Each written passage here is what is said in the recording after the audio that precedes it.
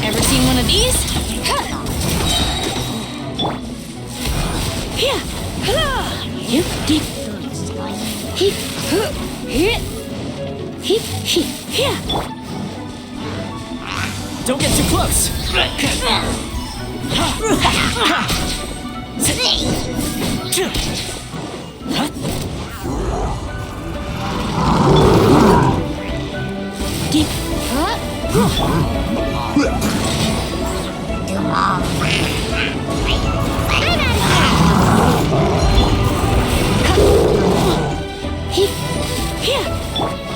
Supporting fire! Check this out!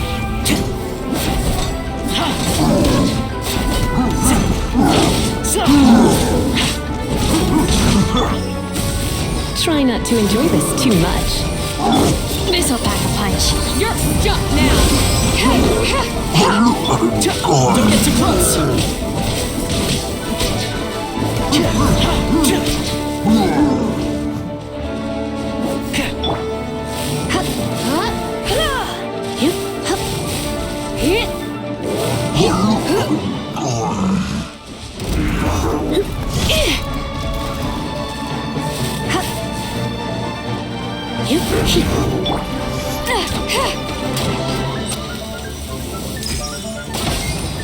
This is a new one. Should have known this wouldn't be.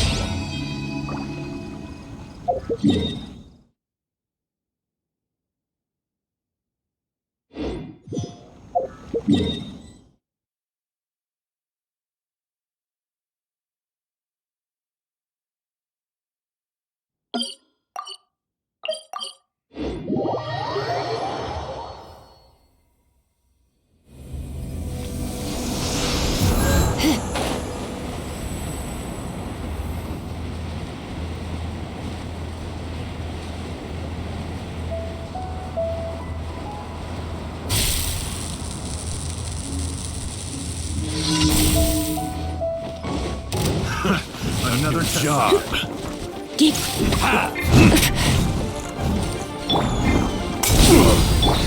I messed up.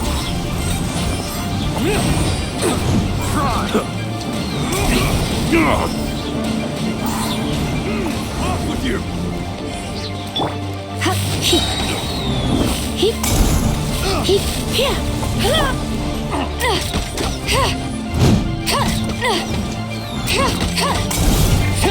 Got something for ya. Should Fire it up! replace my hammer. You're in for a little shock.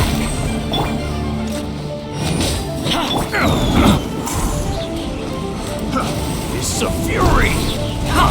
How's this? Try! Away I go!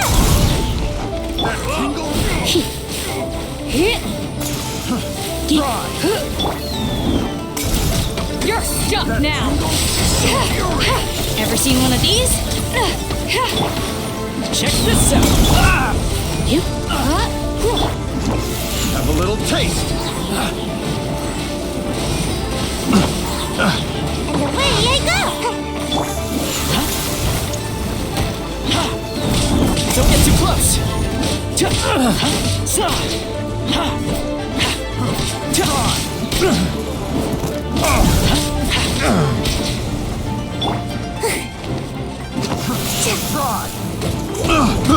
I got careless. Try. That tingle.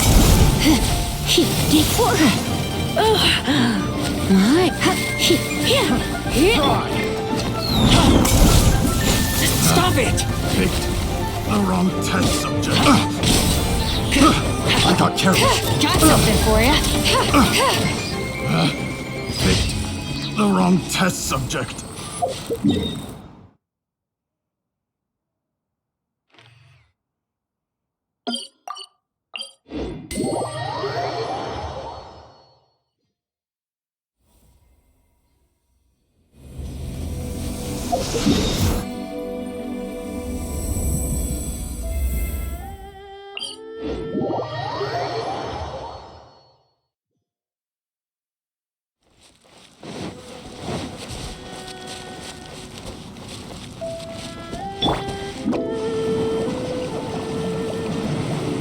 There you are.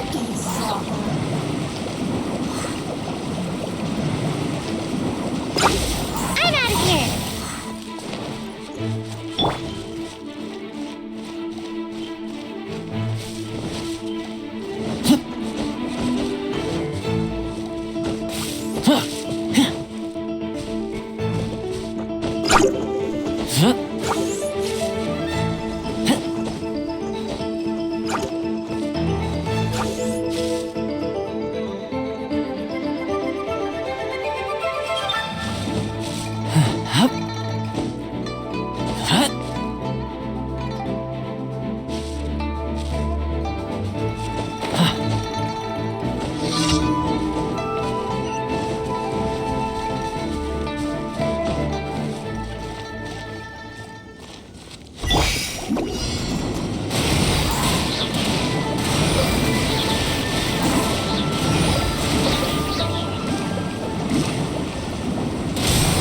I'm out of here.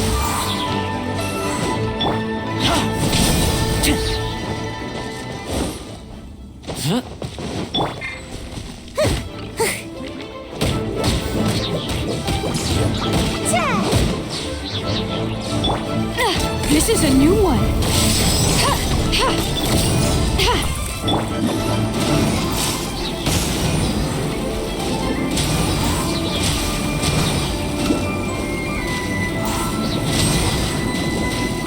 Can't catch me. Check this out!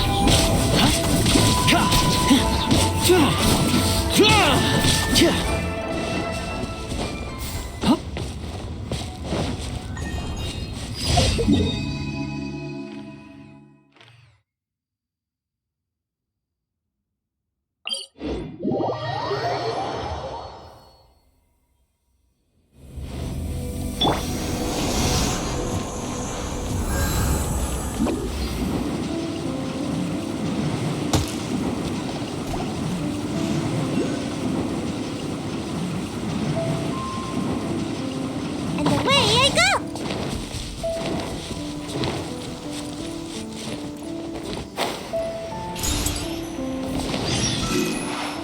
Make my escape.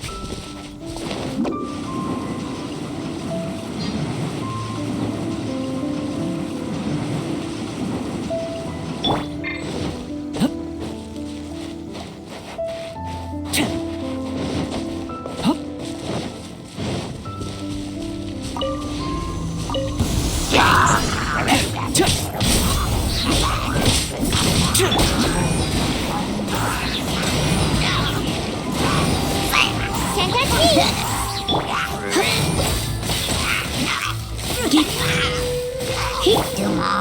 Don't get too close!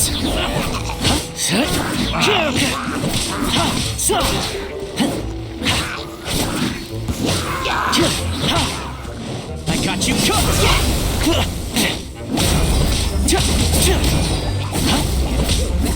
Check this out!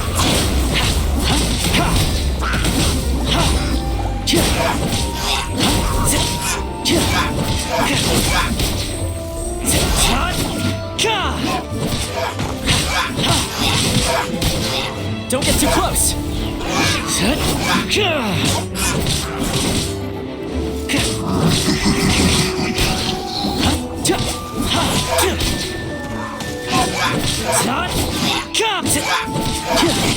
Check this out!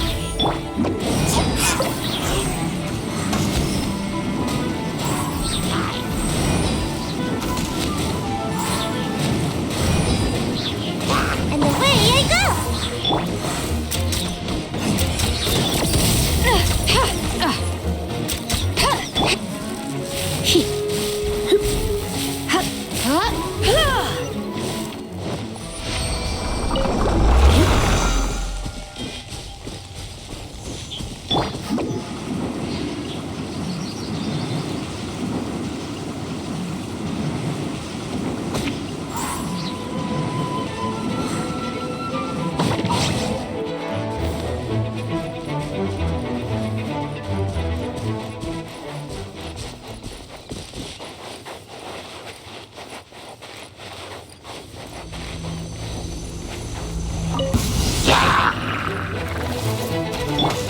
Don't get too close!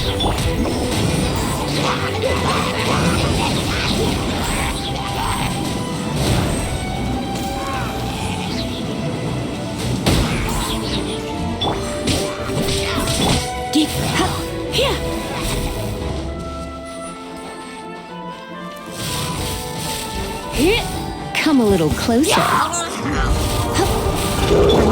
Check this out!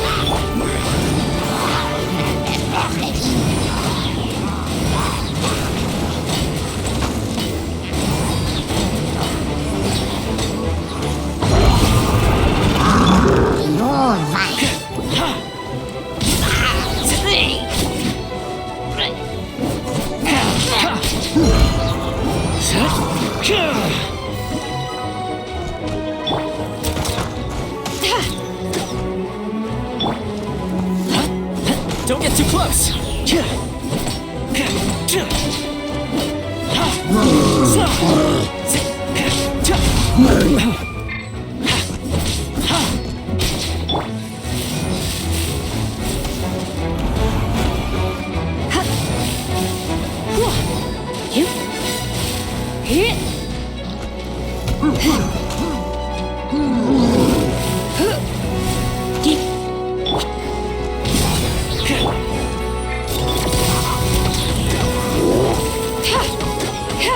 You're stuck now!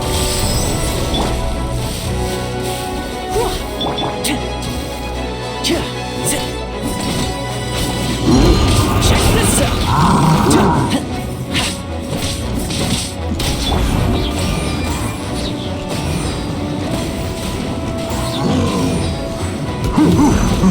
And away I go!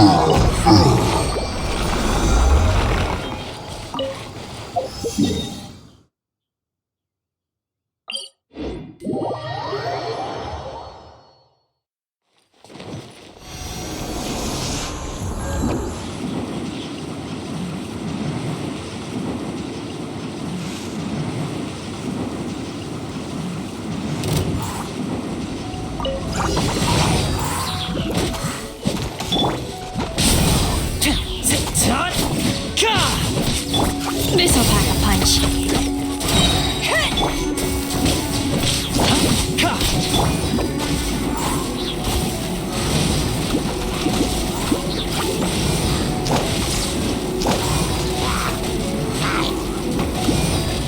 Can't catch me!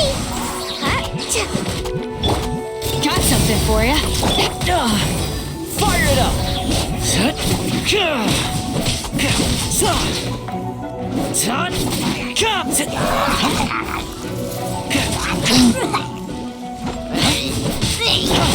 Ow, ow!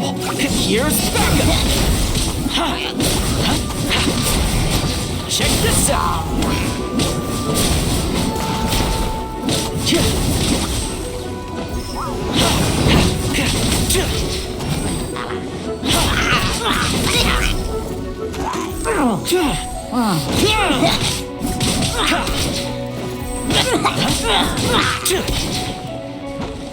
Fire it up!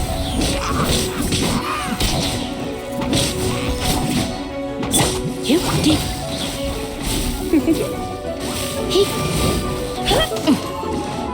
Ever seen one of these? This is a new one.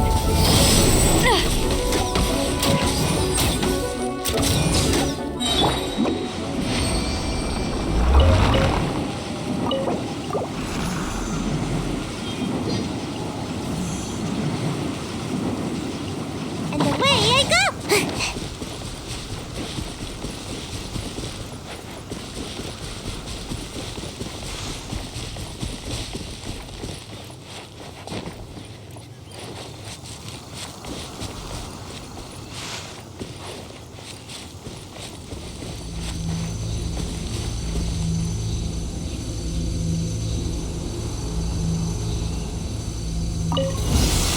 Make my escape. Another test subject.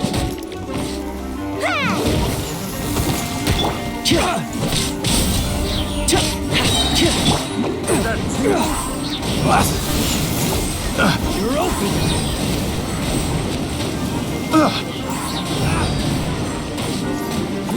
I'm out of here! You? Here. Surrender and I'll be gentle. Get You're open! Here. Hup.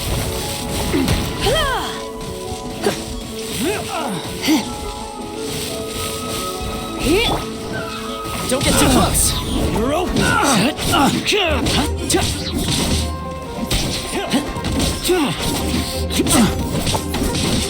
Got something for you.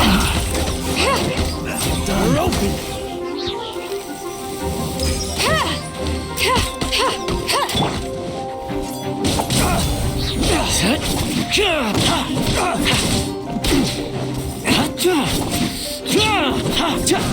Another test subject.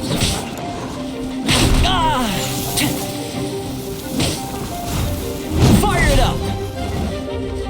Check this out!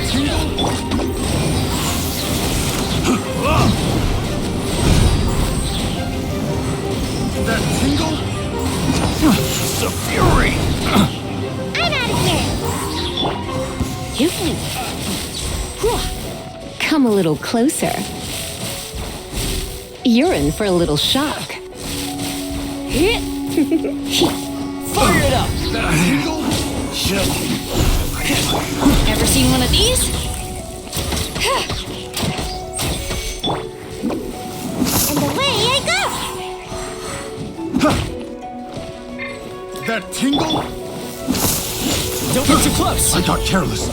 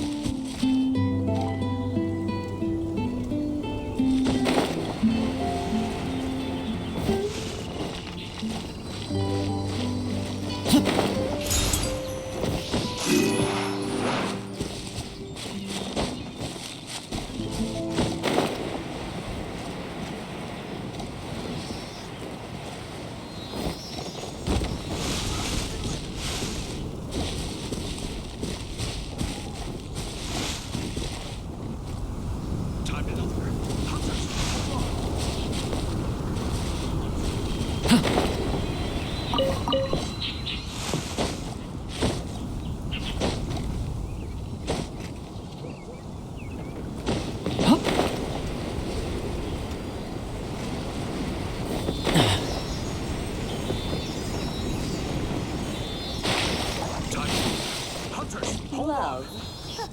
What a bore.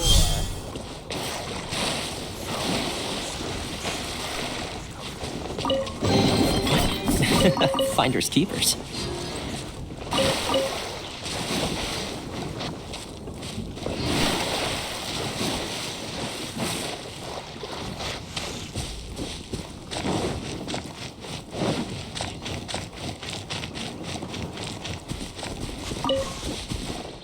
Meat is the meaning of life.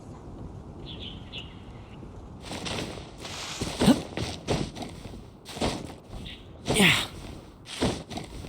Hup.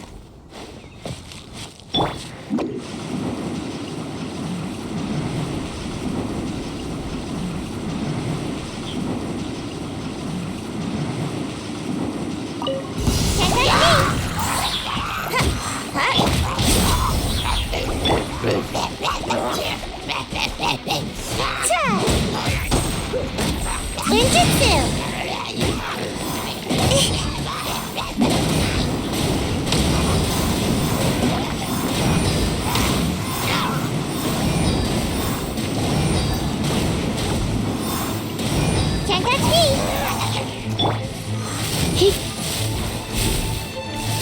You're in for a little shock. Got something for ya!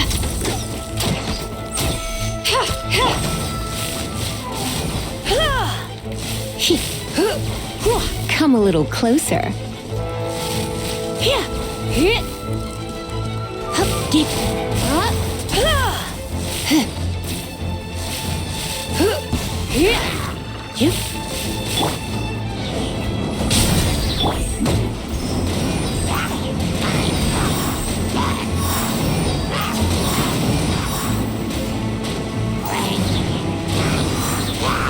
And away I go! This'll pack a punch.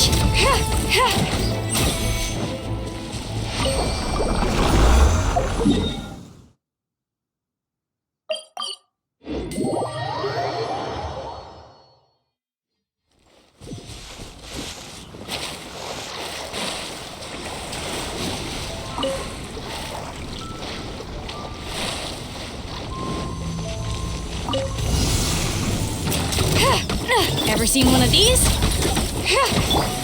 I got you covered!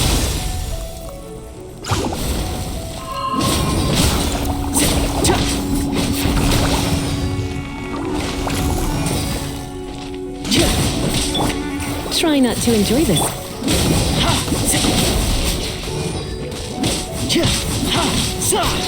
Fire it up!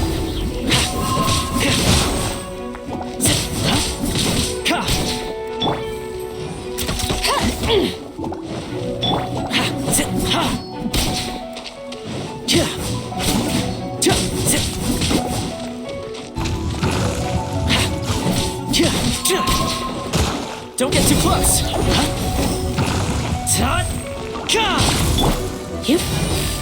You're in for a little shock.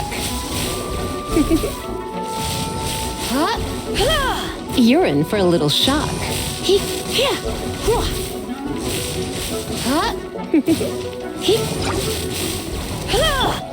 Fire it up!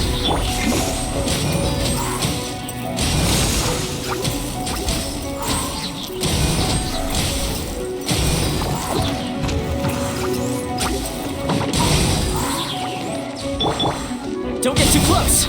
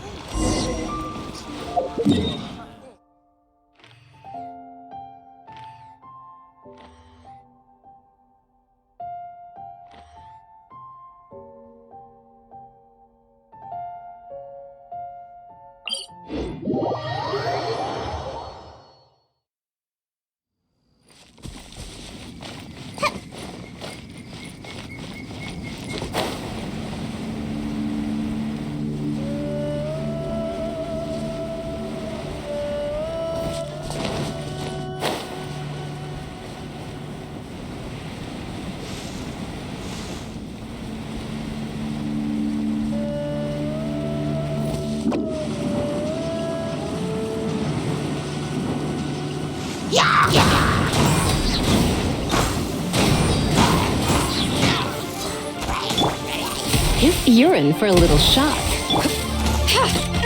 The hunt is on. Got something for ya. Fire it up!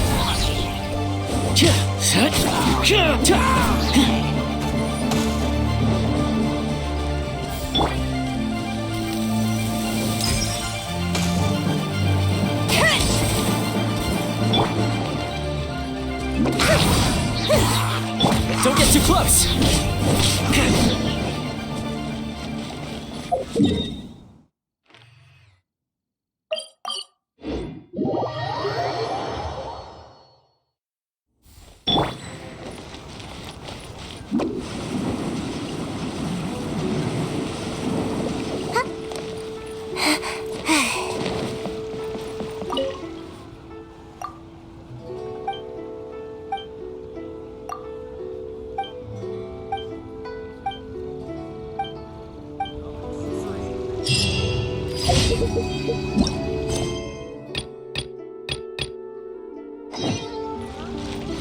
Ad Astra Abyssos.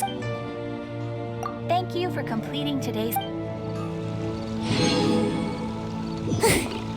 Ad Astra Ab...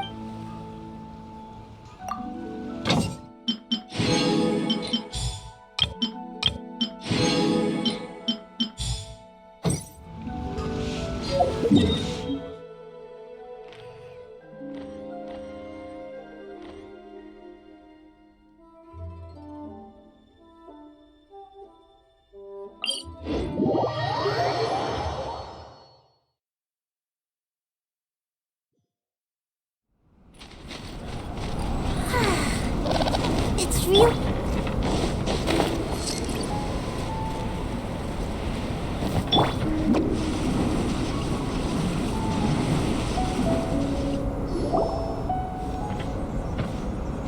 Albedo! We're here!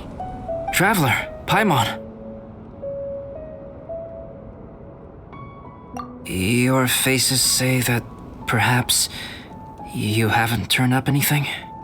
We investigated all over the mountain, actually. But we didn't see anyone that looked like you or hear of anyone else meeting you. This is not unexpected. I haven't made much progress either. He appears to know that we are looking for him, and has opted to lie low for the time being.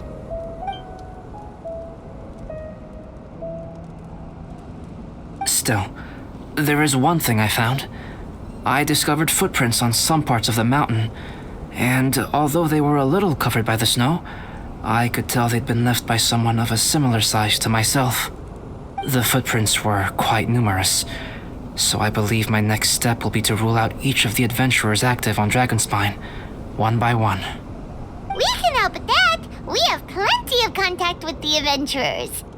So now we... Ah! What was that? It came from that direction. Could it be the imposter? Yes, let's hurry.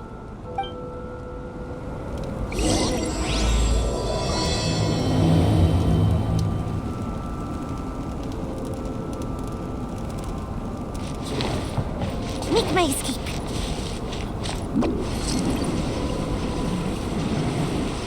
Rocks? And what are these boys also doing here?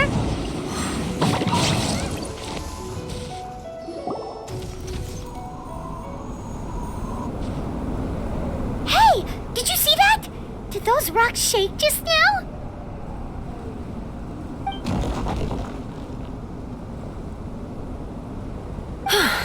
That was most unfortunate. What are you guys doing here?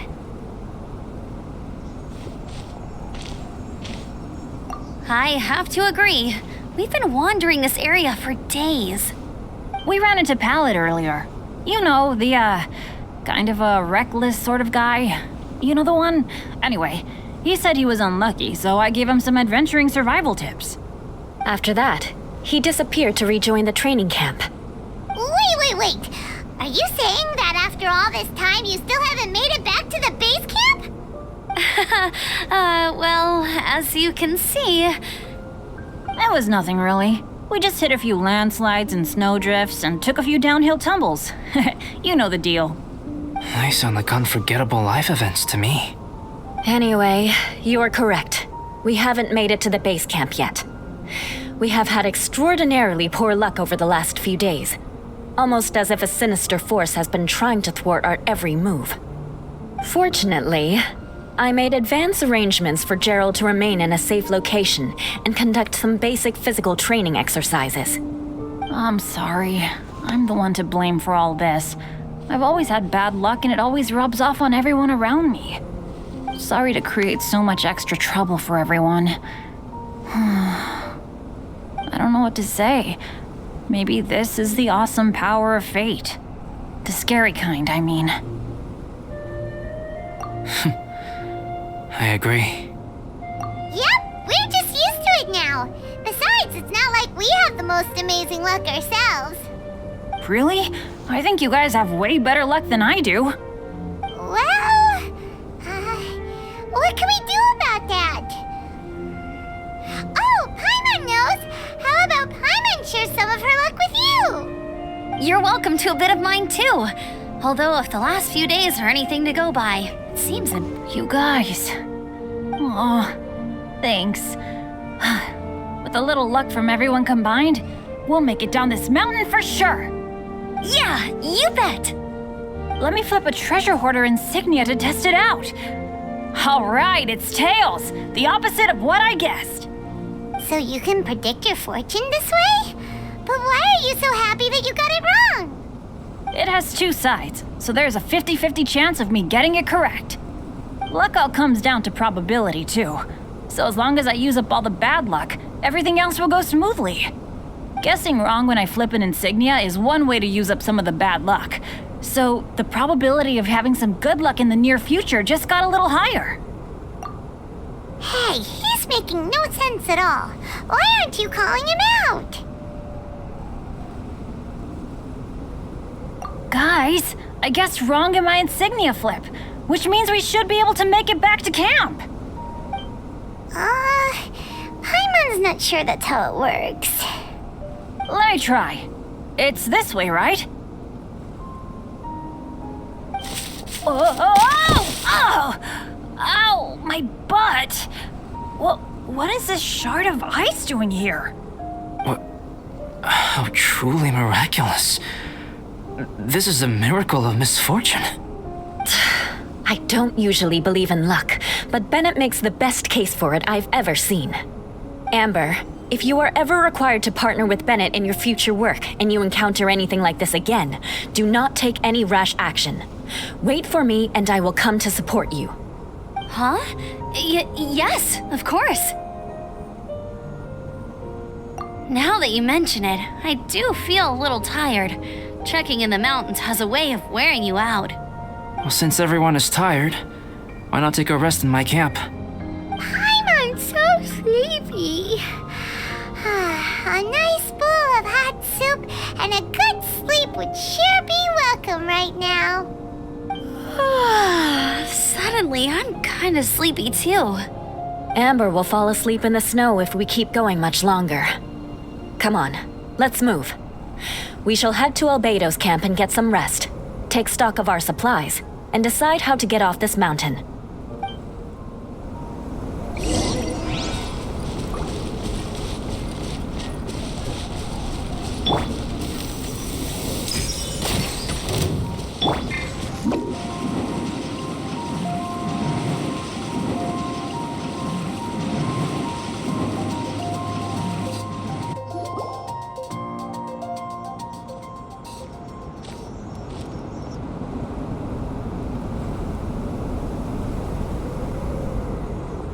Here we are.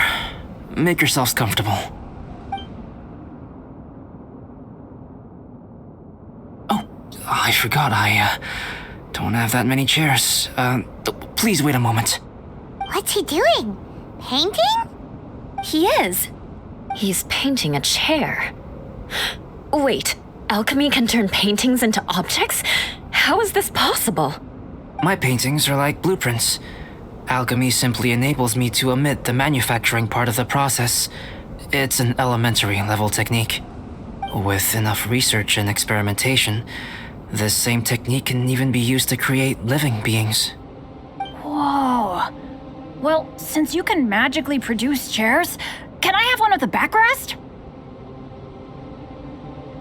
No problem. How many of you want backrests? Me! Me! I'll also take one with a backrest, if you please. Can Paimon have a chair that comes with a juicer? Still beats squeezing onto a stool with you.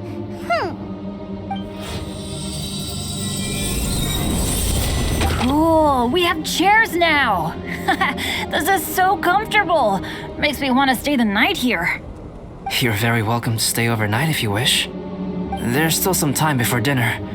Get some rest, everyone. I'll tend the stove. Hey now, we can't be letting you do all the work. I can help. Please, put me to work.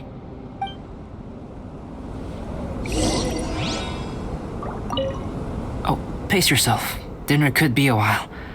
I still have a few things to prepare. It's almost ready now. Traveler, please light the campfire and gather everyone for dinner.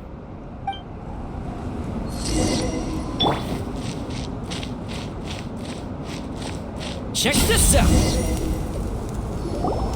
Yay! Dinner's ready!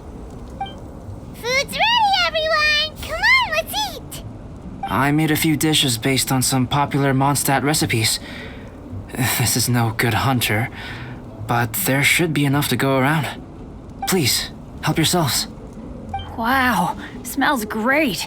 Don't mind if I do. Wait, don't steal all the fried vegetables. Leave some for me. Hey!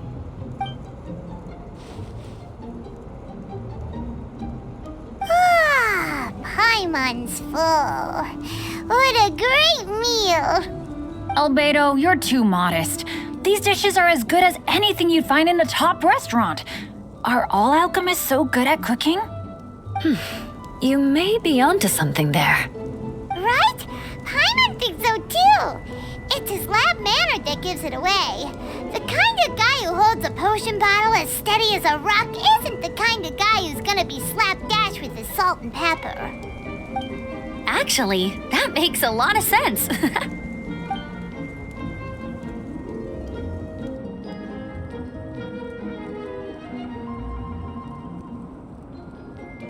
I'm so sleepy after all that food.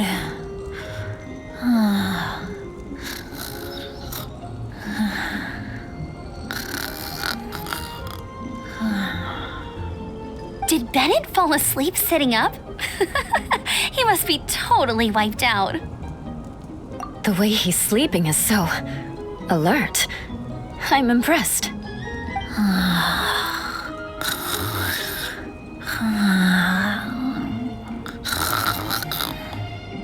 He seems to be in a deep sleep. Ooh, Paimon wonders if he sleep talks. Oh, no, Dad, no apples for me. I want sticky honey roast and fisherman's toast. Sticky honey roast. That's your favorite, isn't it, Amber? Sure is. Give me a sticky honey roast from Good Hunter any day. I used to take Eula to Good Hunter a lot back when we first met. Before long, Sarah would start cooking our usual orders as soon as she saw us coming. She said we ordered the same thing so often that it was practically muscle memory by that point. She also said that if everyone in Mondstadt ordered like we do, her job would be so much easier. All she'd have to do is memorize everyone's favorites. Always eating together. Aww, it's nice that you two are so close. The Traveler and Paimon always eat together too. It's a sure sign of true friendship. Two people simply sharing a meal says nothing either way about the relationship between them. That depends if it's a one-off meal or a regular occurrence. Aha! Paimon just noticed something. Whenever Eula doesn't want to admit to something, she raises her chin or puts her hands on her hips. Ah, you've all picked up on that. Didn't know Eula's tells were so easy to spot. We are done here, yes? I am free to go, am I not? Then please excuse me. I have a frozen lake I need to be at. You're going for an ice bath at this time of night? Wait up! Don't go without me! I thought you wanted to get some sleep. So maybe you should stay here and rest. No, I should come with you. It's late, and it's dark, and you're not good with directions like I am. Come on, let's go together.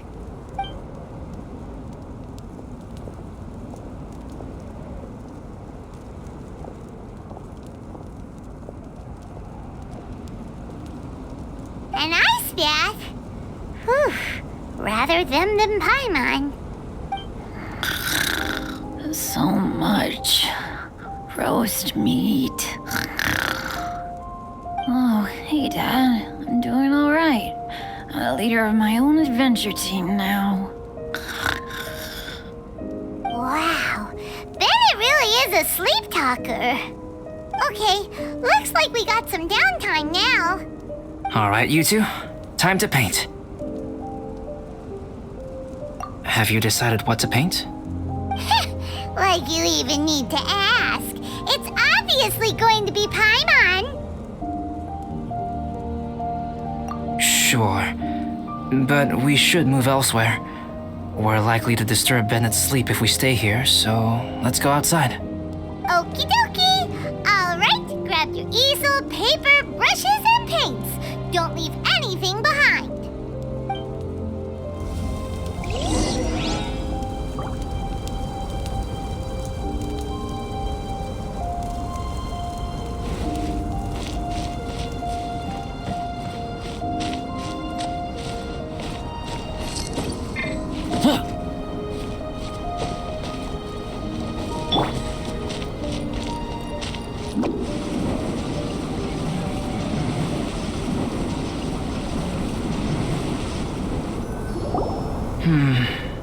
Let's paint here. Allow Paimon to adopt an elegant pose for your artistic reference. Hey! What's that look for? Cut the attitude and start putting your perfect Paimon down on the page. You better take this seriously, because this is going on Paimon's wall. Confidence is a good thing. Those to whom it is endowed do well to flaunt it. I'm looking forward to the finished piece.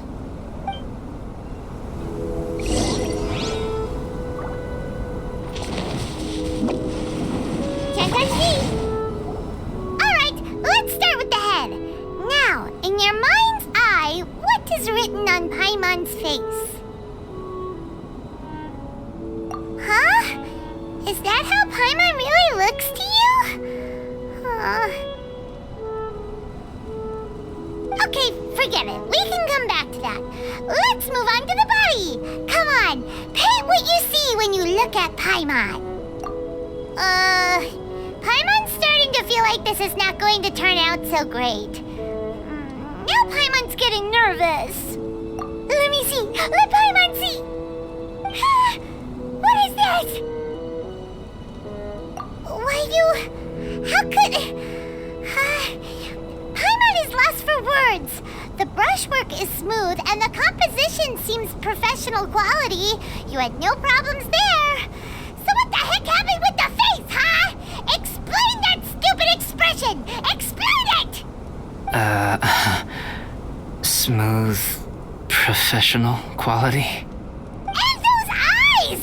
Those boring, lifeless eyes! Where's the soul? Traveler, have you previously received any education in the fine arts? What? You pour your heart on the page and this is what comes out? Special, huh? You seriously think special is supposed to look this ugly? Paimon's not convinced. But Paimon is struggling to come up with a comeback. Fascinating. Paimon, if this is not to your liking, I can make a few amendments. Traveler, what do you think?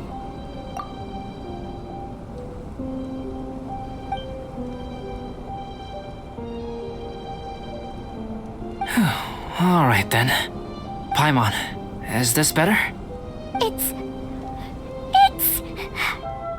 a total ground-up overhaul, that's what it is! It's so pretty! Is that really what Paimon looks like? Adding flourish to the finished piece is an essential component of what makes art... art. This is not to say that you differ from the painting on a fundamental level, rather that the real you and the you in the painting present two different styles of beauty. You remain the core reference point for the painting. So, Paimon, you can put your misgivings aside and hang this painting wherever you like. Wow! Thanks, Albedo. Oh, I merely added a flourish here and there. You should be thanking the traveler. In truth, ground-up overhaul is more or less an accurate description. The more Paimon looks at it, the more she likes it. Great! Paimon has a portrait painting. Paimon's gonna show this off to everyone. It's nothing. I can paint you next time, if you'd like. You can hang it in your home as a souvenir. I rarely entertain so many guests at my camp. It's lively. A little noisy, even. But I don't dislike it. Liveliness is a rare thing here on Dragonspine. Ah, it's a new day. Let's go meet up with everyone.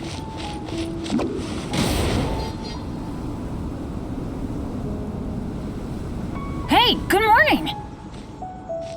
I slept great last night. How about you guys? All rested up? I'm fine, as usual. The path down the mountain is easier to follow in the daylight. Let's take this chance to head down to the base camp. Let's go! If we make good time, maybe we can all get lunch together.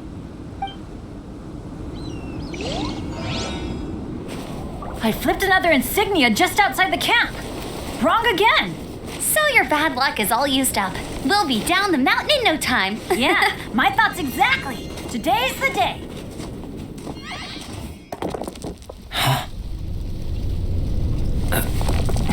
Oh no! Avalanche! Look out!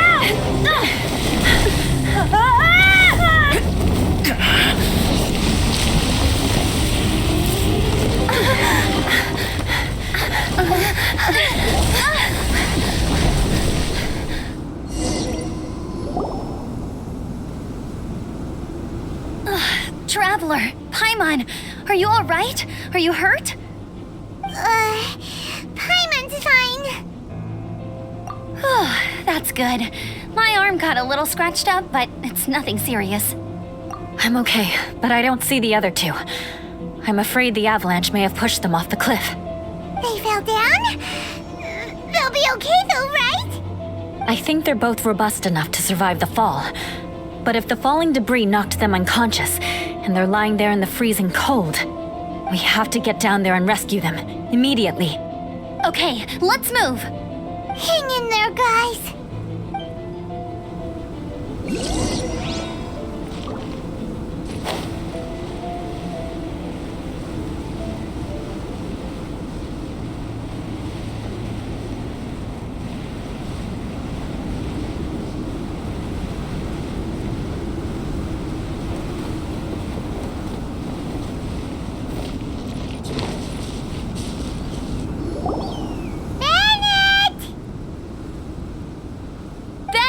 Are you okay? Shout if you can hear me! Bennett! A voice. Over there. Bennett, is that you? Guys, I'm over here. Are you alright? Are you hurt? Let me check. I'm a little dizzy, but I'm not in any pain. I don't think I'm injured. Thank goodness. Scared the life out of me. If you're dizzy, sit and rest for a while. It's fine, really. This kind of thing happens all the time. I'll be fine. Thank you. Wait, where's Albedo? Isn't he with you guys? We thought he fell off the cliff with you. He still hasn't shown up? We found Bennett here, so Albedo can't be far away. Keep searching this area. Got it.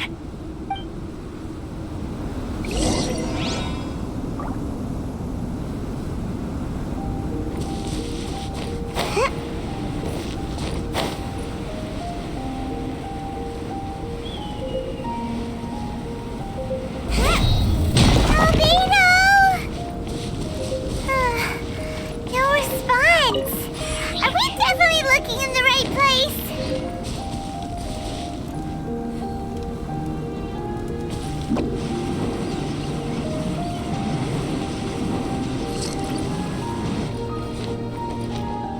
He's not here either. Let's check with the others.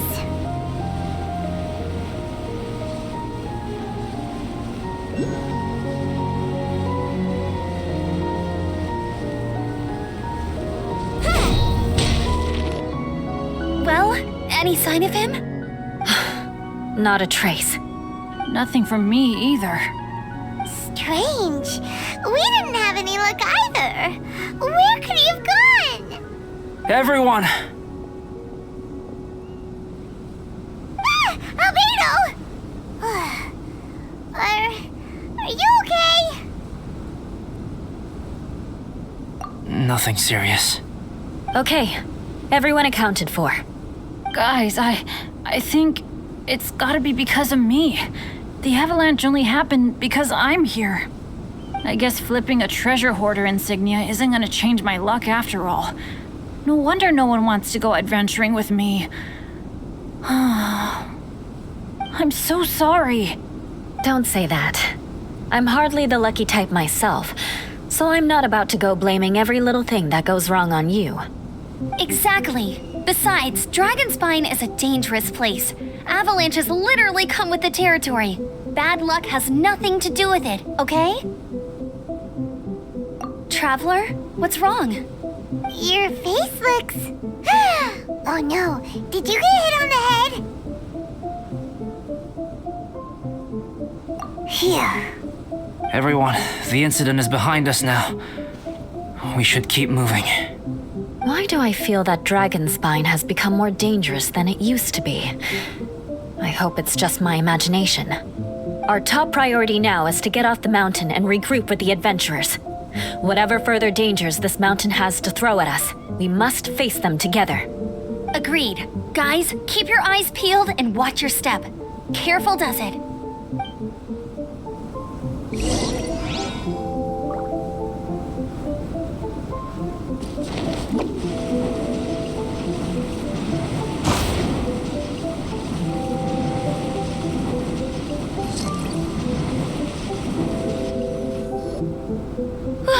We've been heading in the right direction for a good length of time now. We must be getting close. I can feel it. Victory is in sight! Hooray! As soon as we get to base camp, Paimon wants a bowl of hot soup and some barbecued meat. I hope we can all get there safely. No more incidents, please.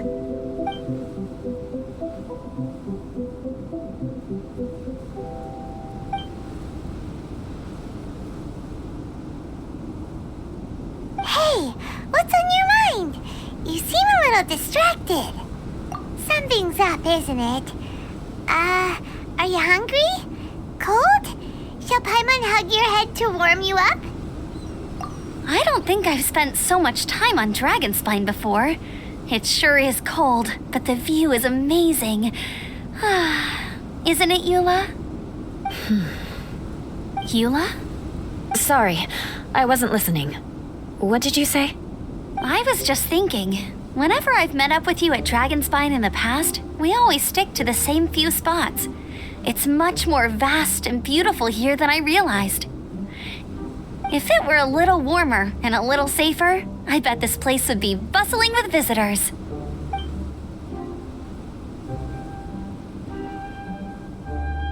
I agree. People are put off by the cold and have an aversion to danger. They don't realize that there's much to explore beneath the icy exterior, if you were willing to spend the time and energy. Albedo, Is this the way down? Yes. I think there are several routes in this area. Does the path fork off here? It looks like it does. But maybe it doesn't. My head's still a little fuzzy from the impact. I'm kinda dizzy too. I keep thinking things are swaying a little. Maybe I'm just hungry. Either path will work for us. The smaller trail is less worn and harder to see, but it's also shorter. Since everyone is weary, I suggest we take the shortcut. Follow me.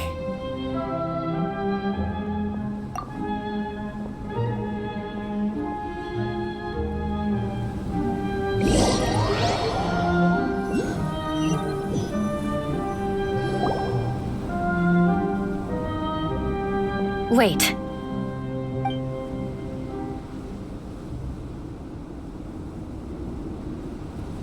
Bennett and Amber don't look well. Can we take a break? We can continue once their conditions have improved. Ugh. Now that you mention it. Huh? You hit your head earlier, didn't you? Oh, you noticed. Are you sure it's worth holding everyone up over a little thing like this? No problem at all! Health and safety always come first! Okay, sorry for this. Thank you. Yeah. Thank you.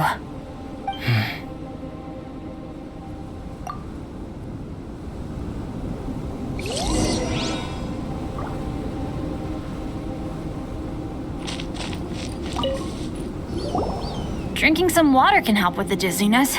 Oh, and lying flat on your back helps too. Thank you, Bennett. Seems like you really know your stuff. Well, when life gives you lemons. Bennett, weren't you feeling dizzy too? Stop pushing yourselves, both of you. Get some rest. We'll continue when you've gathered your energy. Eula might come off as a little frosty, but she takes caring for her friends super seriously, more than anyone else I know. Every time I see that look on her face, I'm just like, stop staring at me.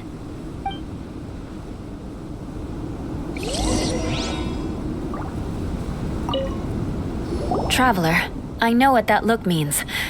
What's on your mind? Maybe seasoned veterans have an instinct for it.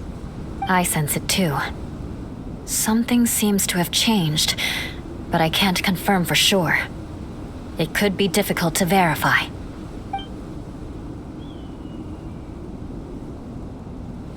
It might be imprudent to speculate out loud, but I believe you know what I am referring to.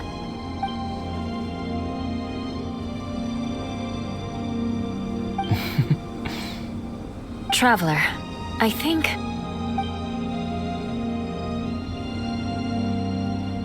you...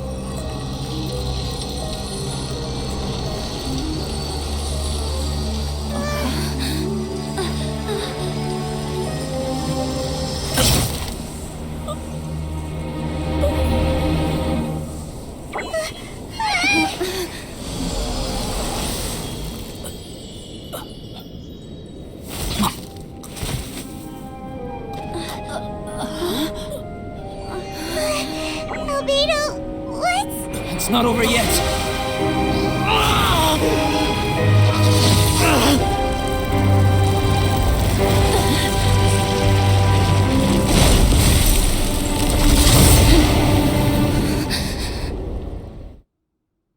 Brace yourselves. This'll be a challenge. Stay back!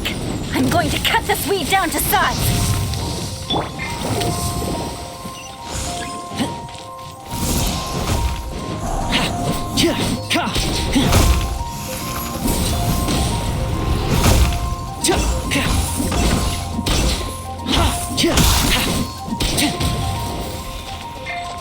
Supporting fire!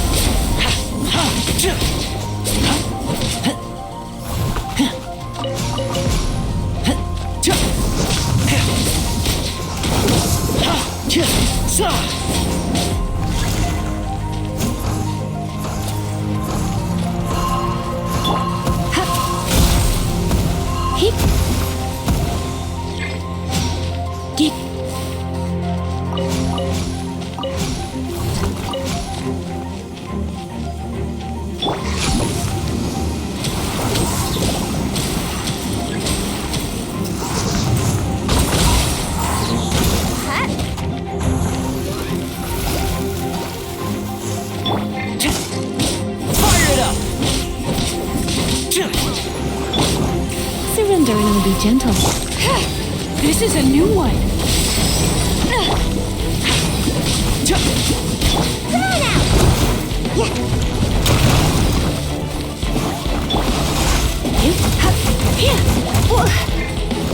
Don't get too close!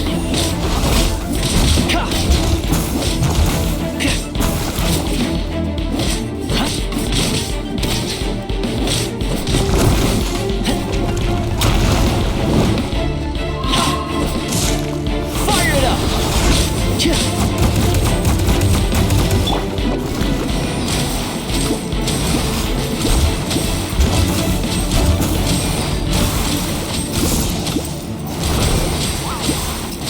And away I go!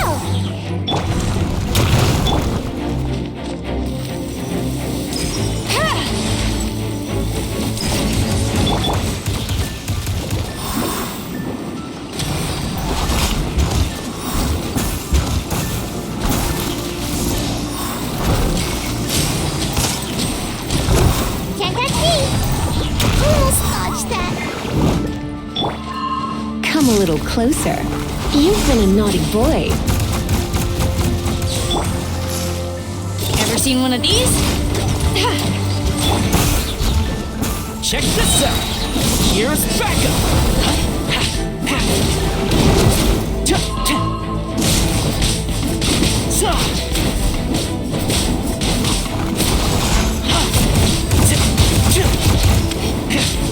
Don't get too close!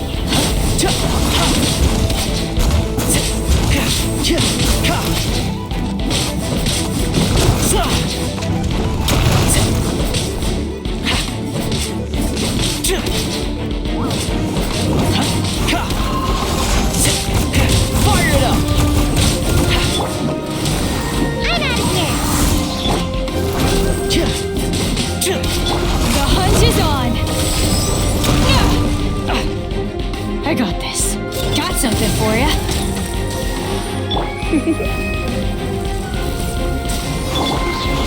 Check this out! Supporting fire!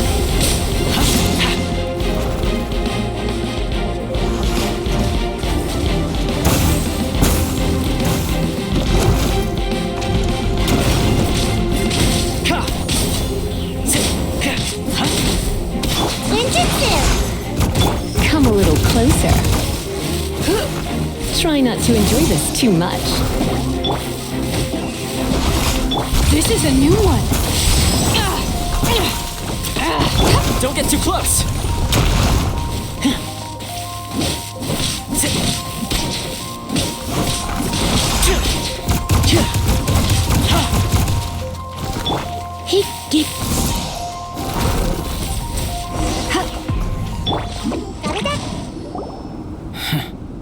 What in the world was that thing? One moment it was human, the next it was a plant! Is everyone alright? We're fine. But can you please tell us what's going on? I don't understand. I take it this monster is whom I had the pleasure of meeting last time. Correct. As you might have guessed, this is a mutated whopper flower. An extremely rare kind.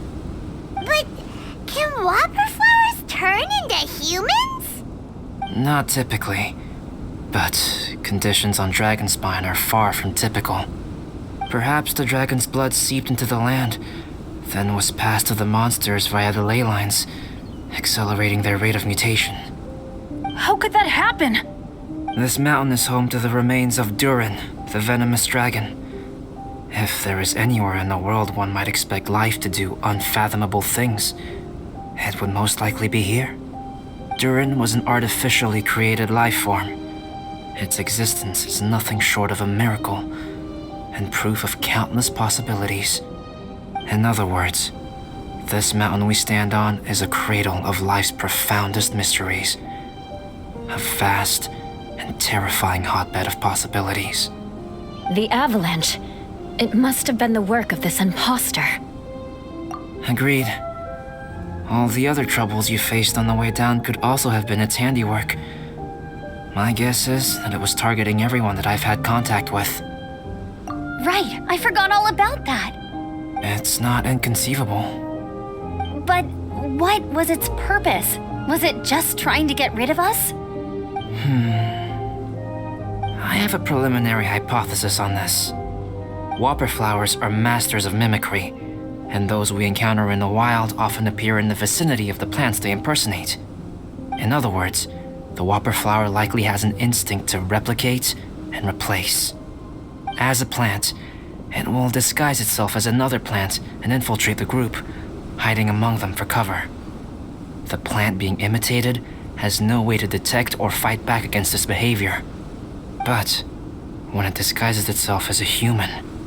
It wanted to replace you and infiltrate our group? Yes. Maybe it created the avalanche to get rid of us. I predicted this eventuality, so I availed myself of the avalanche to hide and lure it out. It was watching us the whole time, and when it saw that I had disappeared, its instinct was to take my place. At that point, its disguise was complete, and its next move was to hunt its prey. Yes, that's exactly how whopper flowers operate. So when it approached and attacked Joel, what was that? A trial run? Perhaps. Or maybe it enjoyed posing as a human, and wanted to experience what it felt like to be human. We're fortunate to have discovered it in time. I think the Traveler was the first person other than Albedo to notice something was wrong. Traveler, how could you tell the real me and my imposter apart? I want to know too. I had no idea the other guy was an imposter. They looked exactly the same to me. I see. It goes to show how difficult it is to impersonate a human. This mutant whopper flower tried its best to replicate the original exactly, but still managed to miss some details. Unbelievable. To think that Dragonspine creates such terrifying possibilities.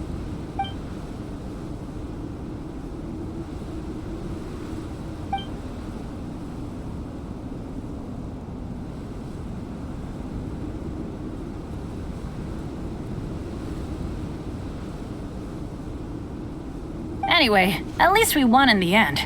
It looks like my method did work after all. I used up all the bad luck, and the good luck finally came through. About that. If you're referring to having fallen down the mountain and avoided injury, well, that's because I was secretly protecting you. Huh? Well, that still counts as good luck to me. Yes, that's not an unreasonable way of looking at it. Okay. We've been delayed long enough. Time to move on. Yeah, let's go!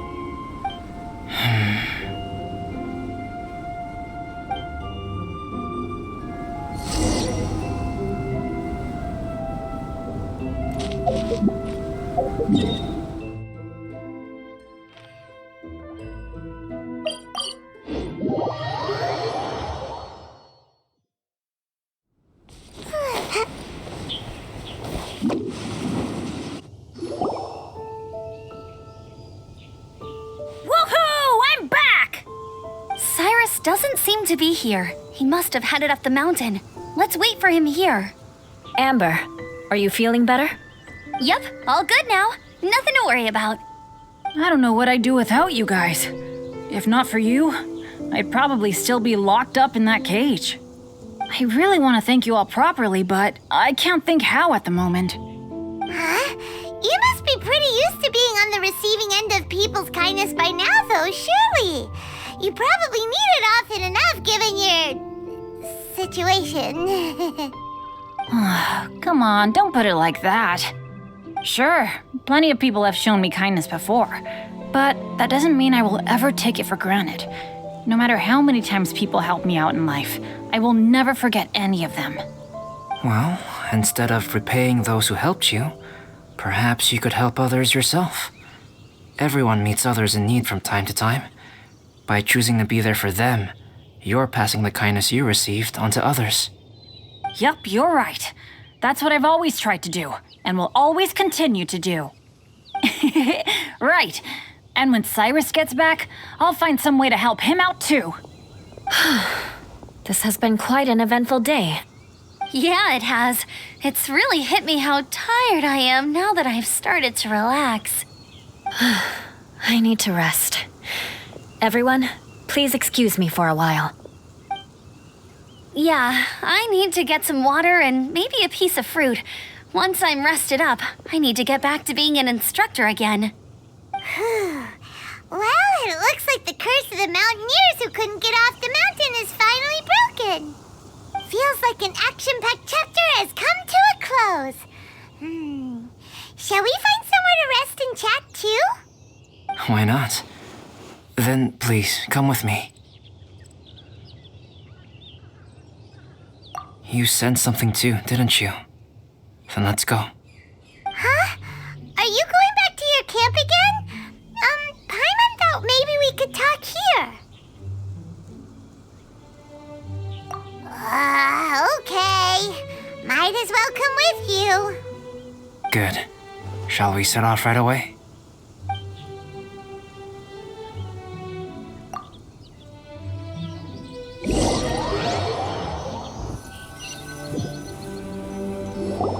Sorry for bringing you back here once again.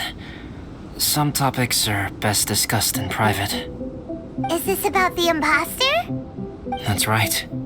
I have to say, Traveler, I'm very surprised you noticed the difference between me and the imposter. Yes, this mark. Perhaps it's where it all began. Ooh, sounds like the beginning of a big story. Keep going. Well, I can't deny that what I'm about to say does sound like something from a children's storybook.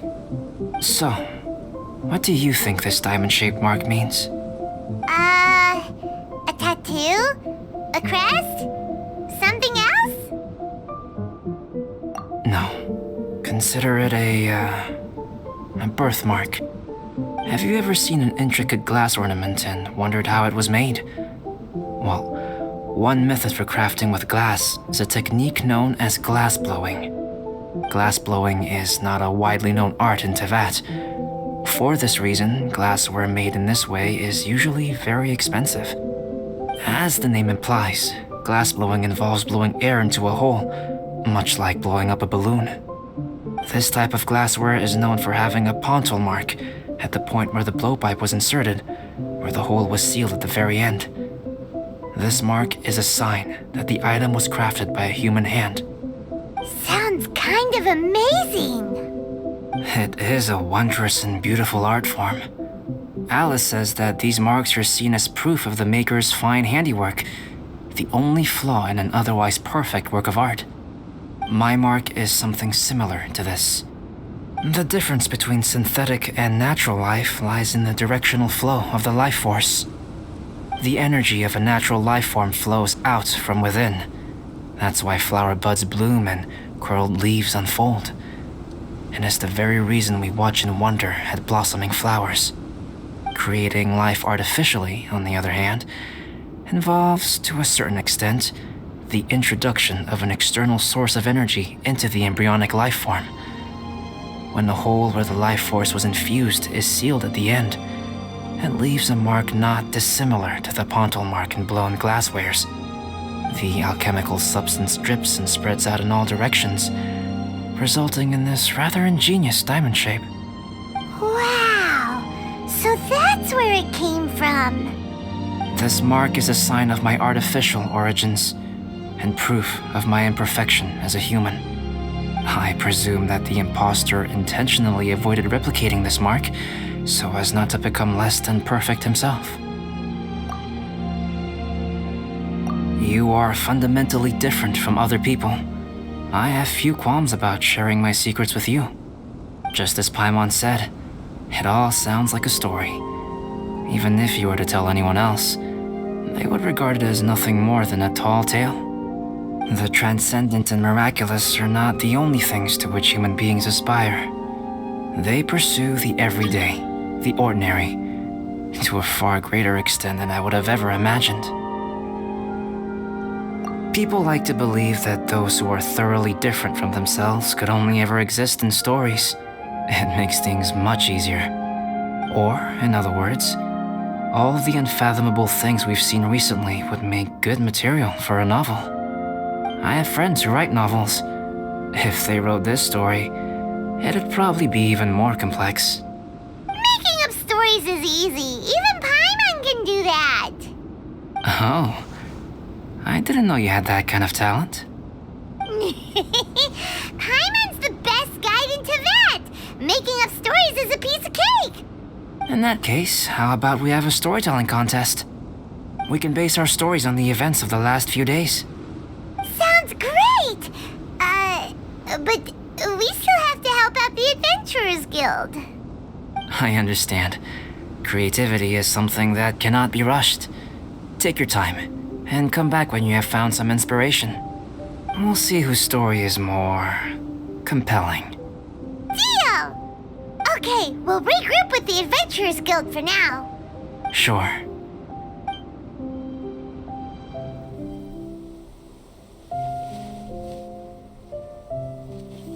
My story. Yes, I should have known. Master's failed specimen in the dragon's belly. This is where the story truly begins.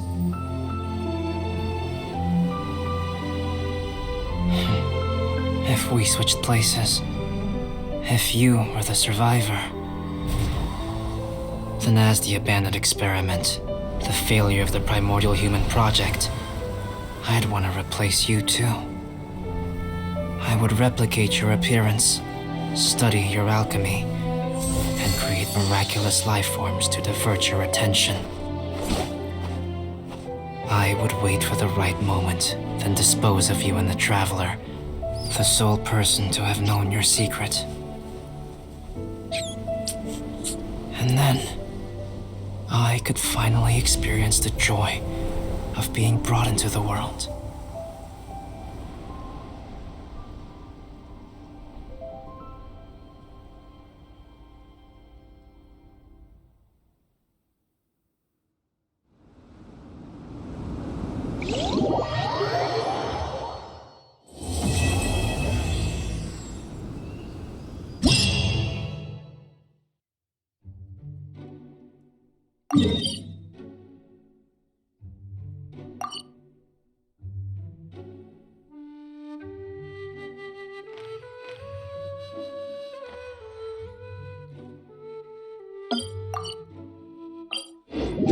Guess what?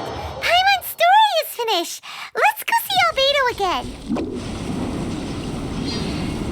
Easy to hide in weather like this. There's this ninjutsu technique called Quoko Snow, where you can pretty much make yourself invisible. All other people see when they look at you is the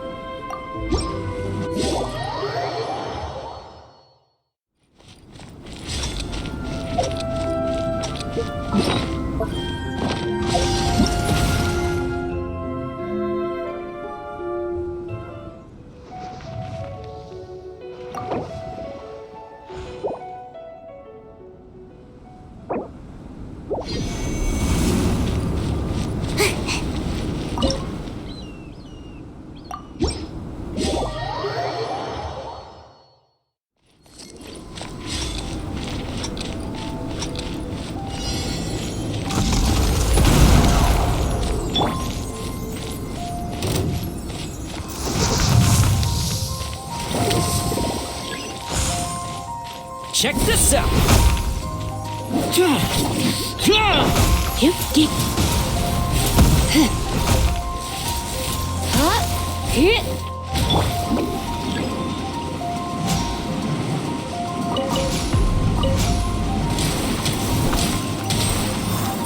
Can't catch me!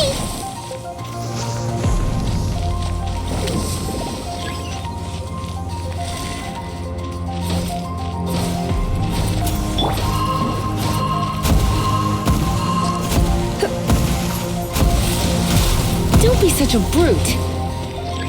He...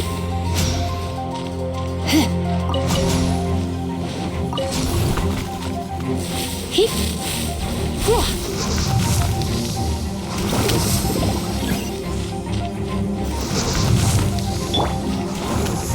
Fire it up!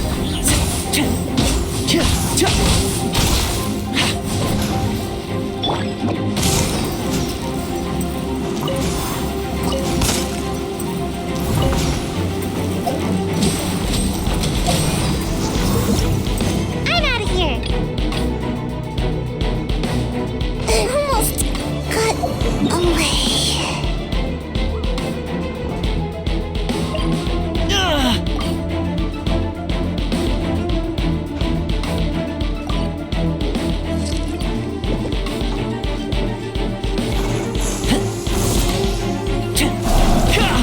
Take care, everyone.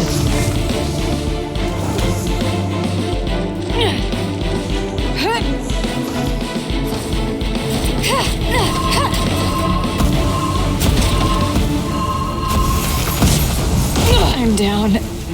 I'm sorry.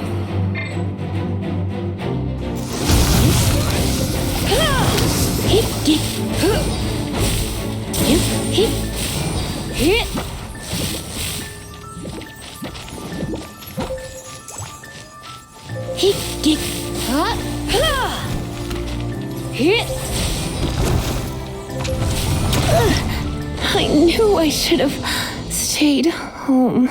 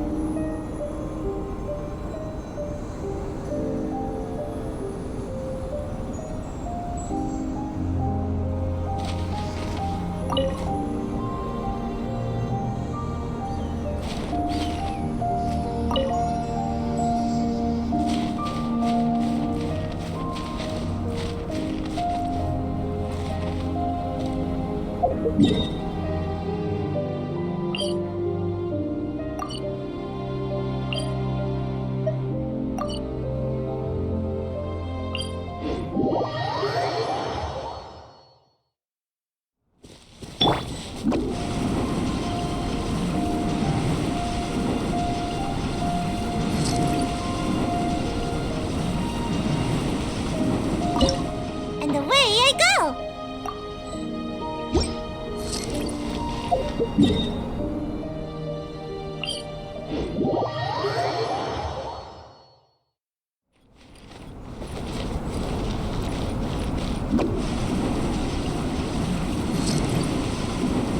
Can't catch me!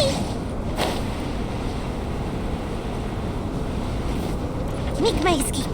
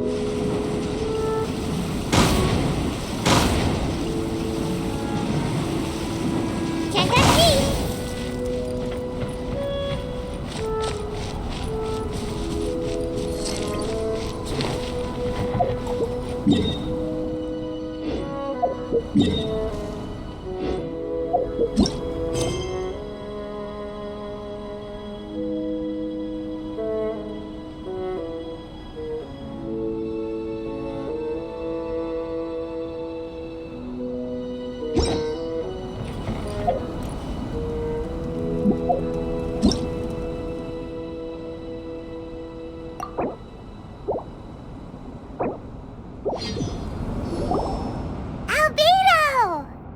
Traveler, Paimon. I suppose your story is ready. Yep. How about you? Do you need some more time? No need. I am also ready to tell my story. Paimon calls dibs. Paimon first! Please, go ahead. Okay, here goes. Once upon a time, there was an evil researcher who went into the mountains and did a crazy experiment on whopper flowers to transform their appearance. After a lot of pain and suffering, the whopper flowers finally took on a human form. Then they stood by the side of the mountain to wait for unsuspecting bypassers. To whoever spoke to them, they would ask some questions such as, "Who am I? Who are you?" If the bypasser got the wrong answer, the last sound they'd make would be a yelp before the whopper flower ate them alive in one bite.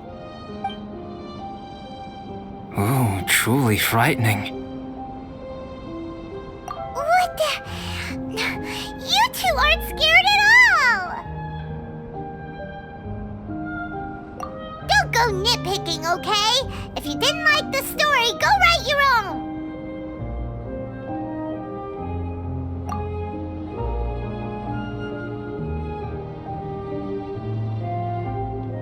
In other words, the whopper flowers would ambush and then completely replace their victims.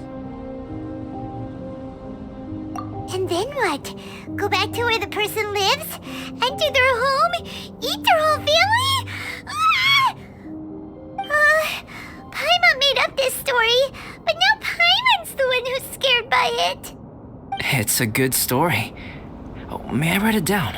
I may bring it up in future conversations. What for? Just to scare people with? Yes. You've got a real mean streak, Albedo. Mine is a little longer than yours. It starts with an alchemist. A great alchemist once created Subject 1. Subject 1 was her proudest achievement, and successfully blended into human society. No one ever would have thought that this friend of theirs was in fact a synthetic human. However, unbeknownst to Subject 1, the alchemist had tried the same experiment many times before he had come into being. Some of the rejects from failed experiments had been discarded, but had not died. Subject 2 was one such failed experiment. He was swallowed by a great dragon that came to rest upon a snow-swept mountain. Many years later, he was resurrected by the dragon's mysterious power. He saw all kinds of people on the mountain, including Subject 1, who had somehow miraculously blended in among them. Never in Subject 2's wildest imagination had he thought it possible for experimental life forms such as they to deceive everyone so successfully. He saw the way humans accepted Subject 1 as a friend, witnessed their affection as they addressed him by name. This was what Subject 2 wanted. Now, all that Subject 2 desired was to replace Subject 1 and take the joy of his existence for himself. This is giving Paimon the chills. So scary. Subject 2 began to unfold his plan. He stole Subject 1's books and notes and studied all that Subject 1 had learned from the alchemist. Subject 2 was highly intelligent, and he learned quickly. He changed his face into an exact replica of Subject 1's face. Then, he found a plant with mimicry capabilities and transformed it using dragon blood and alchemy. And so, not only did Subject 2 transform his own appearance to perfectly match that of Subject 1, he also created a third entity, Subject 3. What? There's 3 of them now? But Subject 2 wanted to become a perfected human. So, he erased a mark in both his and Subject 3's necks. For these marks were symbols of imperfection. In my view, it was probably a subconscious act, an instinct. He so desperately craved to become a perfect human being that he forgot something. Human beings are defined by their flaws. Subject 2's plan was meticulously crafted. Subject 3 would draw Subject 1's attention. After Subject 1 disposed of Subject 3, he would assume the threat had now disappeared and would let his guard down. The next moment that Subject 1 was alone, Subject 2 would make his move. He would eliminate Subject 1 and become the only one remaining. He would secretly replace the Subject 1 of everyone's memories and inherit his identity, residence, clothing, sword, name, and friends. People would have no idea that the individual they knew had become somebody else from one day to the next. This is way too scary. Paimon's never gonna be able to trust anyone again. But just before Subject 2 could carry out his plan, a unique stranger entered the mix. Subject 2 tried to make contact with this person, but found that they could somehow sense he was different from Subject 1.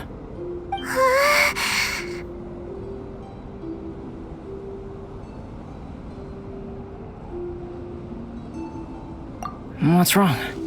Are you scared? What happened then? What happened to the stranger?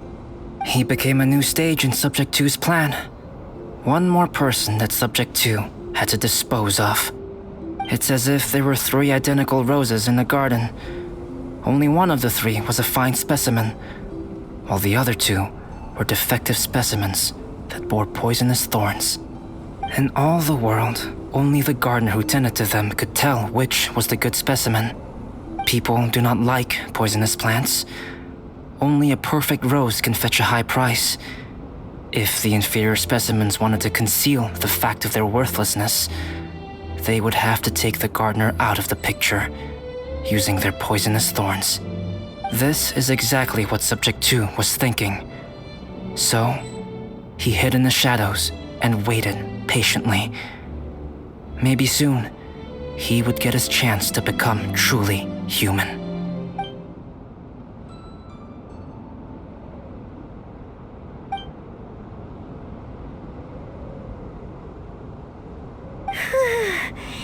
That was intense! So what happened after that? Did Subject 2's plan succeed? Paimon can't bear thinking about it. Fortunately, it is just a story. And even in this story, Subject 2 did not succeed. But you can never let your guard down on Dragonspine. Monsters mutated with Durin's power and blood are also creatures of Rhine-Daughter, just like me. You must beware of all such creatures. I'm glad to hear that. It's okay. I know what I am. You and I are both different, so there is no need for me to hide the truth from you. The only thing is that sometimes, when I think about how mighty the power of alchemy is, I feel so small. As beings who set foot in this world, how arrogant are we in desiring to control our destiny and in desiring to create? Is creation an arrogant act, traveler? If not, why do we call the ones that created us and control us gods? If it is, then what qualifies us to call ourselves creators? Nothing special. But whenever I think about it, I feel a twinge of grief. Poor Albedo. Hello? Traveler, are you here? Hey, is that Amber? Thought we might find you here. We're here to deliver a message from Cyrus. There's gonna be a big event down at the base camp, and they want you there too, Traveler. Winter camp is nearing its end. Apparently, even provisional instructors are required to attend. Looks like we need to go, Albedo. Bye for now. Then I won't keep you. I have some things to attend to here, so forgive me for not seeing you down. Don't worry about it. There have been no issues getting up and down the mountain recently. Is everyone ready? Let's not keep them waiting.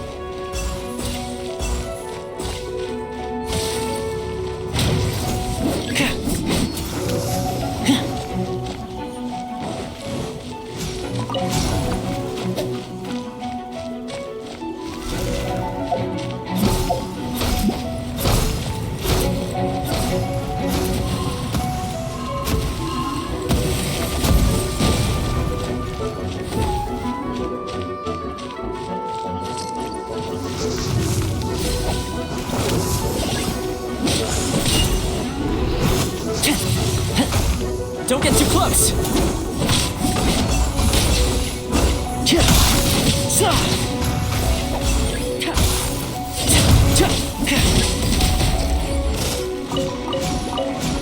What a mess. Go on, take a rest.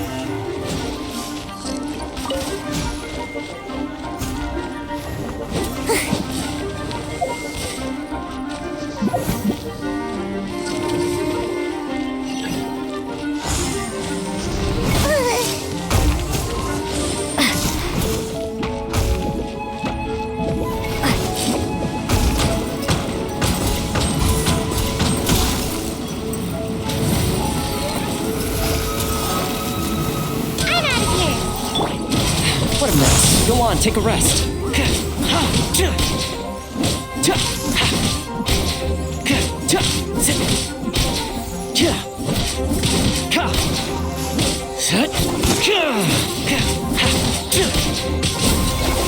Everybody stand back! Here to be blown away! Let's light it up!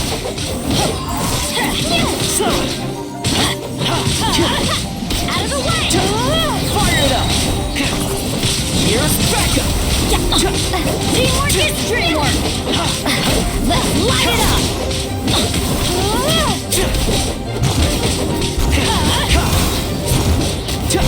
Don't get too close!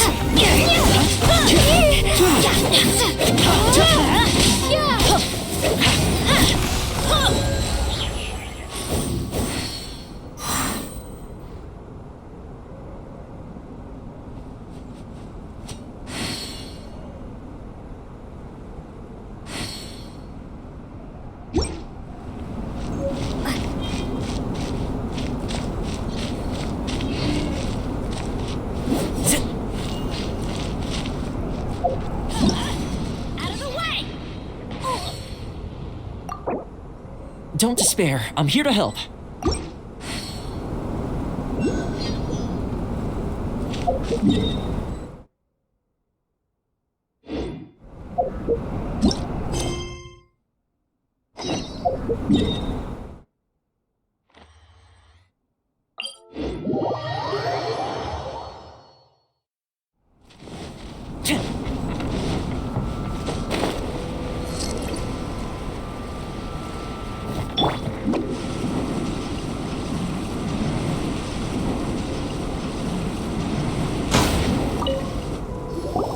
Albedo! Traveler, Paimon. I suppose your story is ready. Yep. How about you? Do you need some more time? No need. I am also ready to tell my story. Paimon calls dibs! Paimon first! Please, go ahead. Okay, here goes. Once upon a time, there was an evil researcher who went into the mountains and did a crazy experiment on whopper flowers to transform their appearance. After a lot of pain and suffering, the whopper flowers finally took on a human form. Then they stood by the side of the mountain to wait for unsuspecting bypassers. To whoever spoke to them, they would ask some questions such as, "Who am I? Who are you?" If the bypasser got the wrong answer, the last sound they'd make would be a yelp before the whopper flower ate them alive in one bite. Ooh, truly frightening.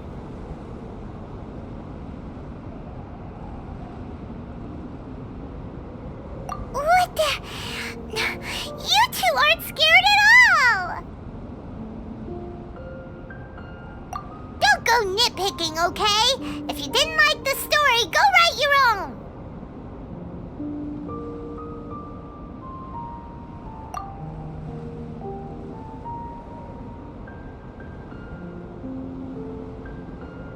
In other words, the whopper flowers would ambush and then completely replace their victims. And then what? Go back to where the person lives? Enter their home? Eat their whole family? Paimon made up this story, but now Paimon's the one who's scared by it. It's a good story. Oh, may I write it down? I may bring it up in future conversations. What for? Just to scare people with? Yes. You've got a real mean streak, Albedo. Mine is a little longer than yours.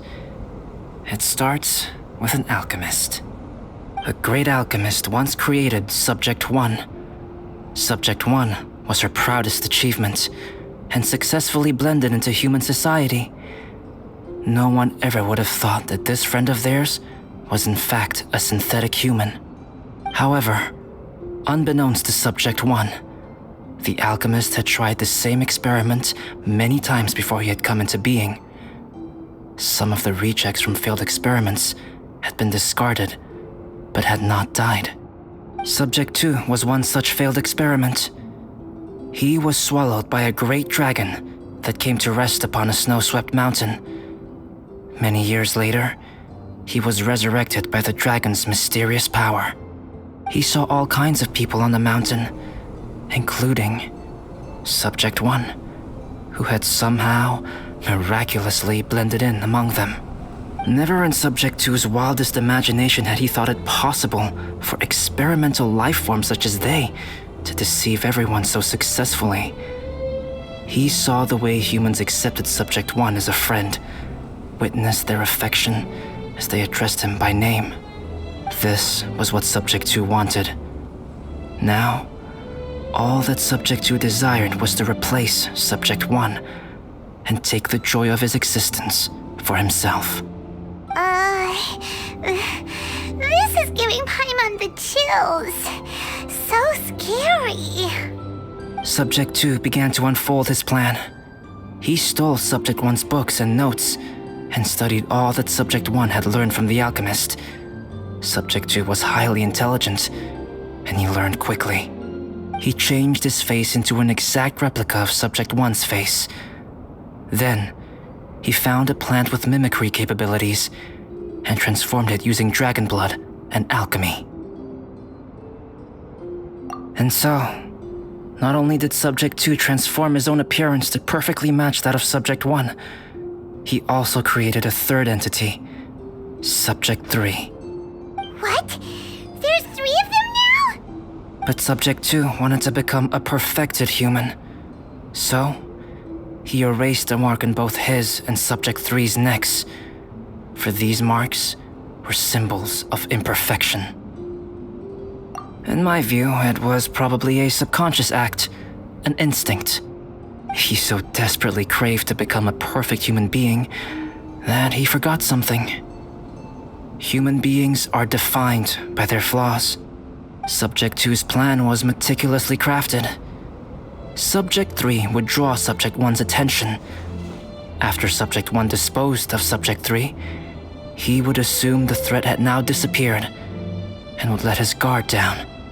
The next moment that Subject 1 was alone, Subject 2 would make his move. He would eliminate Subject 1 and become the only one remaining. He would secretly replace the Subject 1 of everyone's memories and inherit his identity, residence, clothing, sword, name, and friends. People would have no idea that the individual they knew had become somebody else from one day to the next. This is way too scary. Paimon's never gonna be able to trust anyone again. But just before Subject 2 could carry out his plan, a unique stranger entered the mix. Subject 2 tried to make contact with this person, but found that they could somehow sense he was different from Subject 1.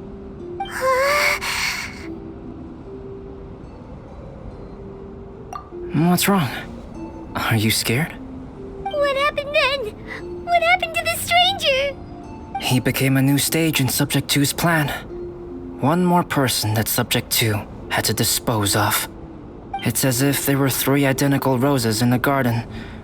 Only one of the 3 was a fine specimen, while the other 2 were defective specimens that bore poisonous thorns. In all the world, only the gardener who tended to them could tell which was the good specimen. People do not like poisonous plants. Only a perfect rose can fetch a high price. If the inferior specimens wanted to conceal the fact of their worthlessness, they would have to take the gardener out of the picture, using their poisonous thorns. This is exactly what Subject 2 was thinking. So, he hid in the shadows and waited patiently. Maybe soon, he would get his chance to become truly human.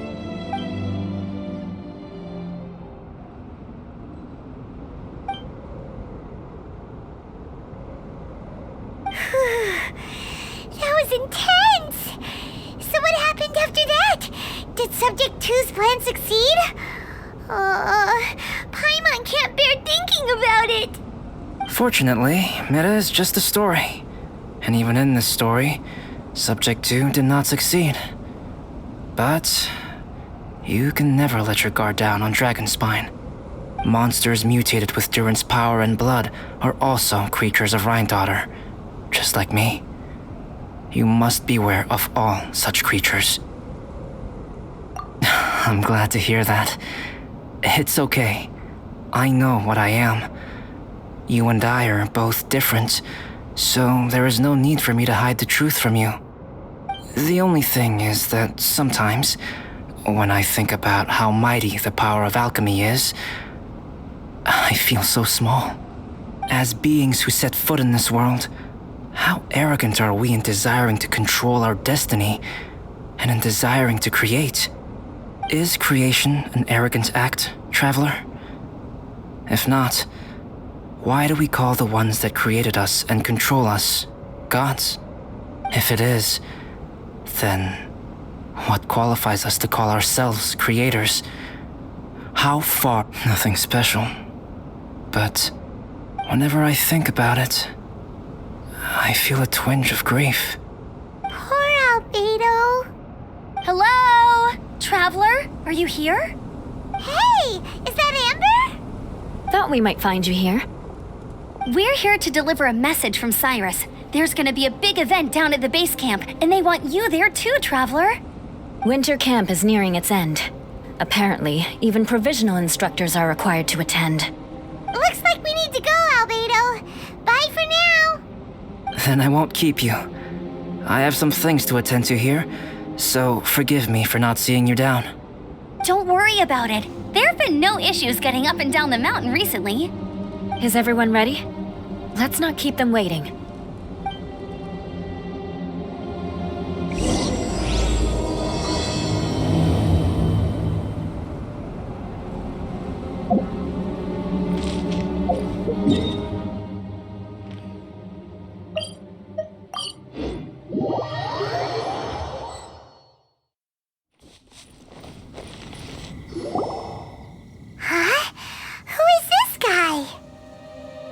Allow me to introduce Yozerv. He's Joel's father.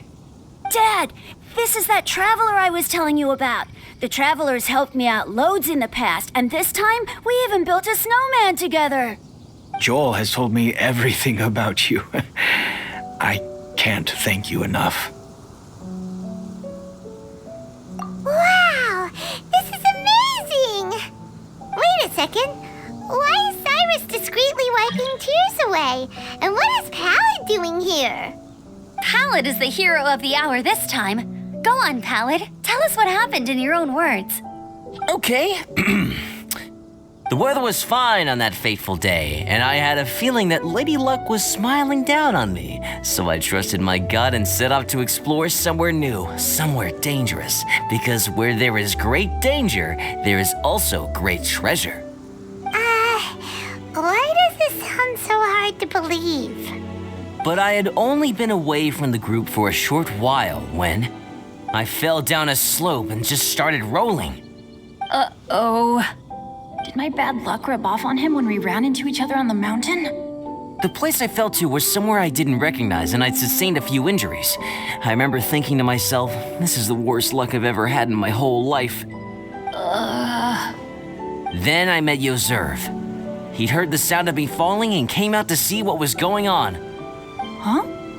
Wow! So it was completely by chance then! I thought he must have been someone from the Adventurers Guild here for the event, but after a few words of conversation, it was clear that he was having memory problems. He didn't even know his own name. The temperature was freezing, and there was no time to deal with all that there and then, so I convinced him to come back to the camp with me and figure everything else out after we got there.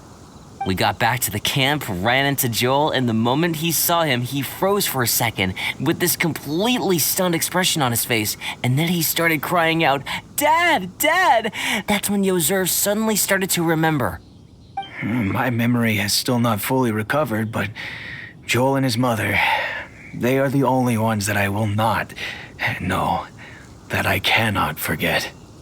Daddy. Daddy's right here, Joel. Daddy's right here. Yozerf, don't you remember anything else at all? The poor princess, feeding the foxes? I'm sorry. I have no recollection. Maybe it's because of the head trauma. I'm not sure. I woke up and found myself covered in blood. My things were gone, and there was nothing to indicate who I was or how I got there. I crawled into a cave and settled in for a slow recovery. After my legs and feet were a little better, my hunting skills were what kept me alive. Dad, I was so worried about you. I'm all right now, Joel. Oh, don't cry. Daddy's not going anywhere. I'm here to stay. Oh, this is good. This is good. You know what, though? I definitely think my luck got worse after running into Benin on that mountain. I knew it. I just... No. I just meant if it weren't for you, there's no way I ever would have run into Yozerv on a mountain this huge. Besides, we got back safely, didn't we? So don't blame yourself. Maybe sometimes miracles can only happen when you get just unlucky enough. Pallid. When did you become such a smooth talker, huh? Huh? Am I? I was just telling the truth. Oh, yeah. I want to say thank you to the Traveler, Uncle Cyrus, Auntie Eula, and Auntie Amber. Thanks, everyone. You all helped look after me, and I will always remember it. But I guess I can't take the snowman with me, or it'll melt once it leaves Dragonspine. It's such a shame. Oh, I can help with that. One moment. Huh? Eula? Here, take this. It's powdered rime. Just add it to your snowman, and it will never melt. Wow! Really?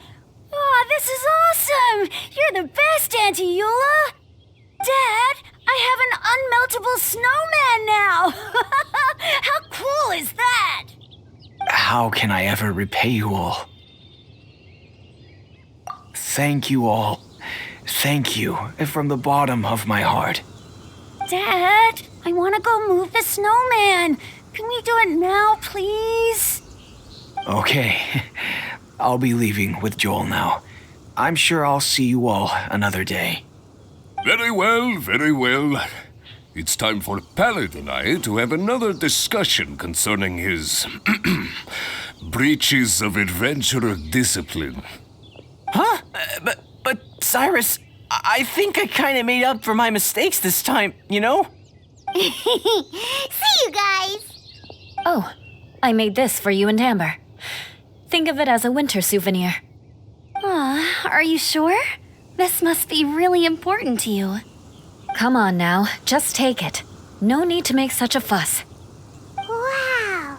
Now our snowman won't melt either! Great! You're welcome. Just keep it, that's all I ask. Amber and I have some business to attend to now. See you later. See you! Everyone's gone. Seems like they've all got their own stuff to do now. Oh! You know what? We've been on Dragonspine all this time, and somehow Paimon still forgot to ask Albedo about how to make a fruit juicifier machine that could keep the juice fresh. Maybe we should try Timaeus again. He does seem pretty eager to please after all.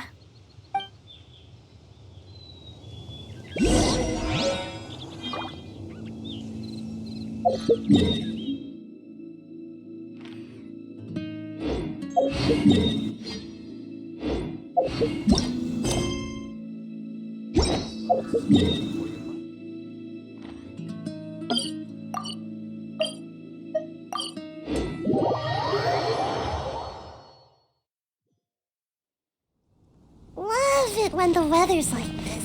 It just makes you wanna... Timaeus! Traveler and Paimon, what can I do for you? Wait a minute. You've got that mischievous look on your face. Oh, you're not still thinking about that ridiculous juicer thing, are you? Timaeus, will you help us? Well, if the Traveler isn't really interested, then, yeah, maybe I'll give this one a pass. It's just the weirdest request ever. No, but Paimon's Sunsetias are gonna go to waste without it. And the time it would take me to research something like that, I could probably pick those Sunsetias again 10 times over. New research project, Timaeus? We meet again. Oh, Albedo, thank goodness. So the situation is, Paimon wants a machine that can turn fruit into juice and keep the juice fresh. I mean, surely it's... Majorly important, that's what it is. If you can manage to invent this, we'll never have to worry about fruit going bad ever again. That's impossible.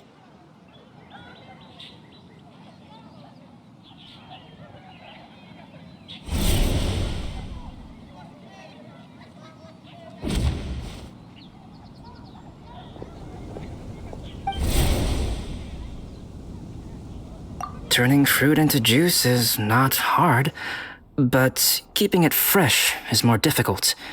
But if you simply want to keep the fruit from rotting, there are many ways to achieve this. Right, Traveler?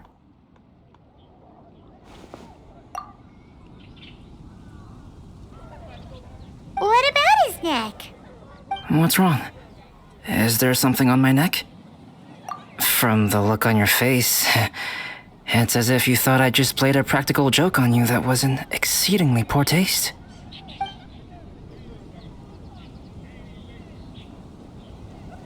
Potato, you were saying, how do you stop fruit from going bad?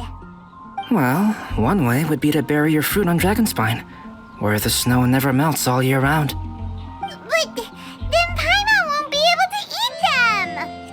You could always live on Dragonspine. No, too cold for Paimon. Or you can give the fruit to me, and I would take it to Dragonspine for you. But since you don't like the cold, you'd have to send someone else to pick them up when you want them. This is where you come in, Traveler. Suddenly sounds a lot more feasible with other people doing all the work. Okay then, shall we go with that idea? Fruit buried on Dragonspine will stay fresh for much longer. However, it is also possible that the fruit will sprout and grow into fruit trees. Who knows? Maybe the next time you visit, it will have grown into an orchard. You can water the trees, add fertilizer, and when they finally bear fruit, you will have some fresh sunsettias. No way! Then Paimon will have to be a gardener! That's not the goal here. Oh? Well, I don't think being a gardener is so bad.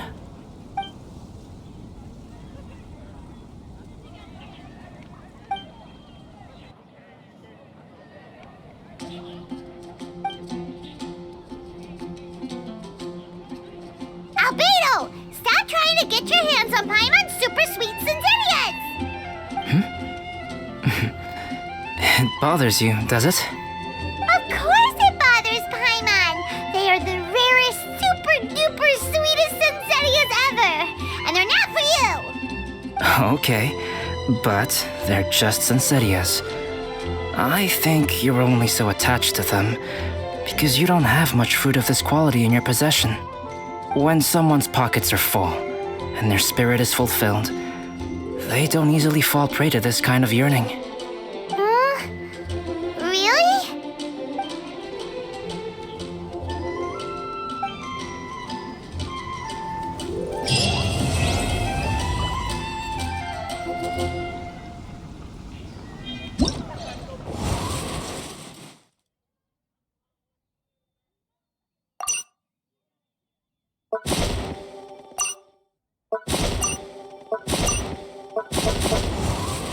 Really?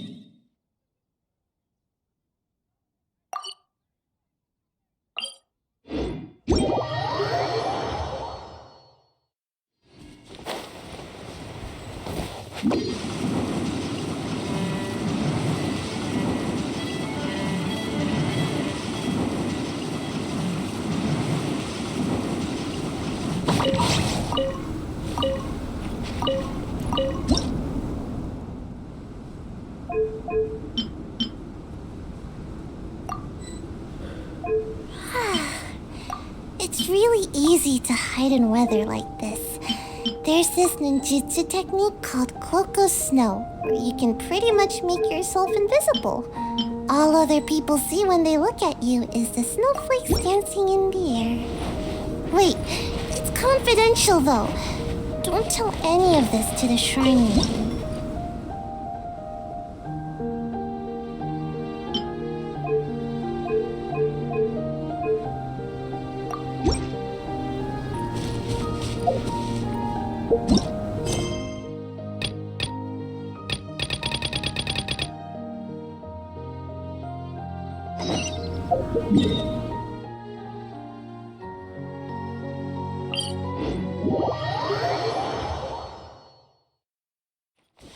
Love it when the weather's just makes you wanna doze off for a while.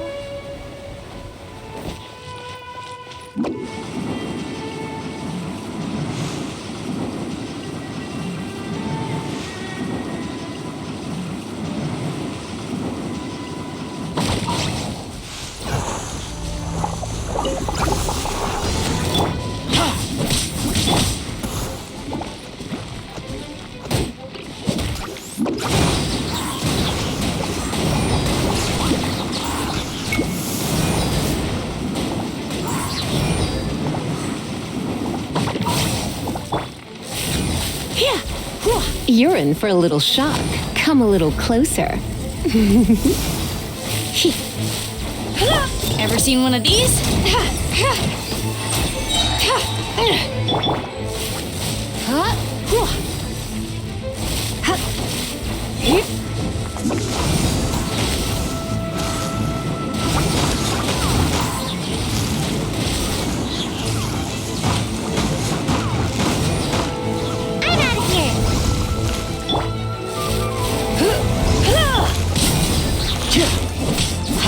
Got something for ya.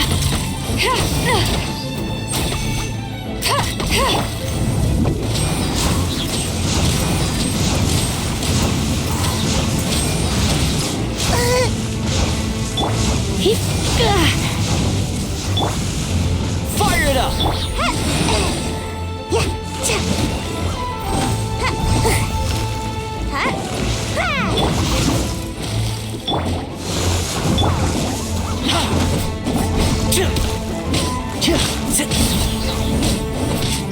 The hunt is on.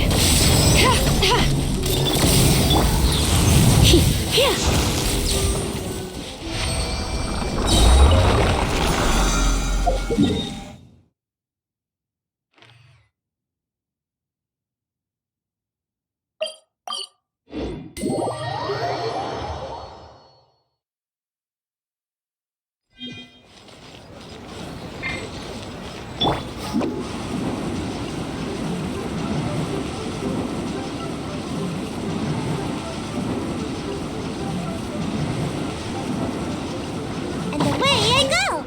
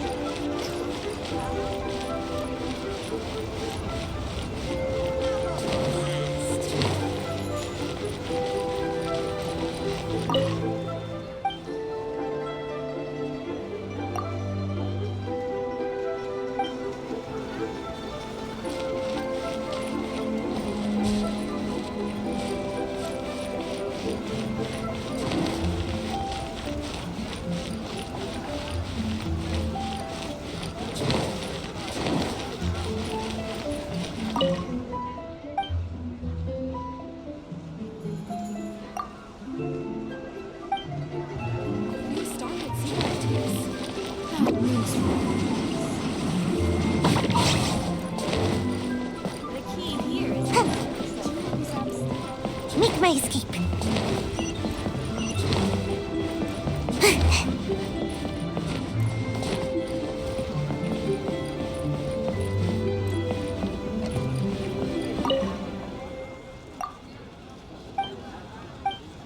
With a view. Make my escape.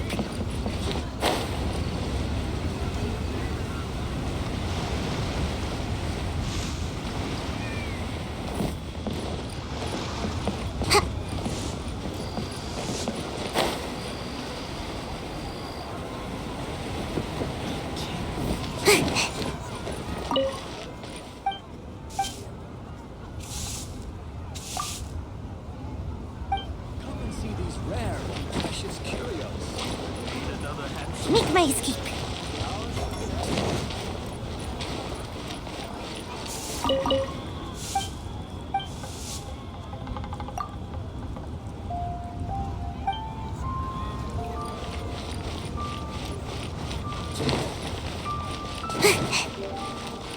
Try your luck, Betty. Honey, just call me Daddy.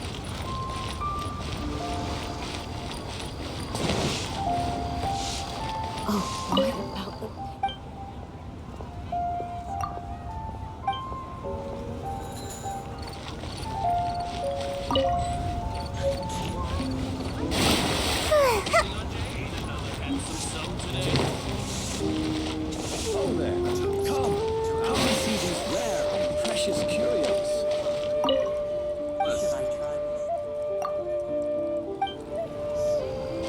Make my escape.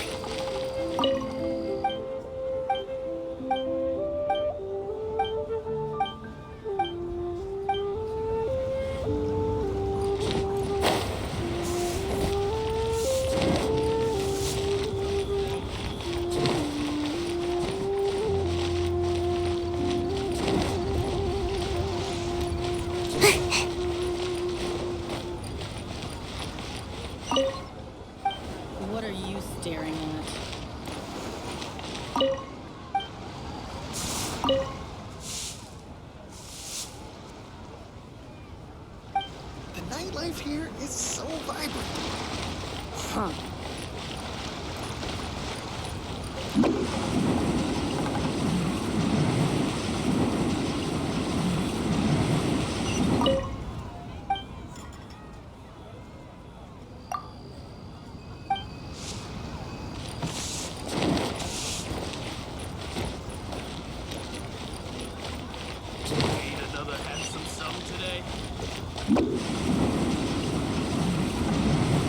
Can't touch me!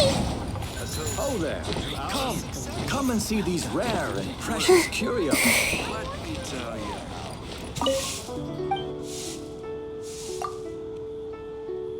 Pockets. Make my escape.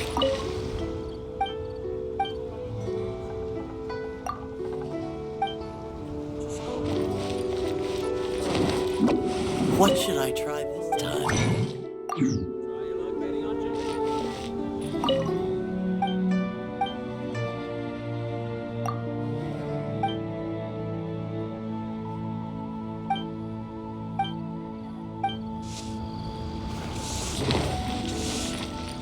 A toast to our success.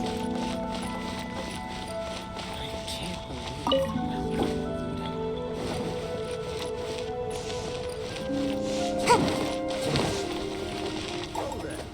Made another handsome sum today? precious curios.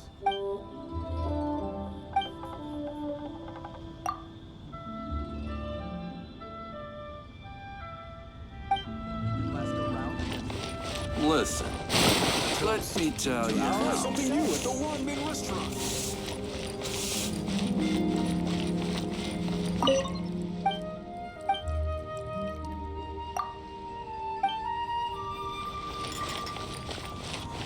Make my escape.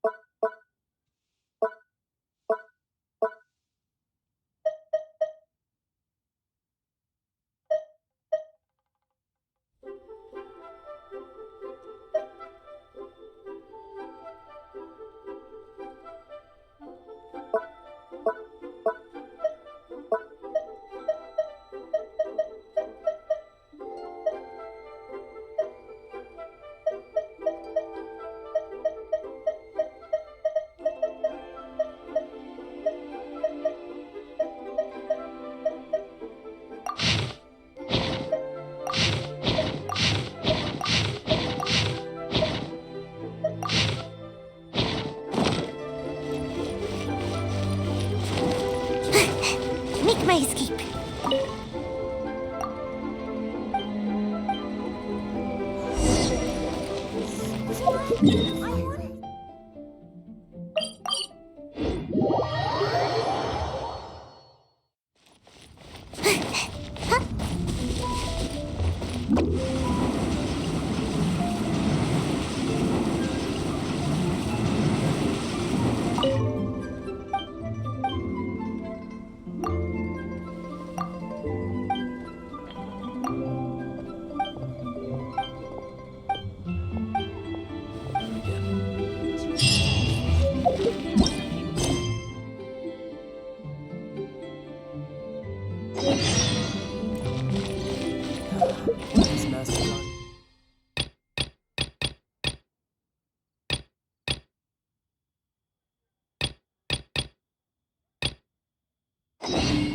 I can't wait to see my adorable dog.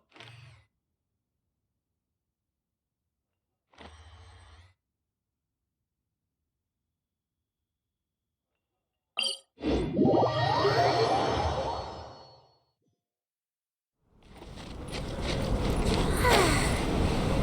really easy to hide in weather like this. There's this ninjutsu technique called Coco Snow, where you can pretty much make yourself invisible. All other people see when they look at you is the snowflakes dancing in the air. Wait! Don't get too close!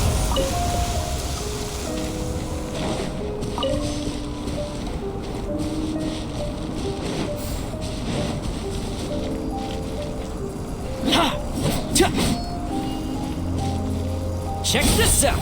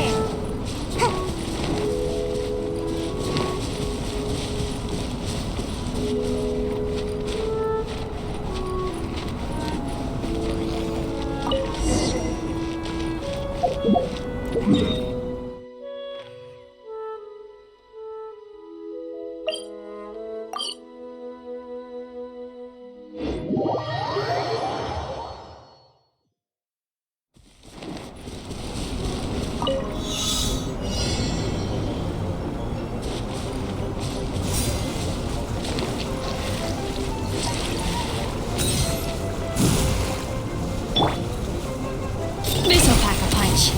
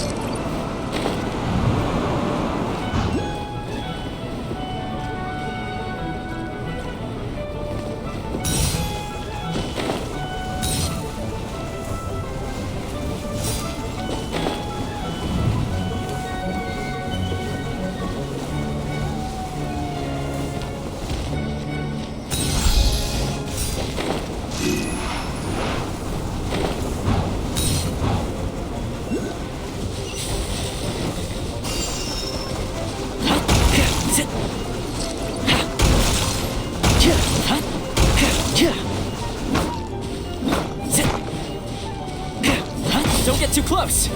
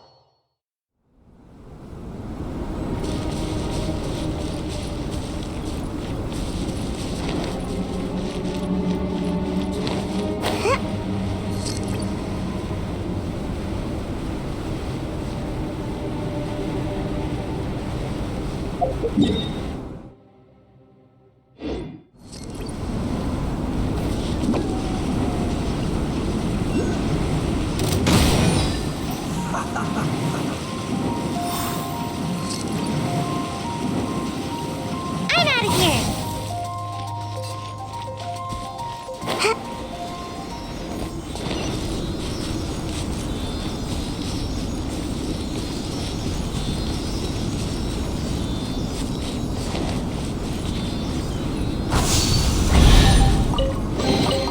Mission accomplished. Can I go back and sleep now? Check this out!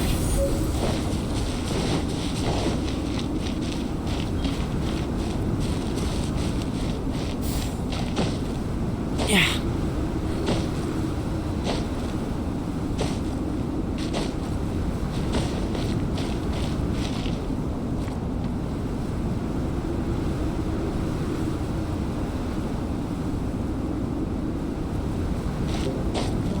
Hup. Hut. Yeah.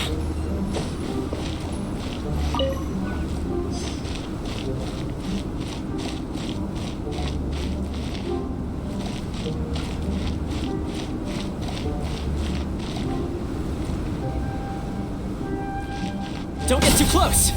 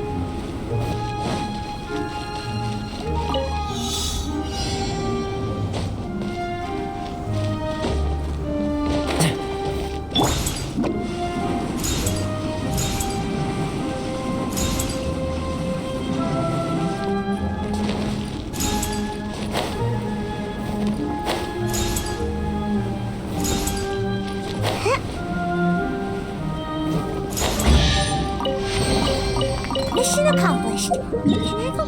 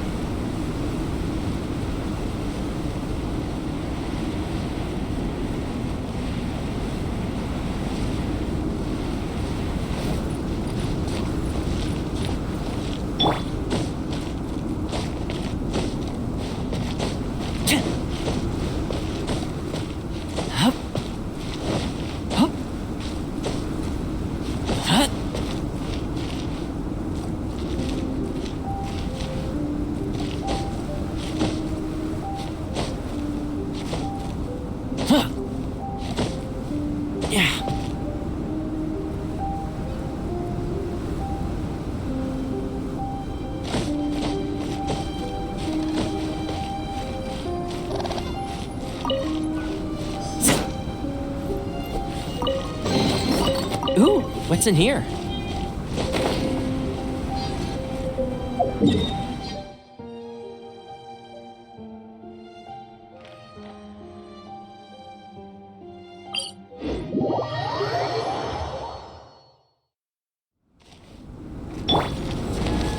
Make my escape.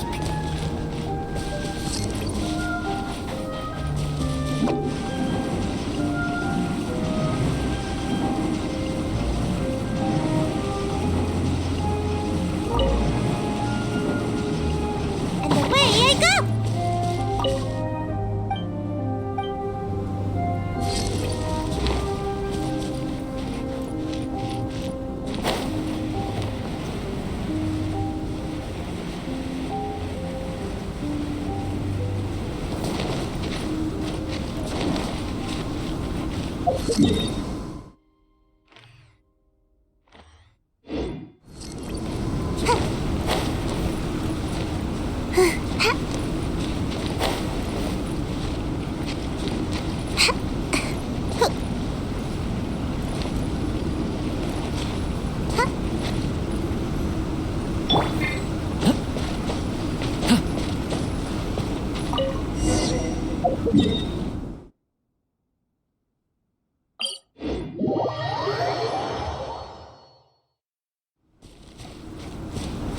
Check this out!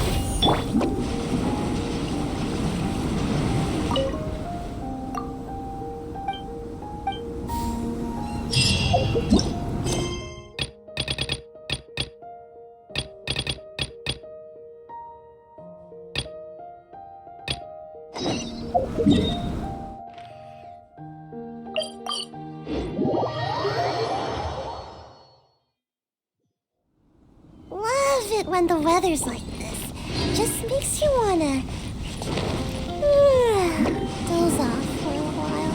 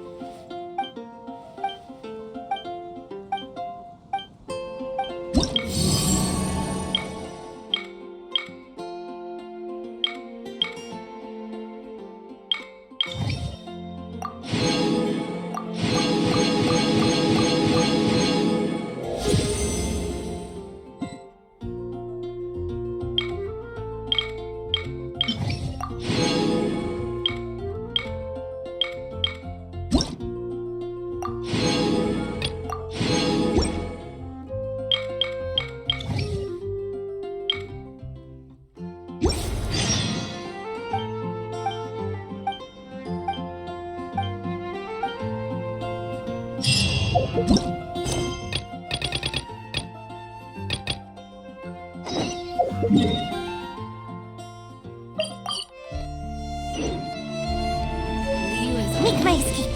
Did something awful happen?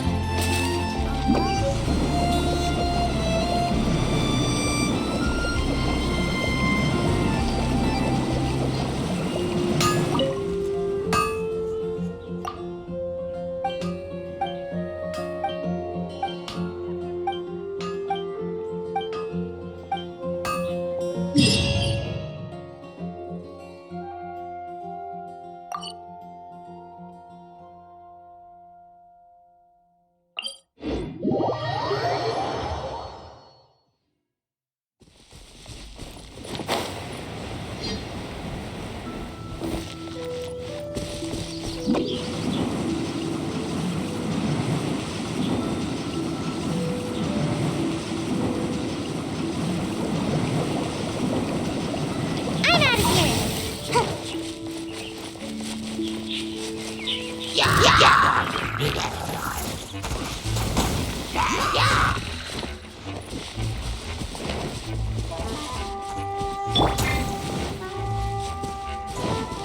it up!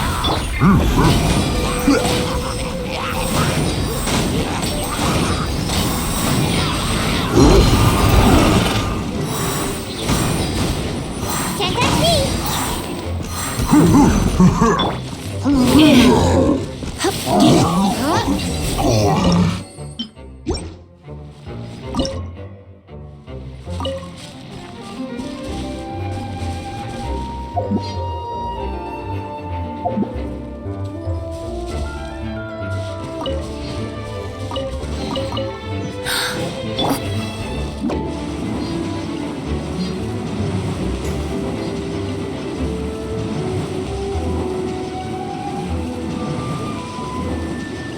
And away I go!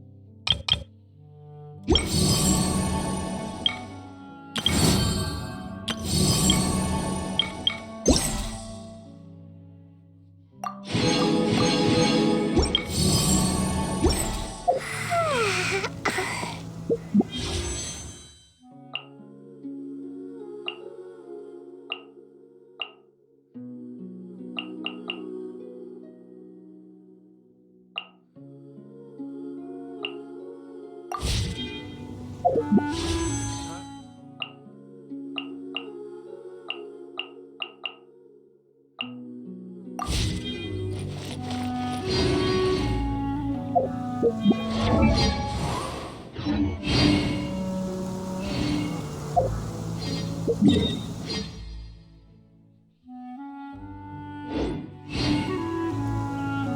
like I should have just stayed in bed today. Finding someone to chat to would be better than just standing.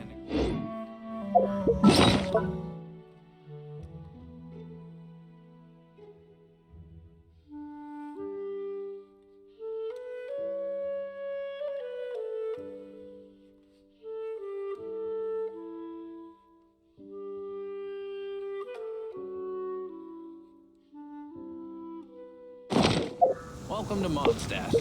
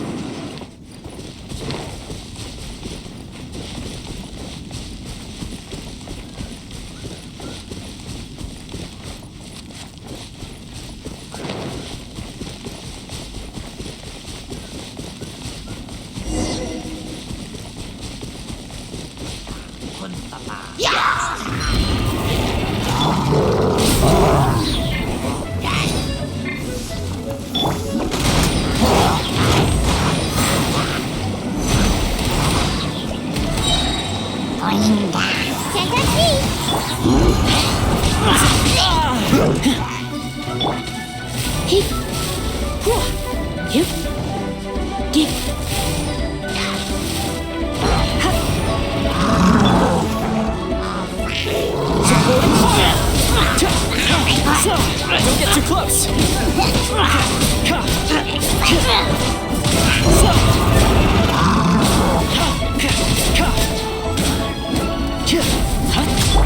Let's spark things up.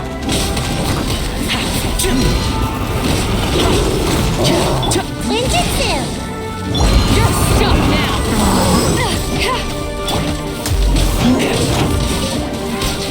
Check this out!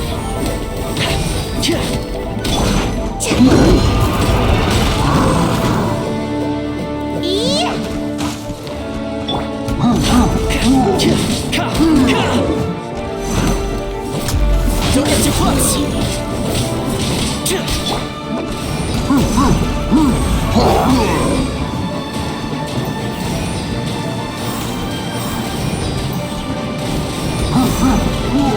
I almost dodged that.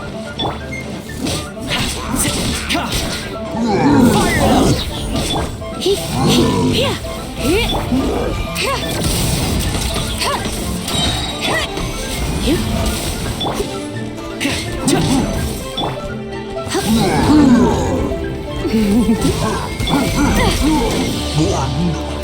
This is a new one. Don't get too close!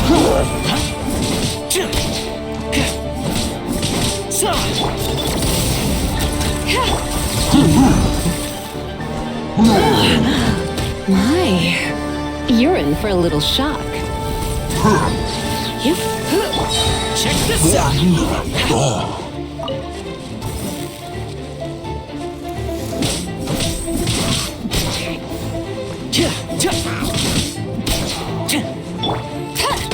Got something for ya.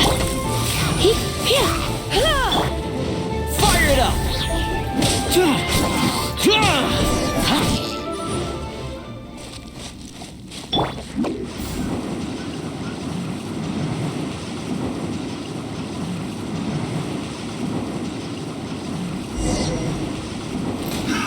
Another test subject. I Got you covered!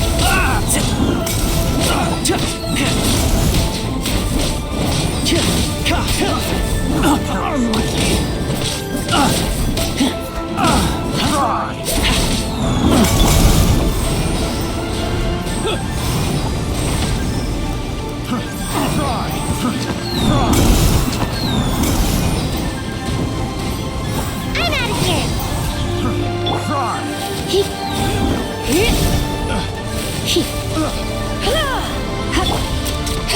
Ever seen one of these?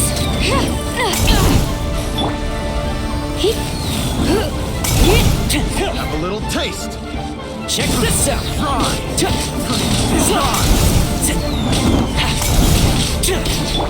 You've come a little closer.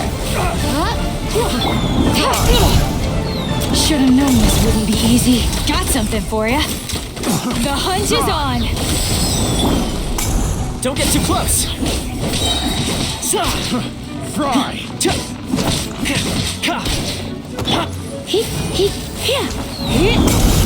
Fry.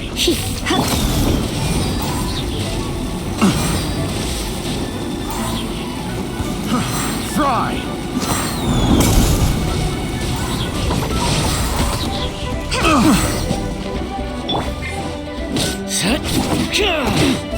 Fire it up! This'll pack a punch.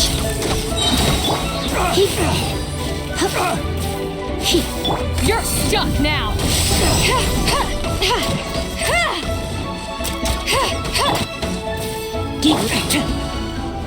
Check this out!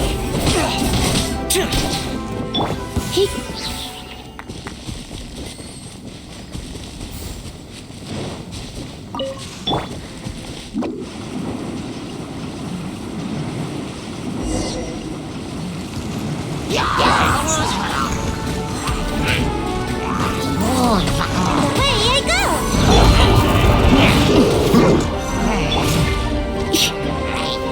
Try not to enjoy them.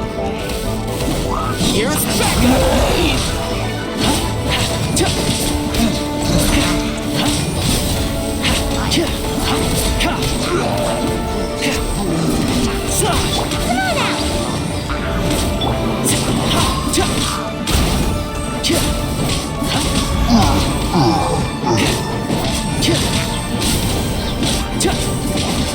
The hunt is on.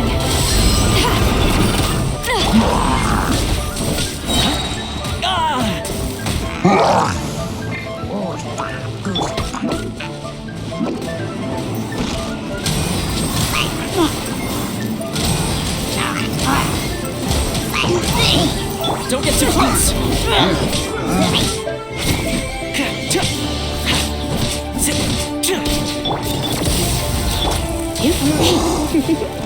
You're in for a little shock.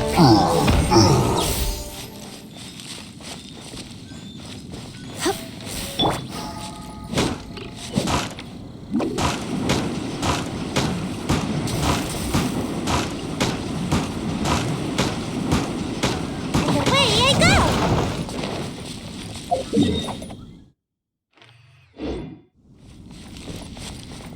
Make my escape.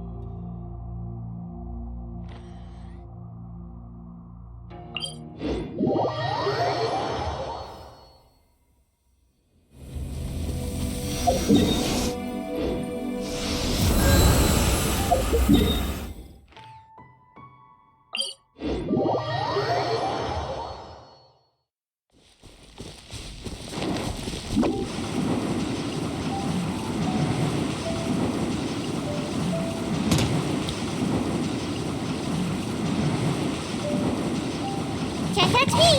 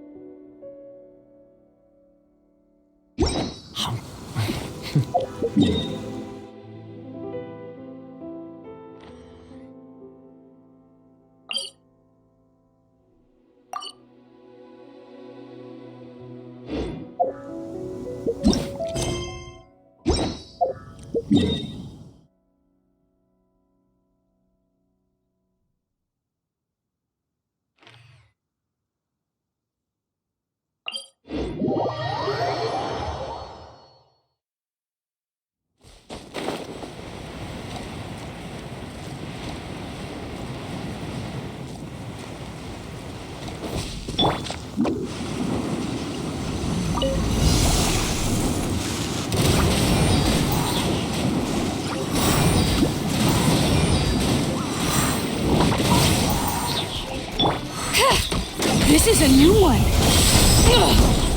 Should have known this wouldn't be easy.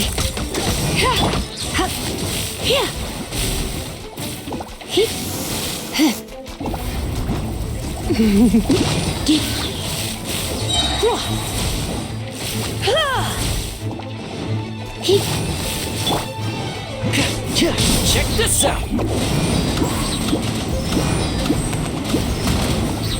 Can't catch me! Yeah. Huh? Huh. Yeah.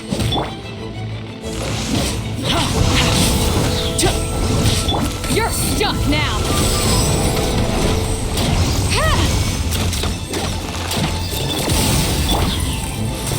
Surrender and I'll be gentle. Come a little closer. You've been a naughty boy.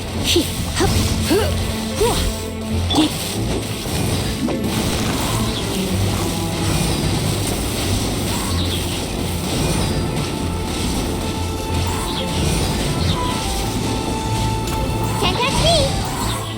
Huh?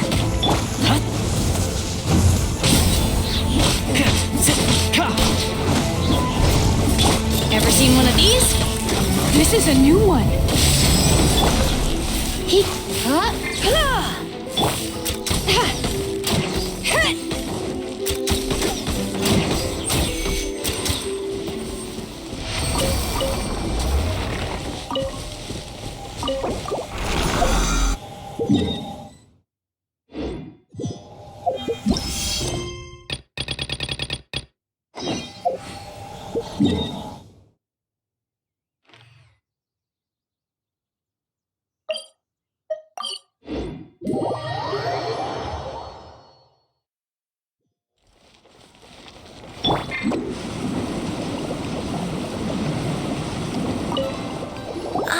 Sir, you're here. The 7 kites you asked for have been made to order. Would you like to take them now? Yes, thank you. It's rare to see customers who want to buy this type of kite nowadays. In the early days, we used to get orders from people of all walks of life. Well, this is Mr. Zhongli from the Wangsheng Funeral Parlor, so he's probably well versed in all these walks of life. We've talked about a whole bunch of things while traveling with him. He seems to know Liyue's favorite topics, money and government, really well, but he likes talking about less useful topics instead. Well, that's because I prefer to share fun things with you. Children's toys are very fun things, that's for sure. I enjoy watching the children at play as much as anyone else, but there is more to it than that. Finely crafted toys are well loved by children, but this craft itself has been honed over thousands of years, and there is meaning behind that. I have made kites in Liyue for 40 years, and I am intimately familiar with the forms passed down from my ancestors. The meaning of these 7 kites is far from banal. Indeed. These are decorations used in the rite of parting. The 7 kites represent the 7. I took the liberty of coloring outside the lines when doing the insignia of the Animo Archon. As for the kite that honors the Geo Archon, one must follow the contract given right down to the last letter. These patterns are ancient, and you can also find them in the Golden House. Ah, Paimon's heard that name before. Huh?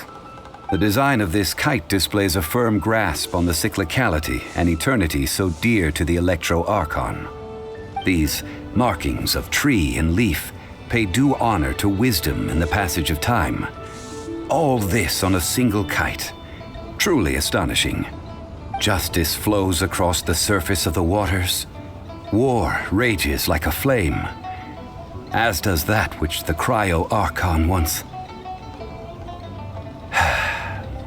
Yes, these details are masterfully done. The compliments of a learned man truly are pleasant. Well then, Granny Shan, I shall take these back with me. As for the payment... Well, allow me.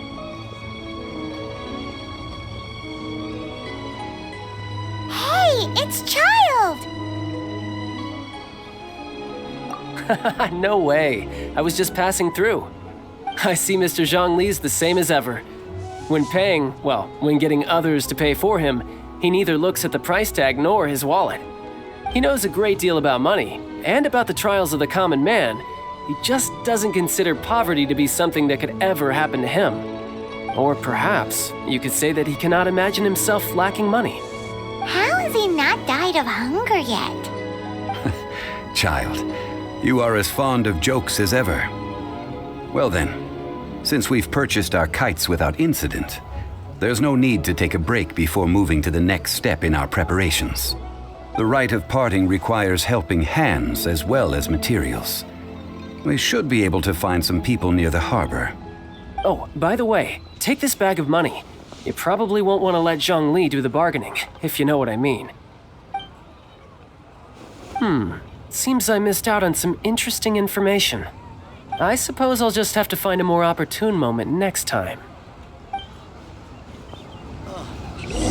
What should I try this time?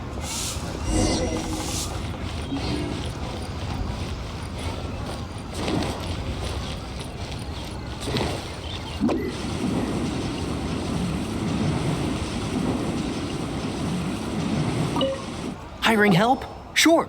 But let me just say first that I'm a reserve member of the Adventurers Guild. I take adventuring commissions, but I don't do anything clerical. Adventure?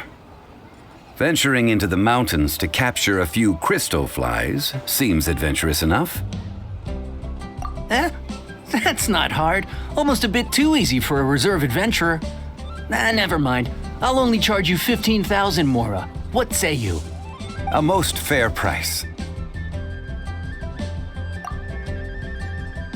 A pleasure doing business with you.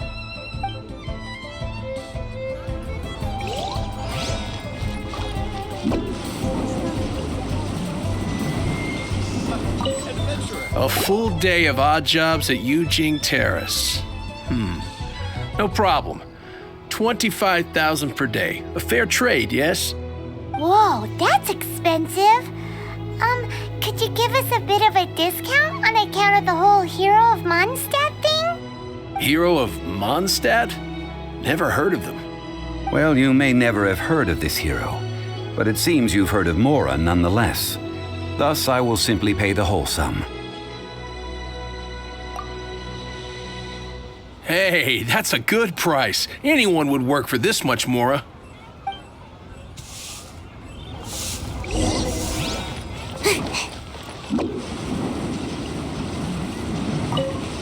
Oh, help? Sure. I, Tick, always put in 100% effort into everything I do. Of course, there'll be a premium if you want me to give 110%. So what's the job? Let me see. We are still missing some wooden implements over at Eugene Terrace. They aren't uncommon objects, so I didn't make any special preparations for them. No problem. That'll be 20,000 Mora for a single trip. How does that sound? Done. This is all you got? No can do, child. No. He's putting up the money? Oh, still no. Wouldn't that mean I have to make 2 trips rather than 1? How about this? Let's make a trade. I'll take what you're offering right now, and get me a single Chinxin flower, and I'll consider that payment for a detour to find this child fellow. How does that sound? Guess we've got no choice.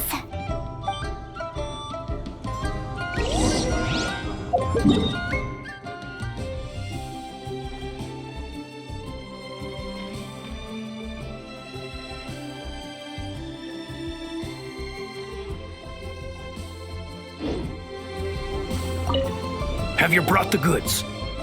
Hey, that's pretty good. These things are pretty rare, and I have no idea where I'd find them. With this Chinxin flower, I should be able to pacify my daughter tonight. I'll make sure the work is done before I return home.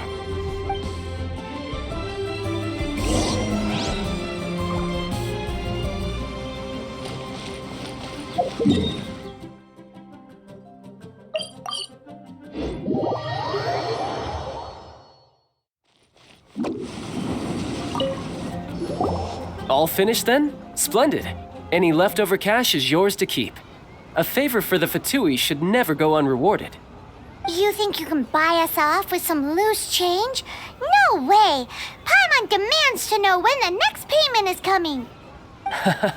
Well, how does this sound? You give me the information I need, and maybe I'll leave the Northland Bank's vaults open and unattended for half an hour. What info do you need? Huh. Does that mean you know what he's after? Yikes!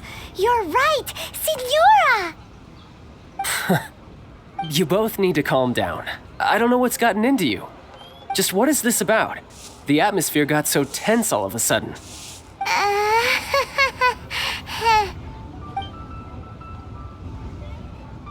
Next, we need some everlasting incense. For this, we need to go to Boo Boo Pharmacy, the finest pharmacy in all of... Is everything okay? Everything is fine. I was just informing them that they need not return the surplus Mora. Now, if you'll excuse me, I must be going. Paimon definitely felt like Child wasn't happy with us just now.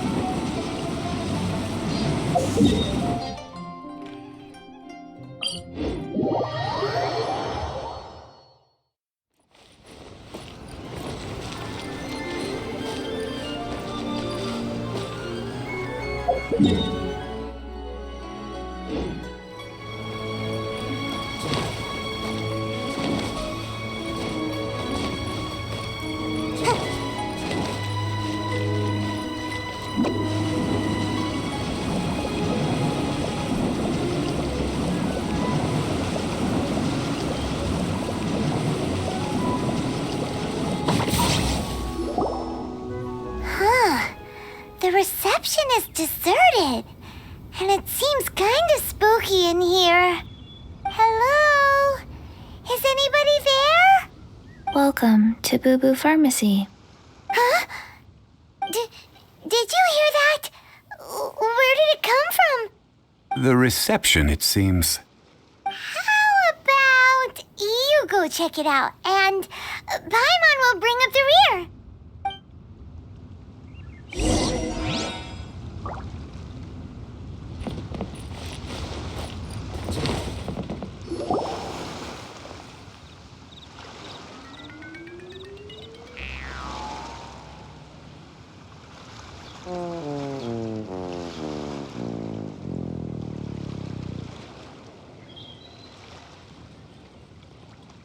Oh, there you are. But you can't even reach the counter. Joke's on you. Paimon floats, so height is no restriction. Anyway, there's something weird about this one over here. What's the talisman doing on her forehead? It can't be. She's a zombie.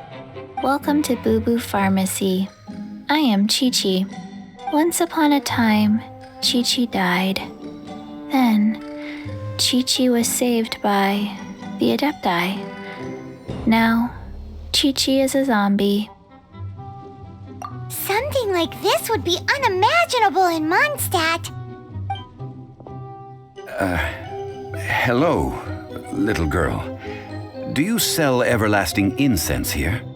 Excuse me, sir. Did you bring your prescription? Surely no prescription is needed to purchase everlasting incense. It's not a controlled substance. Chi-Chi can get your medicine, but only if you show Chi-Chi your prescription. These are Chi-Chi's orders from Chi-Chi. Zombies are limited to acting within the confines of their orders. And somehow in this case, the zombie issues her own orders to herself. My dear Chi-Chi, we didn't bring a prescription, I'm afraid. But we do hope that you can still help us find some everlasting incense. Okay then. How did you manage that? But Chi-Chi helps you. You help Chi-Chi. Only fair. Since when do customers need to do favors for customer service staff? Never mind. Just think of it as a peer-to-peer transaction. That way everybody wins. Sometimes in Liyue, the art of the deal is simply about victory via mental gymnastics. Go to Mount Tianheng, find the Guizhong Ballista, and hunt a cocoa goat. Please and thank you. Guizhong Ballista. I have heard of this device before. It's a kind of crossbow turret, installed on Mount Qinheng by an adeptus in the distant past, an early mechanical device. Located in Qinheng Pass, it was designed to automatically fire at large monsters, protecting Liyue from external threats. Mr. Zhang Li really knows Liyue inside out. Apparently not quite. This is the first I have ever heard of the cocoa goat. The cocoa goat is a legendary animal, an adeptabeast. Did you want to add anything else, or...? No, just that the cocoa goat is a legendary animal, an adeptabeast. What it looks like, don't know. Where to find it, don't know either. Where it came from, also don't know. Very well then. Let's start by investigating near the Guizhong Ballista. Perhaps we will find some clues. What the heck is a cocoa goat?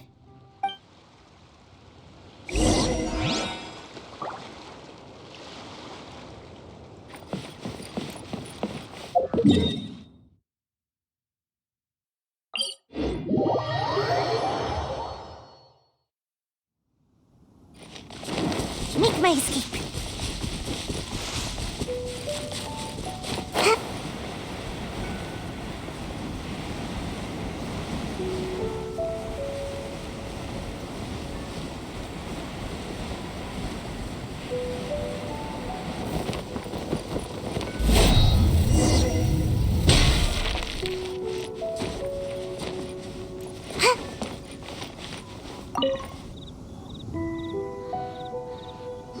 It's huge! Paimon can totally believe it took an Adeptus to build this. But how do you operate this thing? Just think how much strength you would need. It is currently inoperable in any case. This device is broken. Aw, what? It broke? After millennia of wear and tear, even Adepti contraptions are difficult to maintain. So what are we gonna do? Quick, Mr. Zhongli, use your unlimited high society knowledge powers!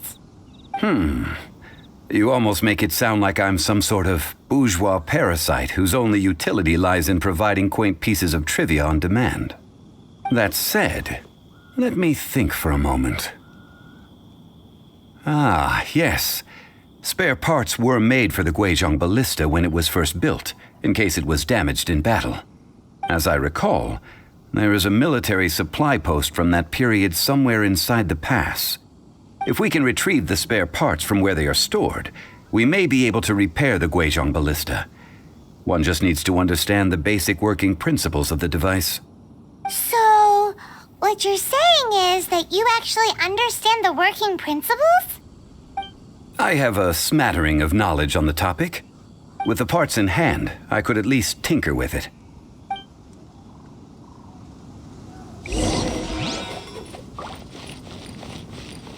Where is that supply post?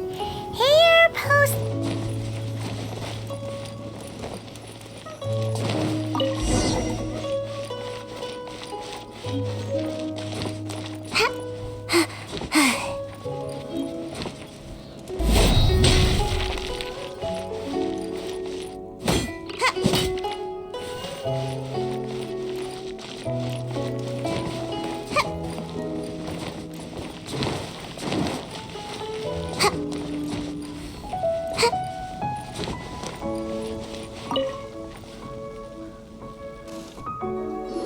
Ah, these parts look useful. One moment. I will try to repair the device. It is done. The Guizhong Ballista is more intricately designed than I thought. Ooh! Now how do we turn it on? It's easy enough. We simply need to do this. Look, it even has a scope. Over here we have... nothing. And over there... more nothing. Hey! Just what do you think you're doing? So you fixed up this turret because you're planning to do what, exactly? Not a turret. A Guizhong Ballista. Also, kindly state your name before you ask a question. It's just good manners. Ha! Are you blind or something? You're looking at the leader of the treasure hoarders, old man. This area's supposed to be chock full of hidden treasures, but you can't get anywhere near them with this thing keeping watch. It might look like any other mechanical device, but trust me, it's got a mind of its own. Last time we approached the mountain, it nearly skewered one of our guys. A few of us risked our lives to disarm it, which amazingly we managed. And then we turn our backs for 2 seconds, and you've already gone and repaired it! The next thing you'll be repairing is your faces, and that's if you get out of this alive! Tut tut. Vandalizing the legacy of an Adeptus for selfish gain. Disgraceful behavior. It is not we who need reprimanding, but you.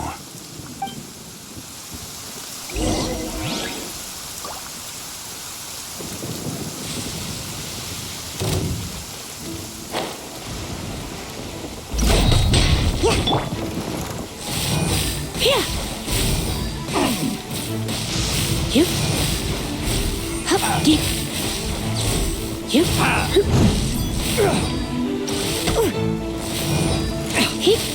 You're in for a little shock.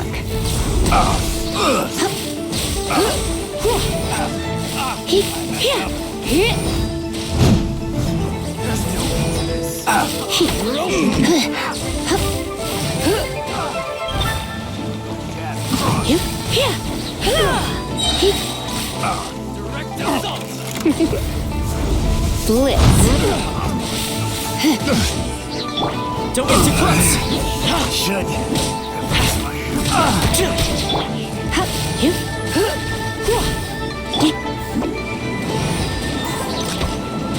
Away I go! That was below par. You're in for a little shock. You've been a naughty boy.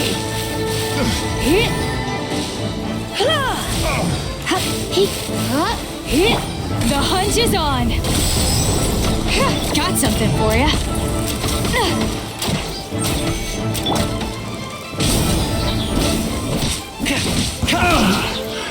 Another test subject. Try not to enjoy this too much.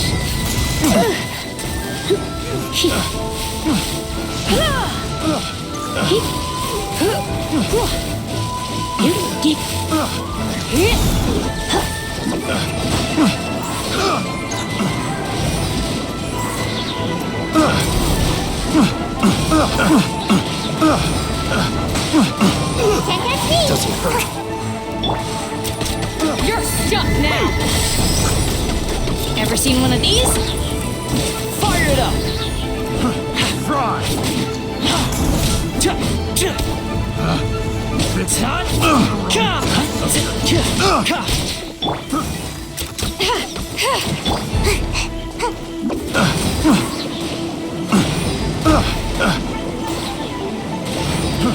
Fry. Picked the wrong test subject.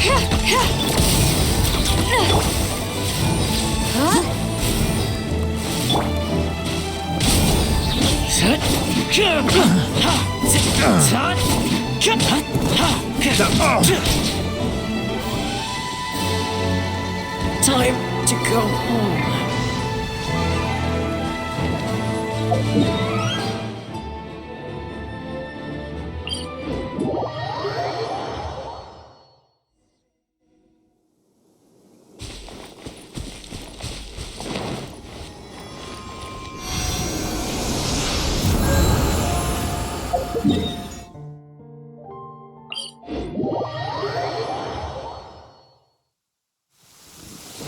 Let's find shelter! Quick!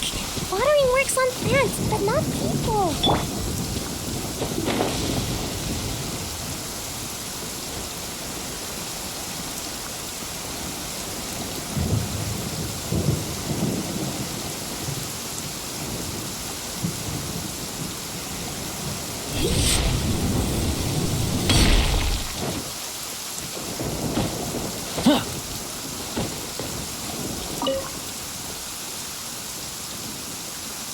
Ah, these parts look useful. One moment. I will try to repair the device. It is done. The Guizhong ballista is more intricately designed than I thought. Ooh! Now how do we turn it on? It's easy enough. We simply need to do this. Look, it even has a scope. Over here we have nothing. And over there, more nothing. Hey! Just what do you think you're doing? So you fixed up this turret because you're planning to do what exactly? Not a turret. A Guizhong ballista. Also, kindly state your name before you ask a question. It's just good manners. Ha! Are you blind or something? You're looking at the leader of the treasure hoarders, old man. This area's supposed to be chock full of hidden treasures, but you can't get anywhere near them with this thing keeping watch. It might look like any other mechanical device, but trust me, it's got a mind of its own. Last time we approached the mountain, it nearly skewered one of our guys. A few of us risked our lives to disarm it, which amazingly we managed. And then we turn our backs for 2 seconds, and you've already gone and repaired it! The next thing you'll be repairing is your faces, and that's if you get out of this alive! Tut tut. Vandalizing the legacy of an adeptus for selfish gain. Disgraceful behavior. It is not we who need reprimanding, but you.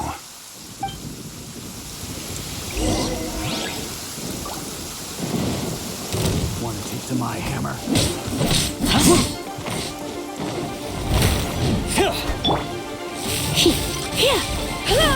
Come a little closer. You've been a naughty boy.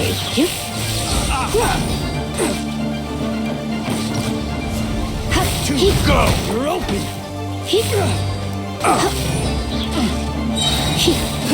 Surrender and I'll be gentle.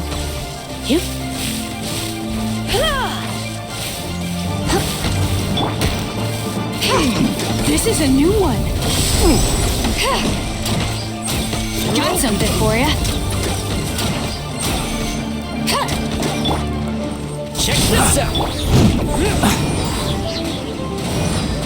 Unlucky.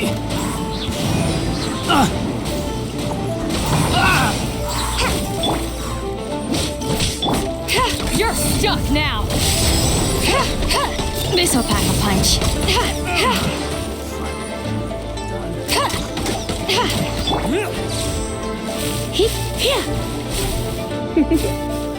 You're in for a little shock.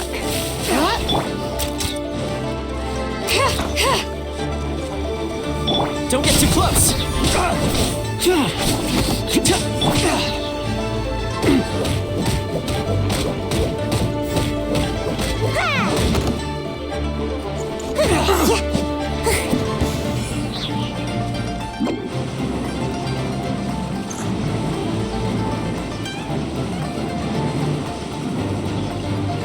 I'm out of here.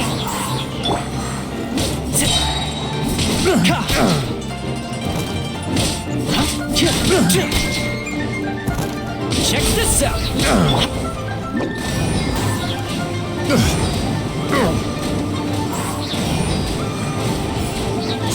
That was below par. And away I go! Another test subject. Ninjutsu! Fry! That tingle, fry! Don't get too close! Supporting fire!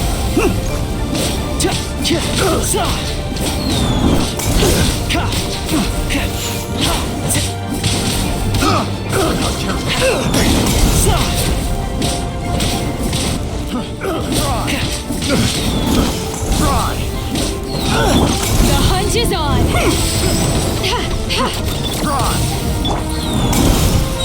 Blitz. Let's spark things up a little. Fire it up!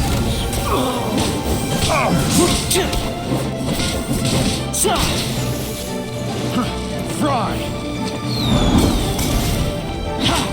Have a little taste! That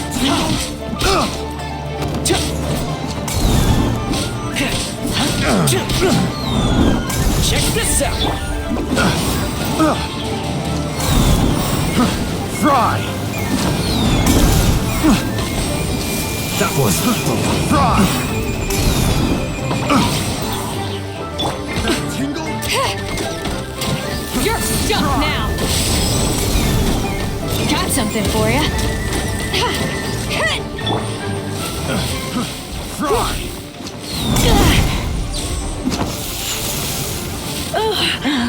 My.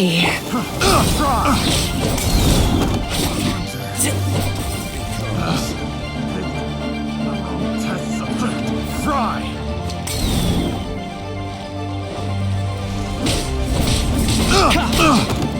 Don't get too close! The hunt is on! This'll pack a punch.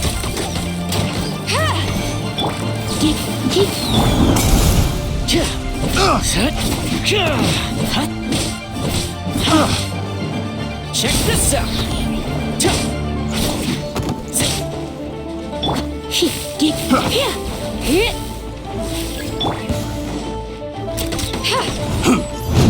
You're open! You're open! Fire it up! I got you covered! You're open!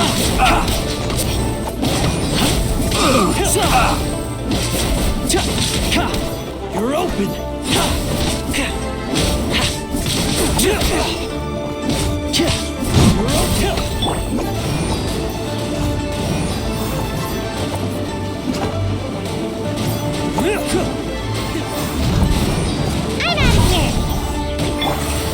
Surrender and I'll be gentle. You're open. You're open.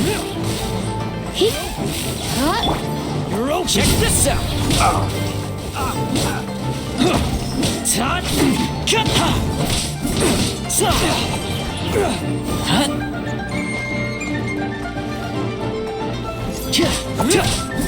Cut. You're open.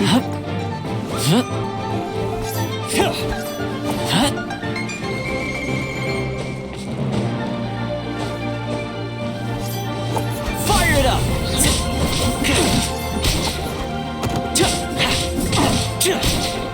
You're open. Got something for ya. You're stuck now.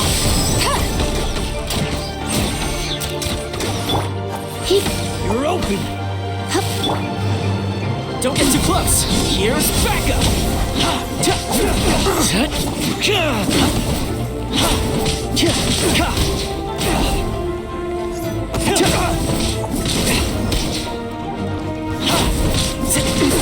Check this out.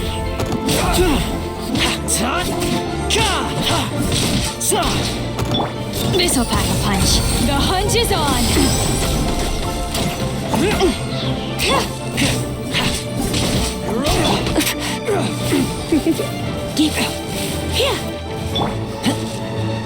Don't get too close.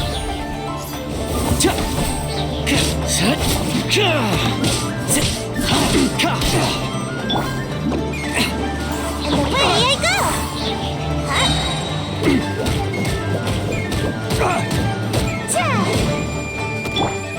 Fire it up.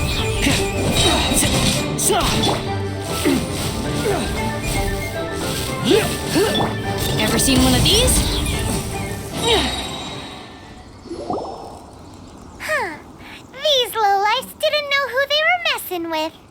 Troubling ourselves over this rabble is not worth the time.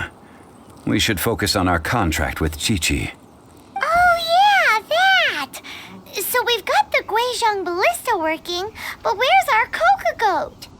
A search using the Guizhong ballista revealed no significant life forms nearby, save for the usual wildlife. What's more, a contraption built using Adeptus technology should have no trouble detecting an Adeptabeast, as Chi-Chi put it. Which means... a Paimon wouldn't go that far. We did something positive, right?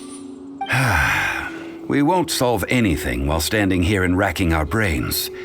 Let's return to Boo Boo Pharmacy, explain that we could not find a Coco Goat, and review our next step. Good idea. We did our best, and that's what counts.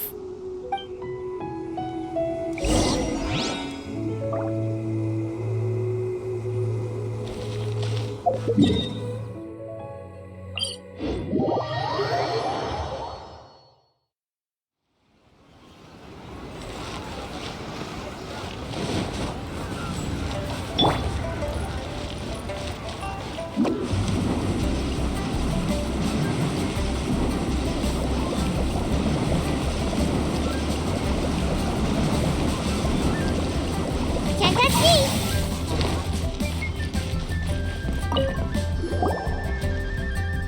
Forgive us. We were unable to fulfill our end of the contract. We found no trace of the Coco Goat Adeptabeast of which you speak. What a disappointment. Don't worry about it. But I feel very disappointed. Aw, poor Chi-Chi. Why does Paimon feel so guilty all of a sudden?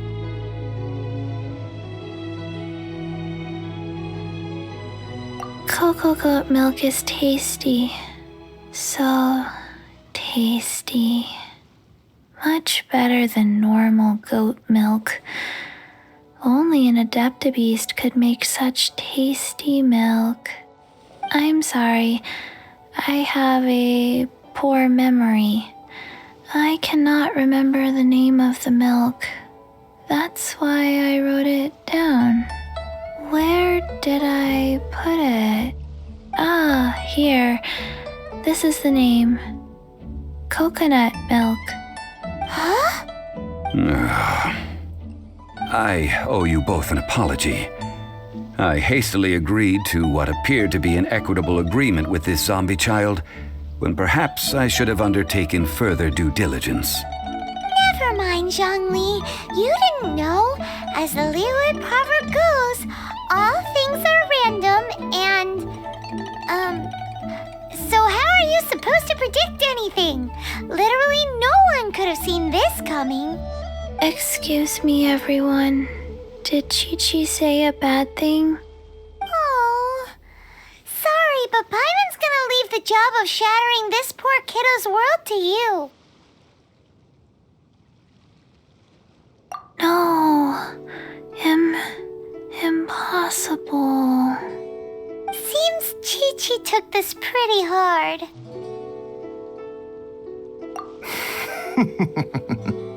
Someone learnt a valuable life lesson today, then. Thank you all for looking after my little Chi-Chi. Might I ask who? Ah, how rude of me. I'm Baiju, boss of the Boo Boo Pharmacy. Paimon thought Chi-Chi was the boss. Turns out it's some wacko who wears medicinal ingredients around his neck. What a sorry state of affairs.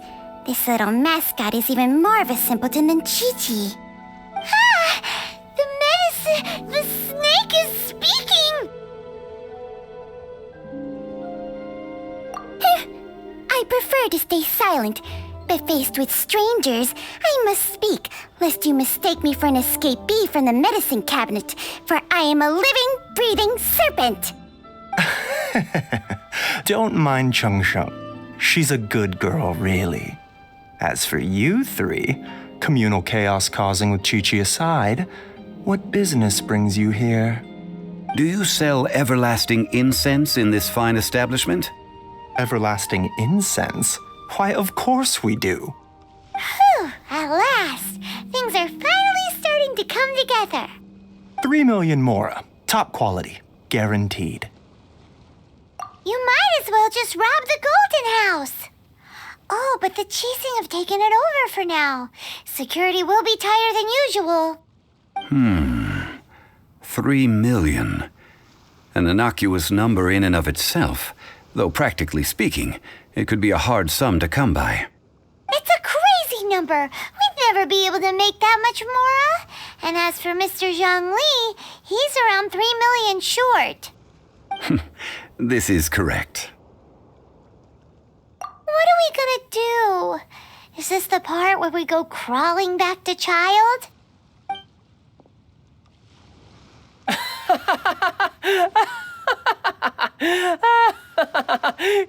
Coco Goat!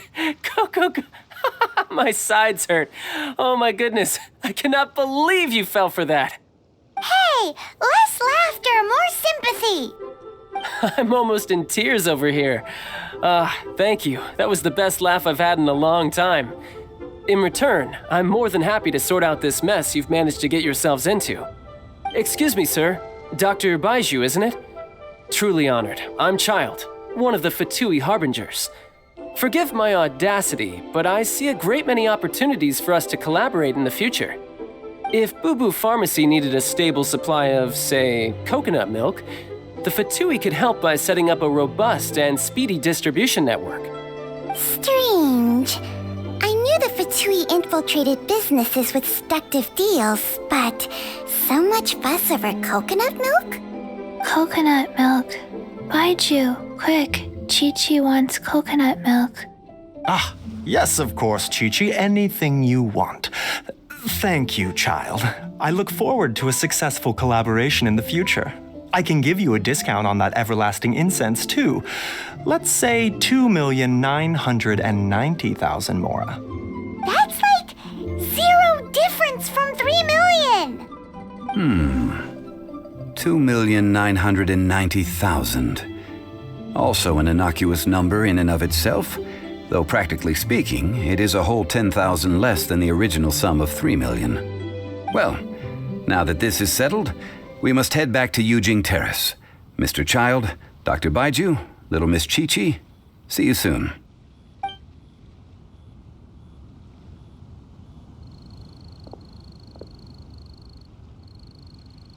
Ah, that lot is an absolute riot. Honestly, I can't remember the last time I laughed so hard. So, you've been eavesdropping, I hope? What have I missed? Yes, Master Child. They spoke of the Qixing taking the Golden House. Well, well, well. Ningguang and her Qixing cronies. What else would they be hiding in the Golden House, if not the Exuvia? I apologize, but I warned you, didn't I? As the old Liu saying goes, the walls have ears.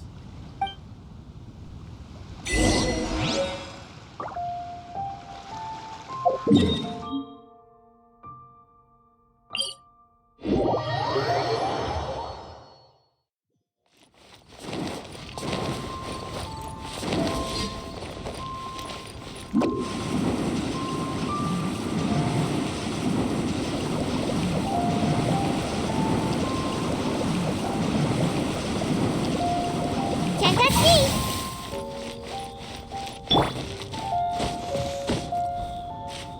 Yeah.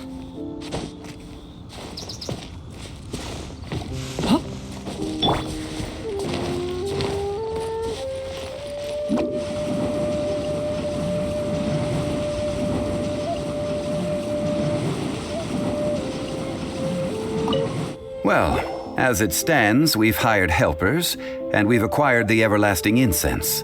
The completion of our preparations is not far off. Whew, finally! Well, traveler, have you gained anything from our adventure so far? Odd. Which is it, I wonder? The questions that such travels raise are ever so complicated. Well, I'll leave you to ruminate over it yourself. As to remuneration for your help, I've decided to treat you to a meal. Oh, yes, don't worry. I will remember to bring the Mora this time. Tonight, I shall take you both to an old hole in the wall, praised throughout Liu. Hole in the wall? As in a cool restaurant? Indeed. Let us meet near the harbor, at third round knockout.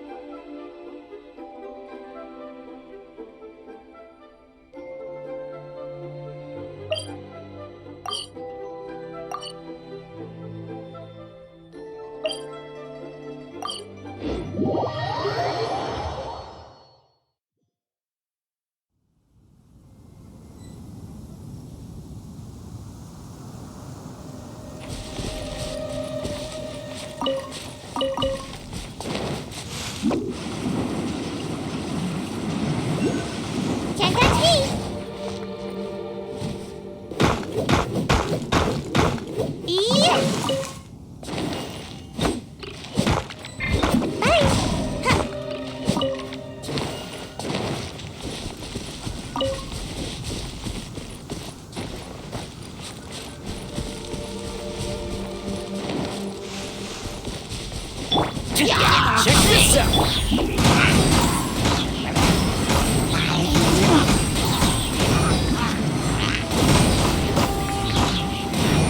And away I go!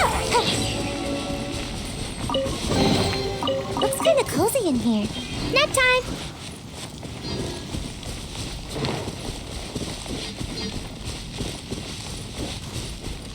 Make my escape.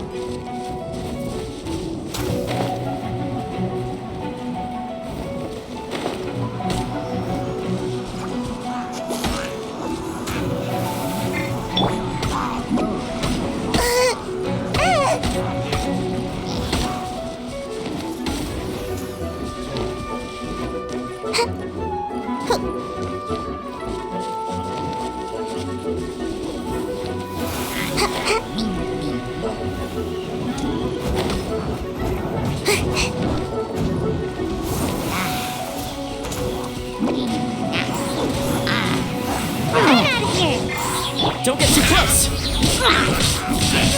You're stuck now! Missile tackle punch.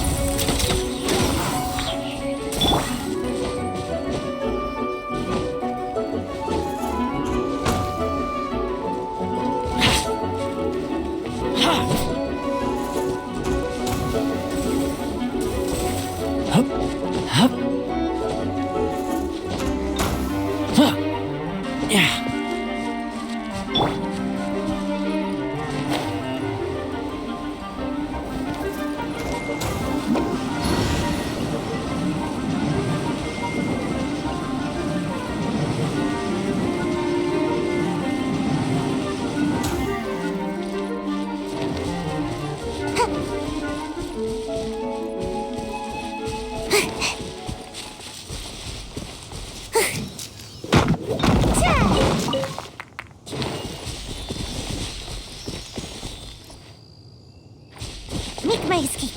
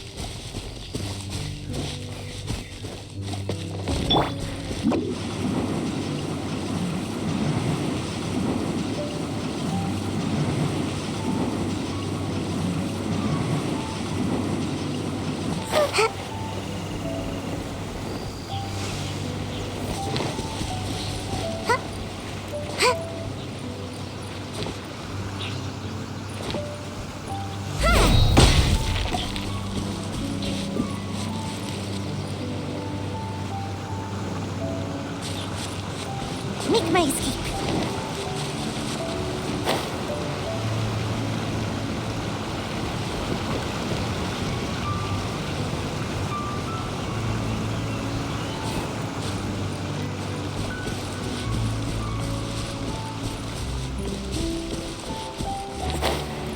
Love it when the weather's like this. Just makes you wanna...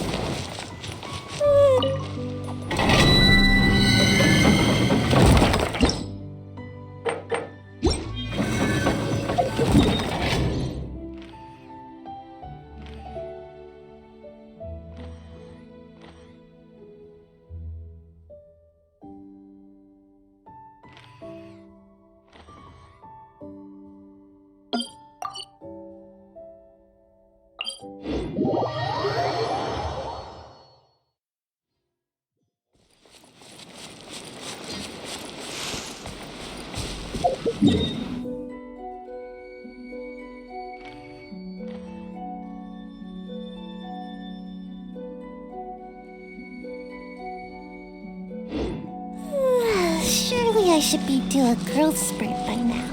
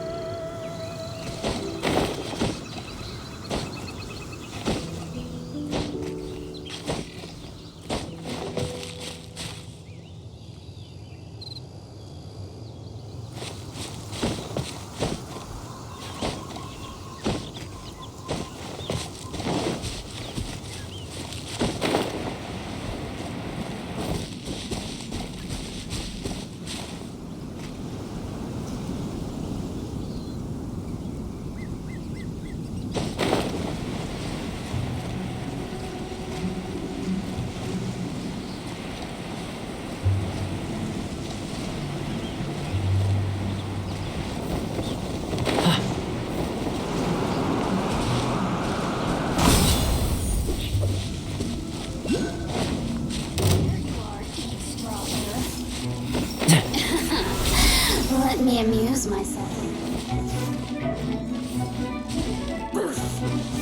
Blink! Over here!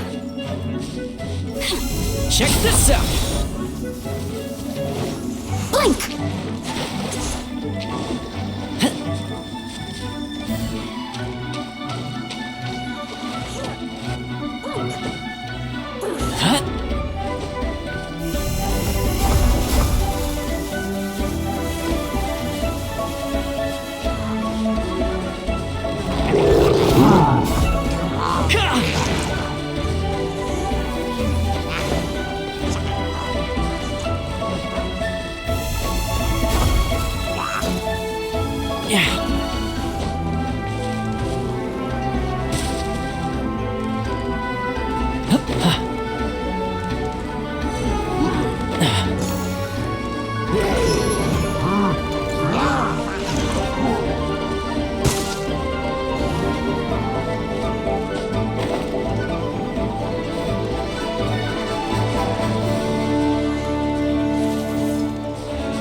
Don't get too close!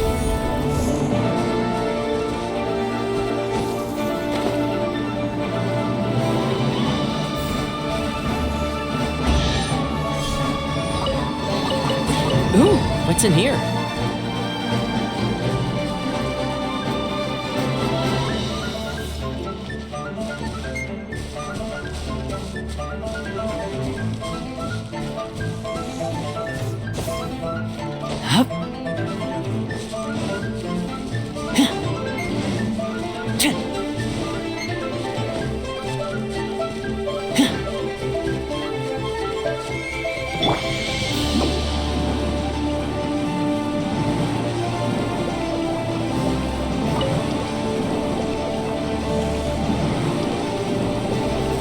And away I go!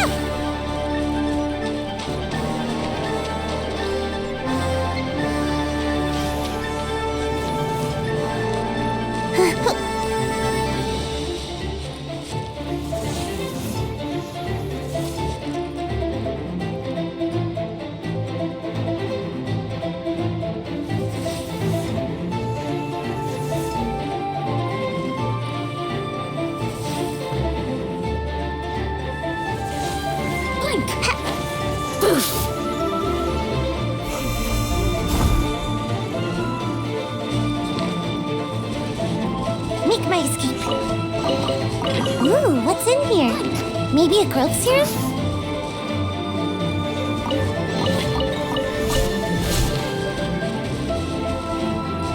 Over here!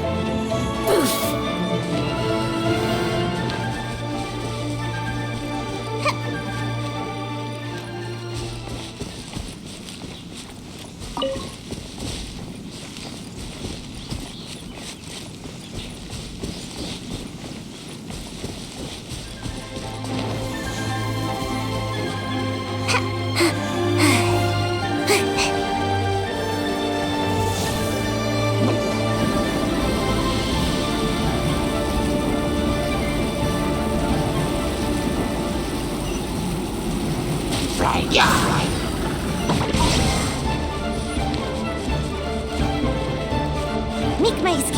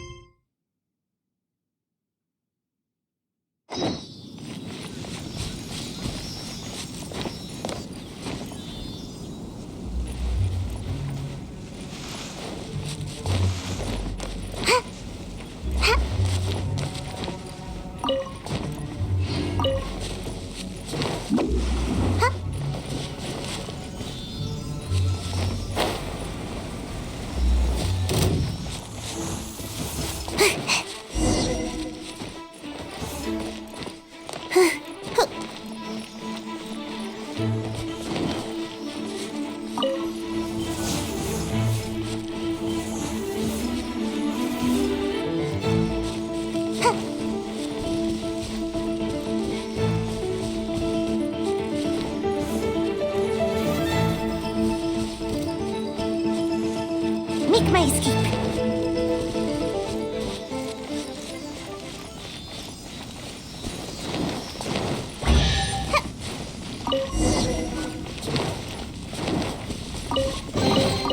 Ooh, what's in here? Maybe a growth serum?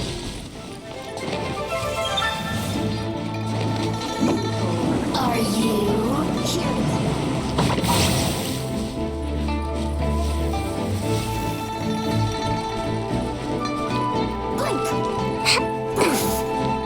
Blink!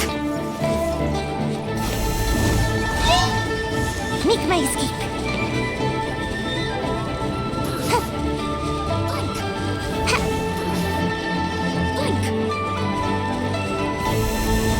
Almost dodged that.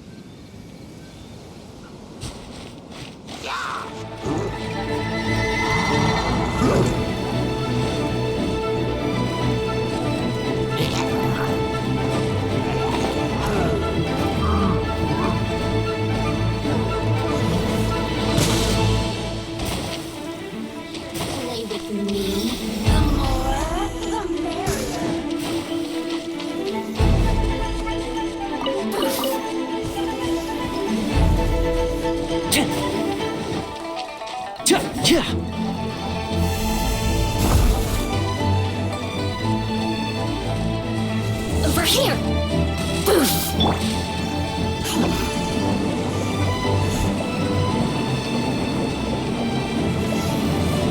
Over here!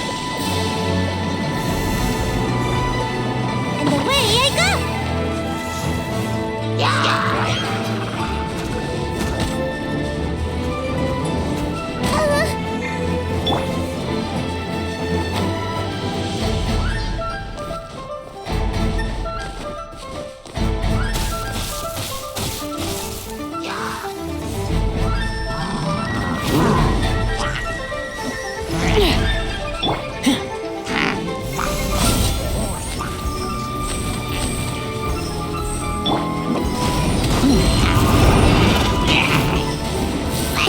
What was that escape method again?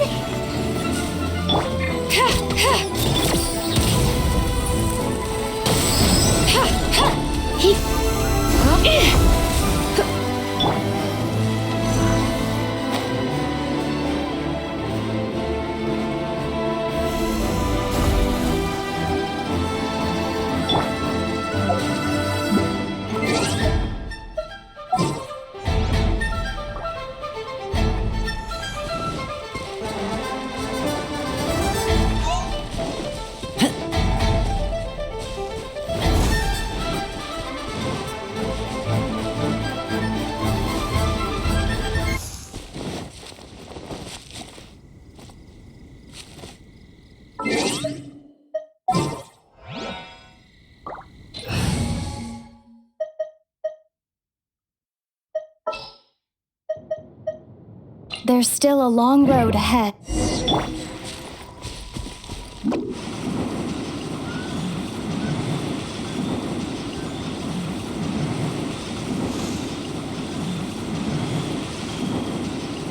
Can't catch me!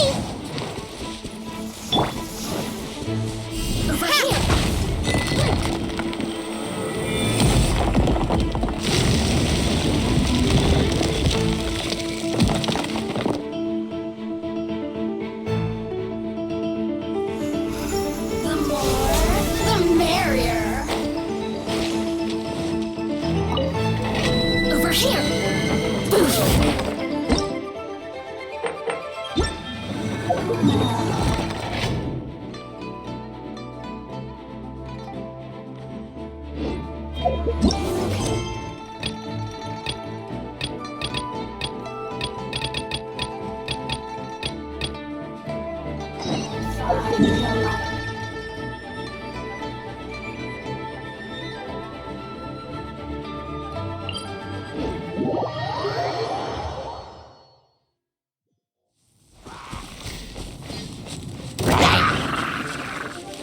feel kind of woozy.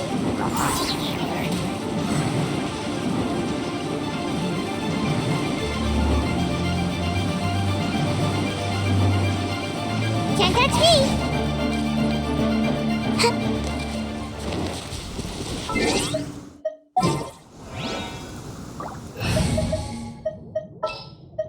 Where to this time?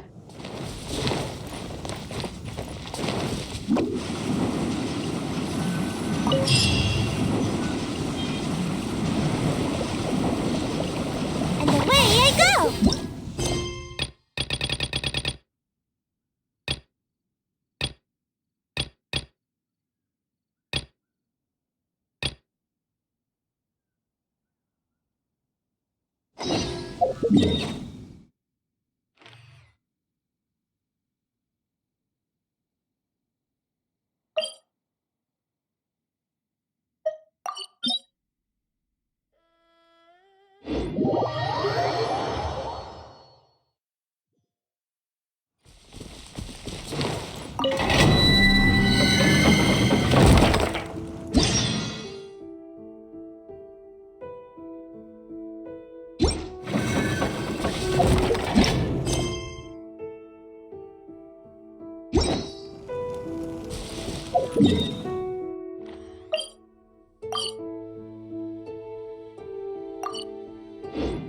Make my escape.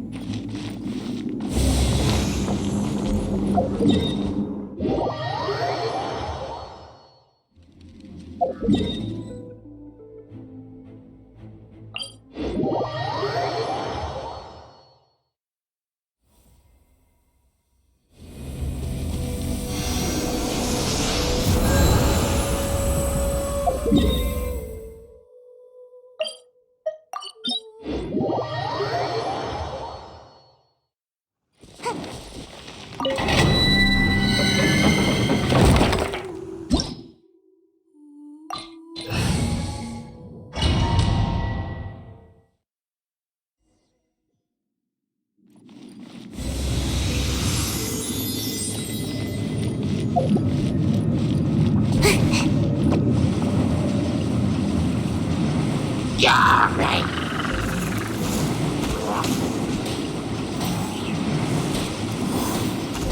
Can't catch me.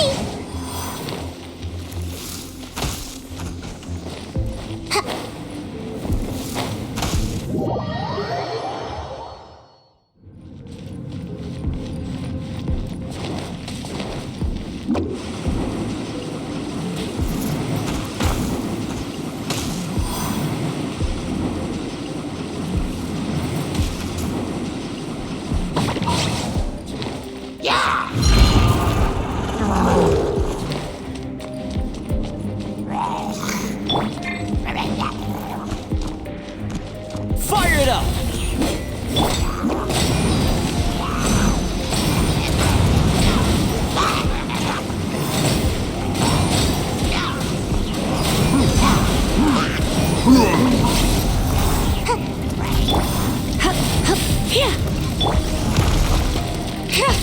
Got something for ya.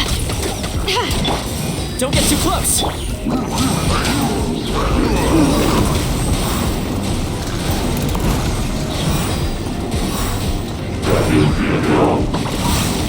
I feel kind of woozy. The hunt is on. I got this.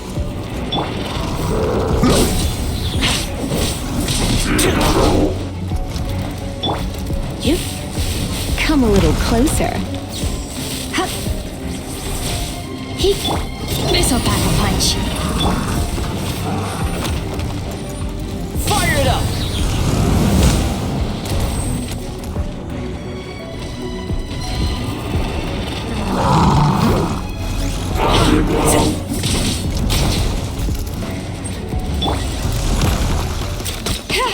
Got something for ya. You're in for a little Check this out! Supporting fire!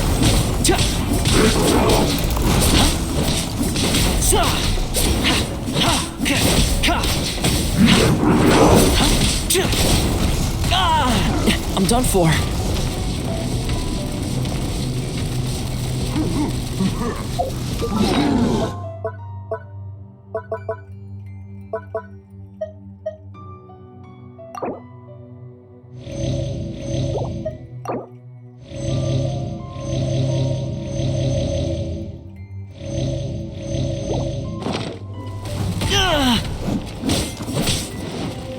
Fire it up!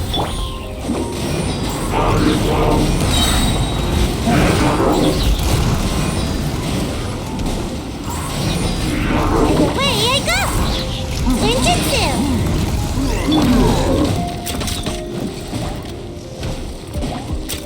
This is a new one.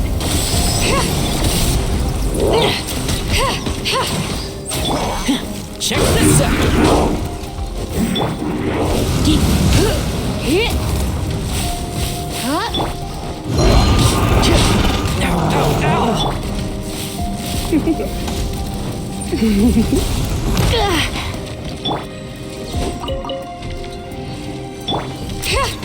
You're stuck now. This'll pack a punch. Fire it up! Let's spark things up a little. You. Here.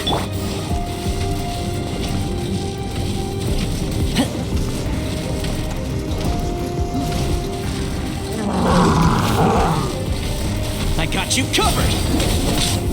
Ha! Ha!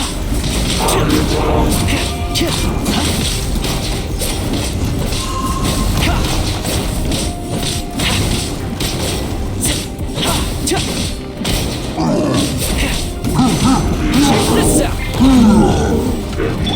Got something for ya.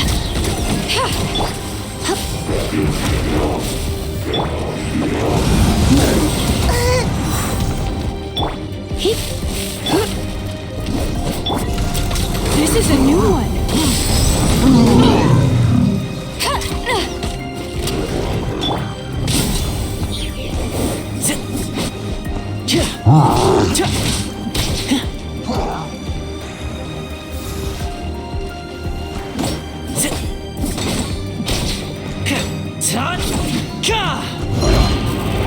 Don't get too close!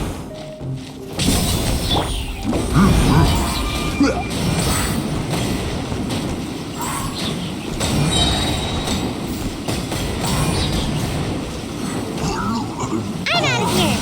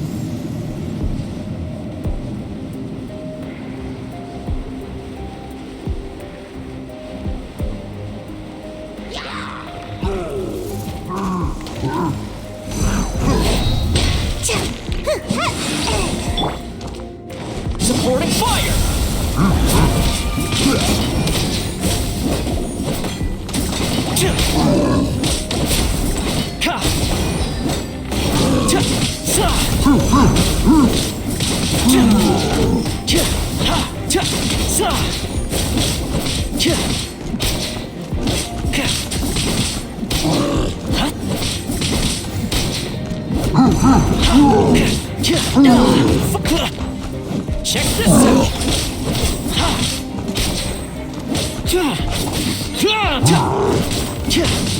This'll pack a punch. Come a little closer. Don't get too close.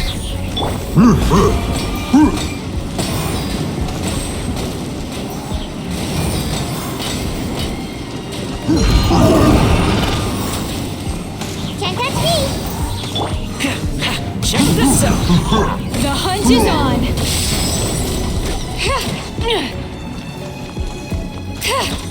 Got something for ya. Here's backup.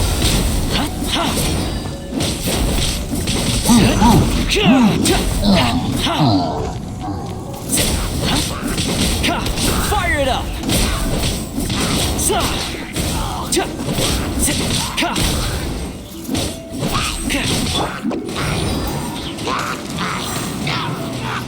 And away I go.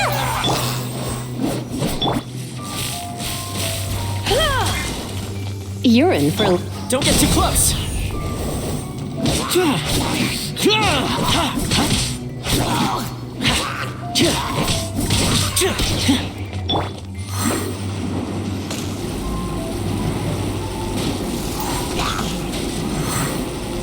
And away I go.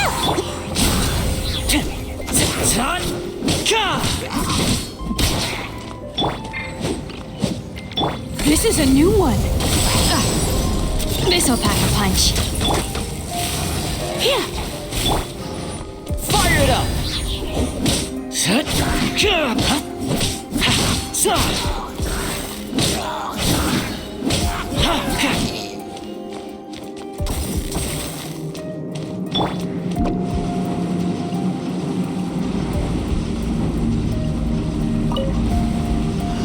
Pay your dues.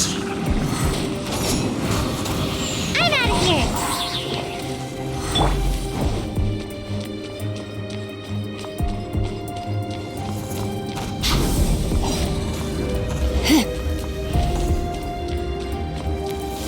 Leaving so soon. Surrender and I'll be gentle. No escape. I got you covered.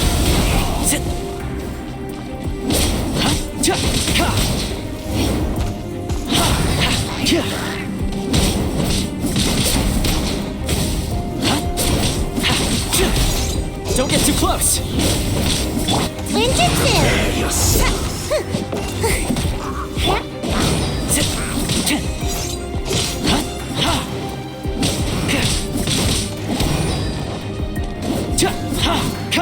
Check this out. Ever seen one of these? Should have known. You're stuck now. Leaving so soon.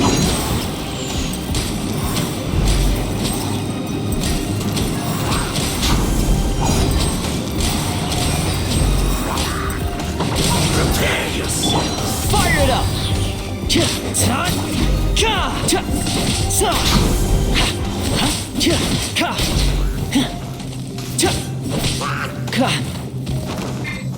Take care, everyone.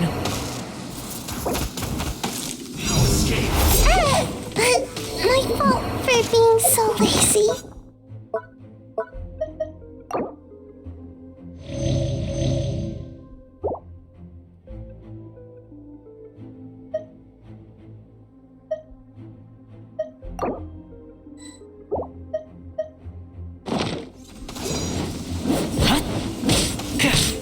Don't get too close.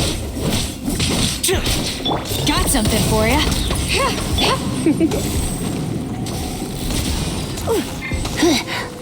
The hunt is on. Check this out.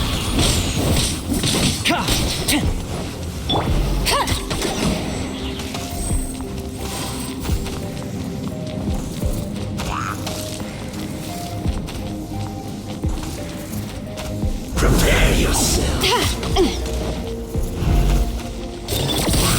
So soon. Fire it up.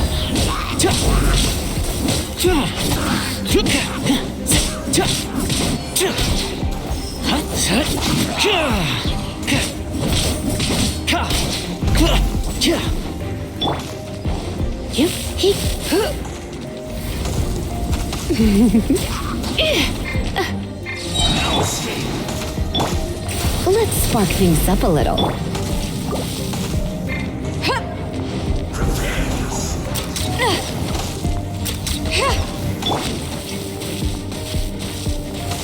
Don't get too close! Supporting fire!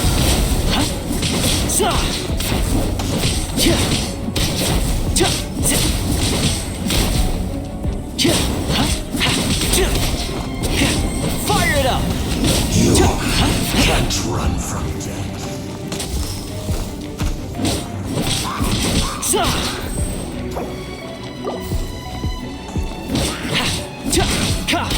Come on, gotta find that weak spot. This is a new one. This'll pack.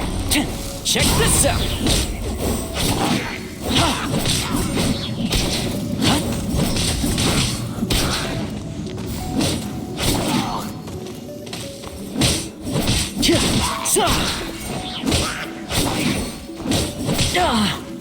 Don't get too close!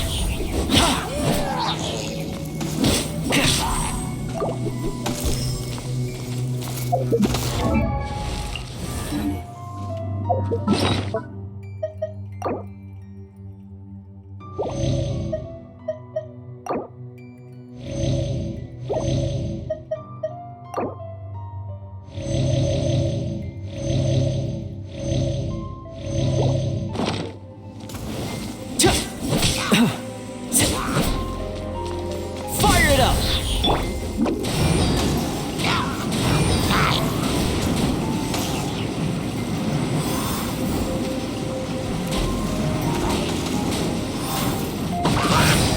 Make my escape.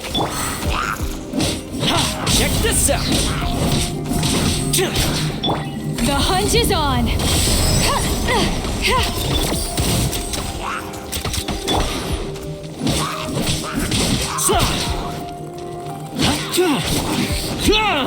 Fire it up!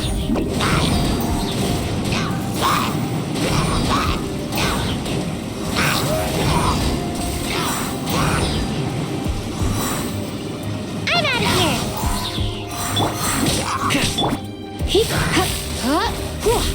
here. Check this out!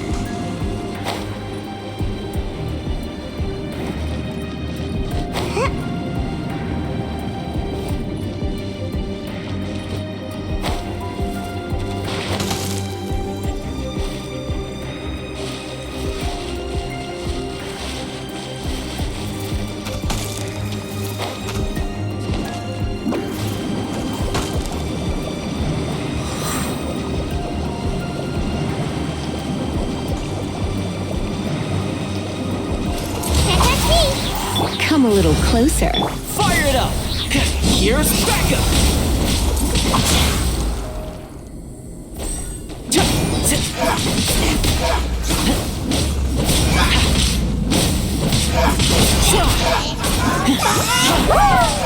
Don't get too close!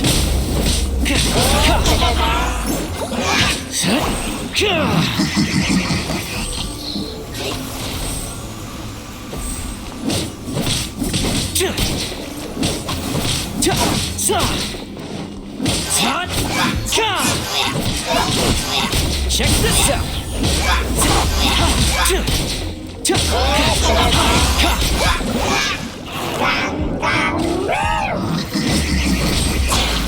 Right where it hurts. I couldn't save everybody.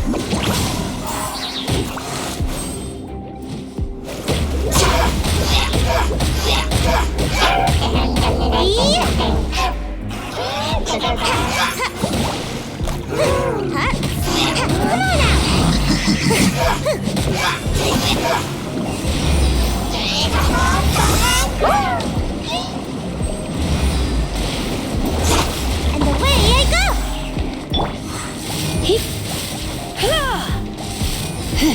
Surrender and I'll be gentle.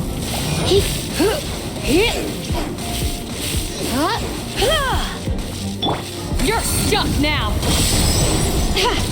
Ever seen one of these?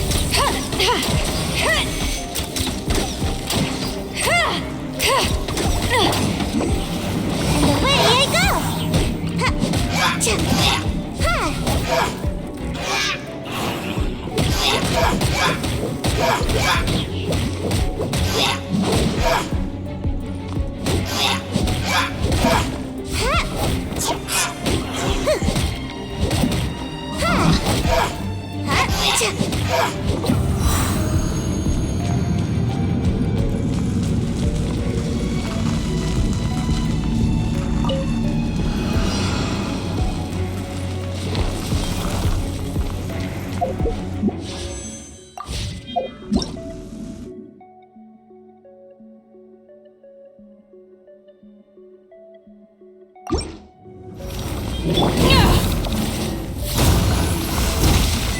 Can't get up.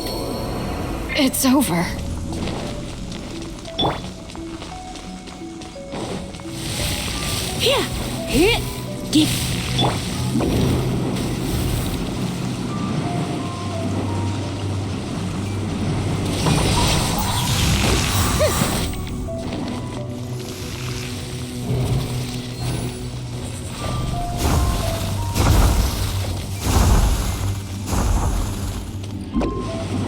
And away I go!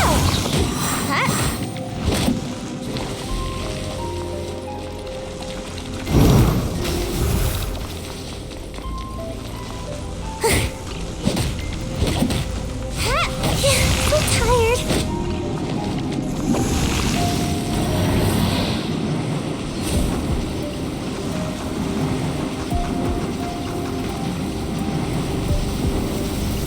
Can't catch me!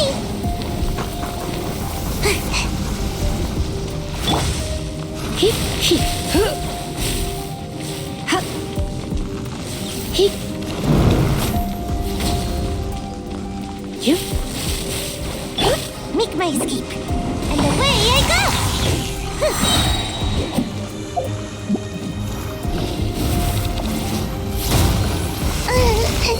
Sweet dreams.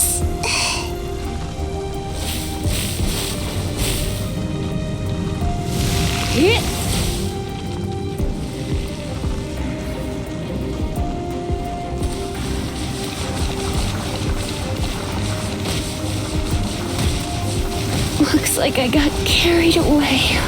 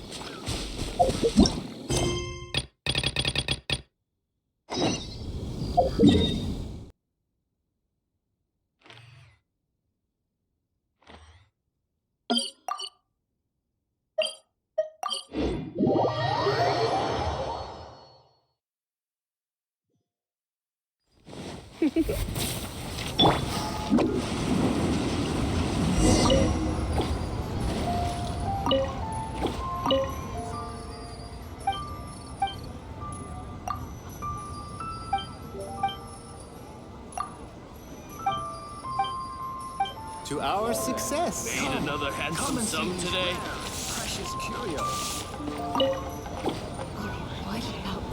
Ah, you're here. There's no need to order. I've already done so. Third round knockout is not for lightweights, like those taverns in Mondstadt. Here, the owner does not take such unorthodox orders as fruit juice. I ordered some wine-fermented sweet rice balls for you, if that counts. If it is to your liking, dear customers, I shall continue the tale of Lady Ningguang's Jade Chamber. Hey, there's even a storyteller here. Great atmosphere. Besides fine wine, the excellent ambiance, but when I say ambiance, I refer to a different sort from the one the Tevat travel guide uses to judge other establishments. As you all know, high above the land of Liyue lies a pavilion in the clouds, a palace in the mist. What does it mean to have all-seeing eyes?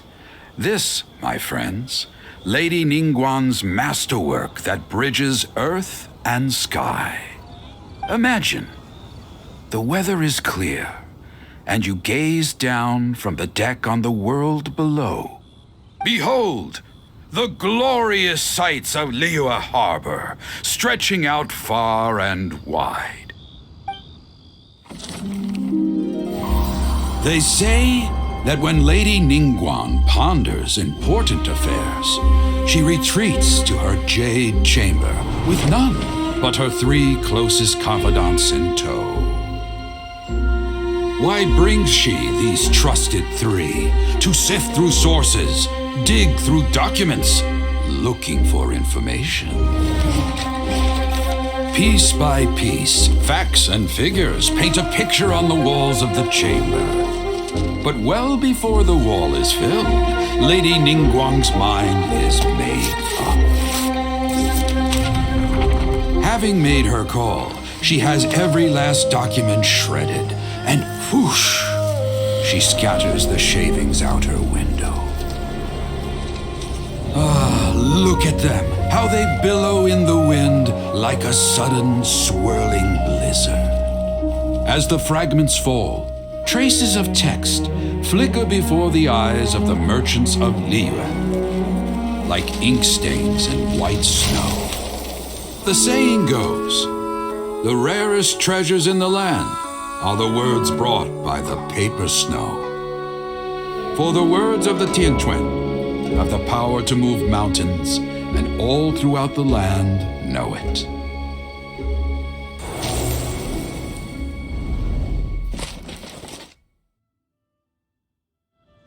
These are but scraps of paper, and yet they guide Lady Ningguang's hand. Such is their value.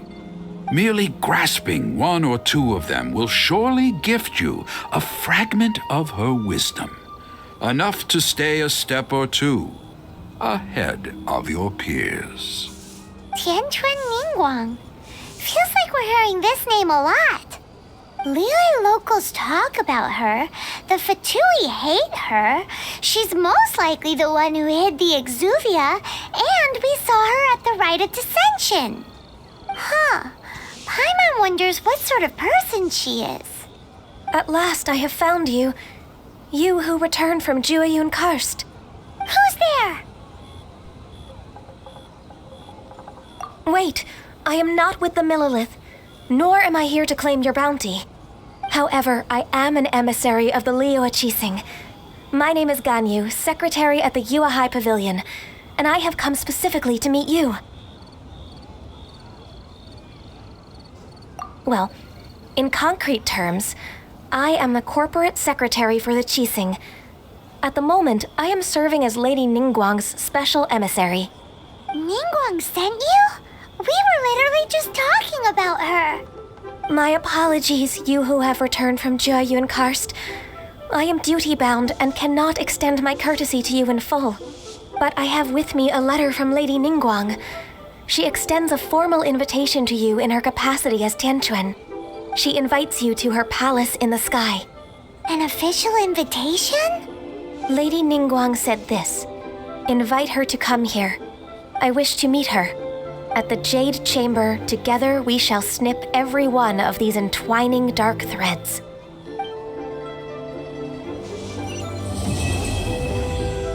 Made another handsome sum today. To our success. And with that, the emissary who called herself Ganyu just disappeared. But we've received an invitation from the Liyue Qixing. Paimon still can't believe it. We'll be meeting people that have way more money than Paimon could ever count. We should be on... An invitation to visit the Jade Chamber is a rare honor indeed. You'd best be on your way now. But don't forget about the rite of parting. Once you've finished at the Jade Chamber, meet me at Dihua Marsh. Don't worry, we won't forget. Dihua Marsh. We'll see you there.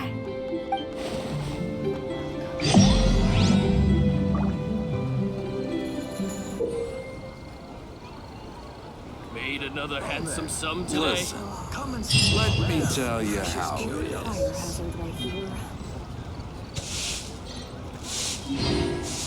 A toast to our success.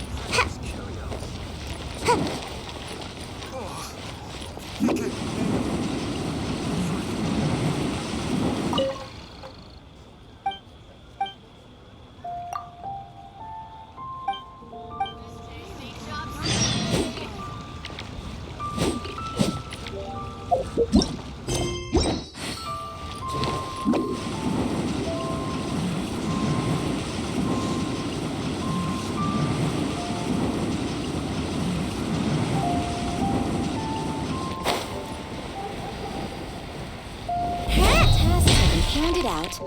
Make my ski. Relaxing.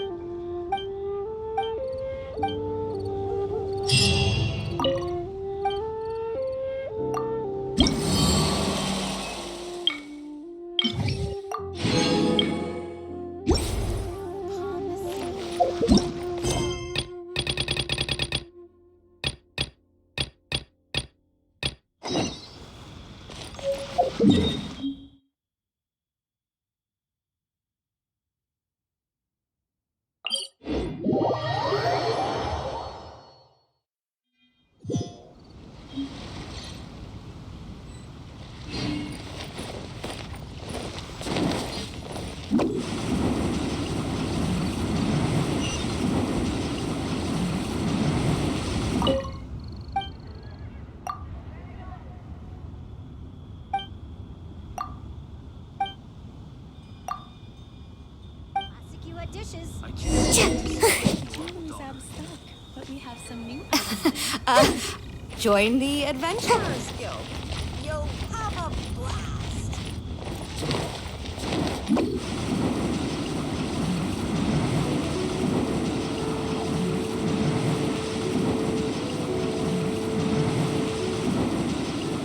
And away I go! Bang! And with that, Make my ski. the fate of the Wu-Hua Brotherhood was sealed.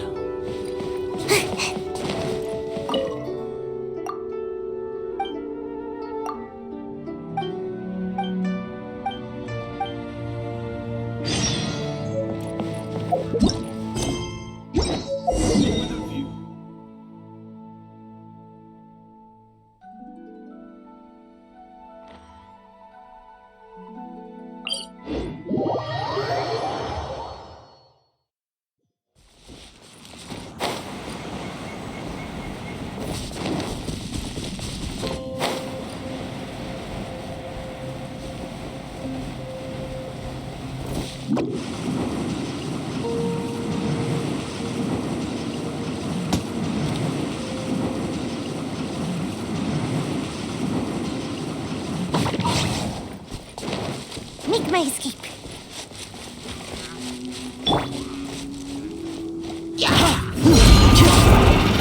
Stop it! Don't get too close!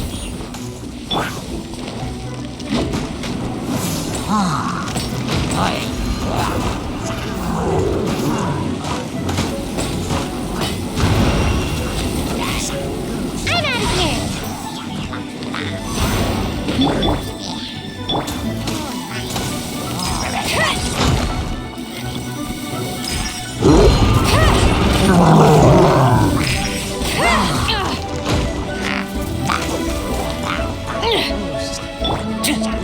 Fire it up!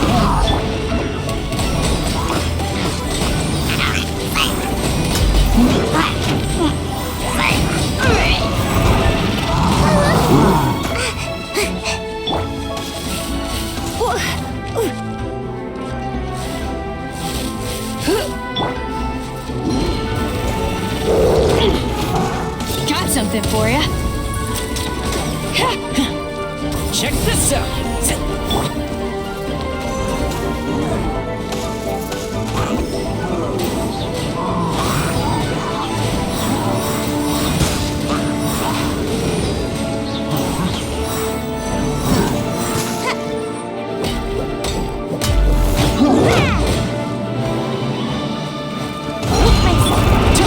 Don't get too close!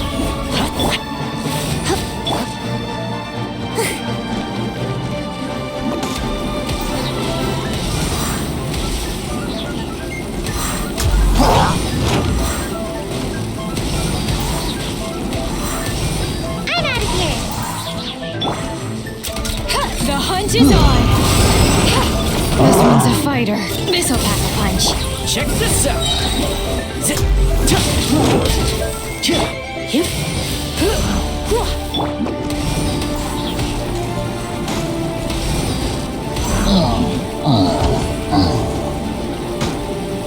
And away I go!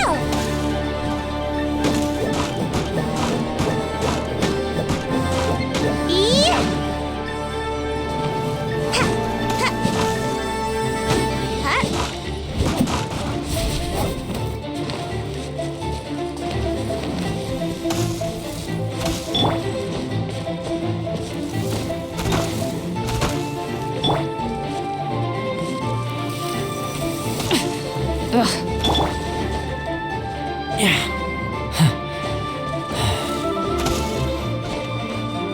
Don't get too close!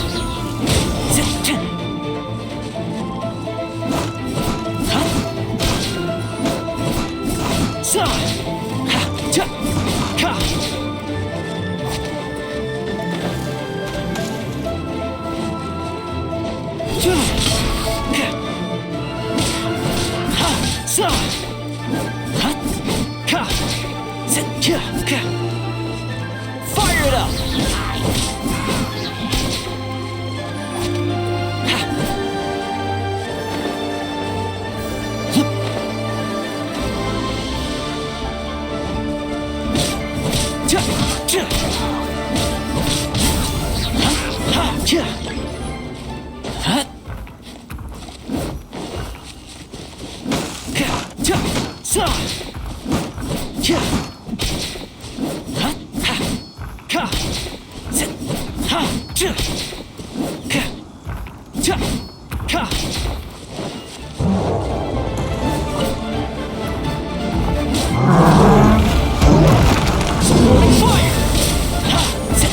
This one's a fighter. This is a new one.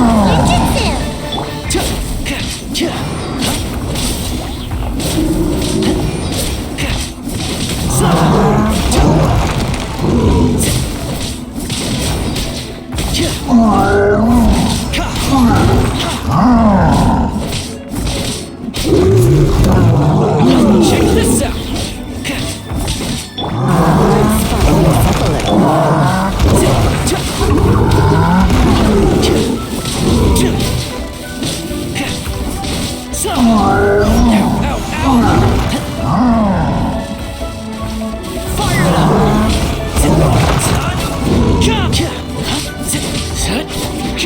Fire it up!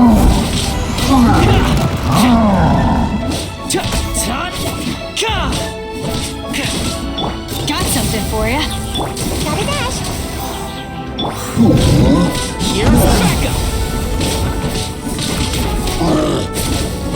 Come on, gotta find that weak spot.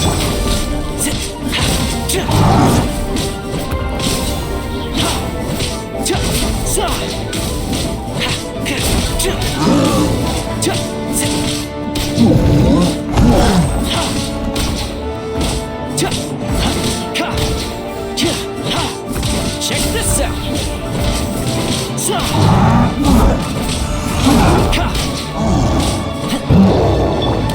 This'll pack a punch.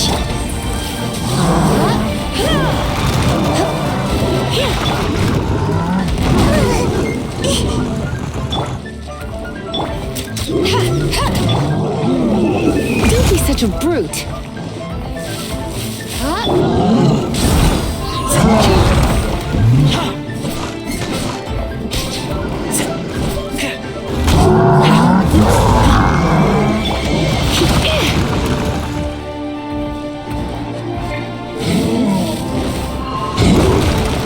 I knew I should have stayed home.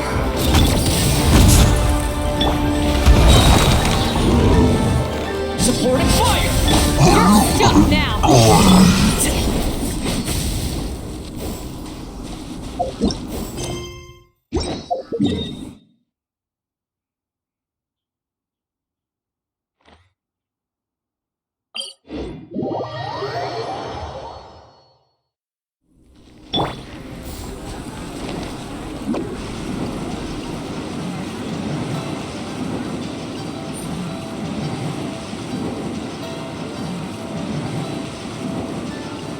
I'm out of here.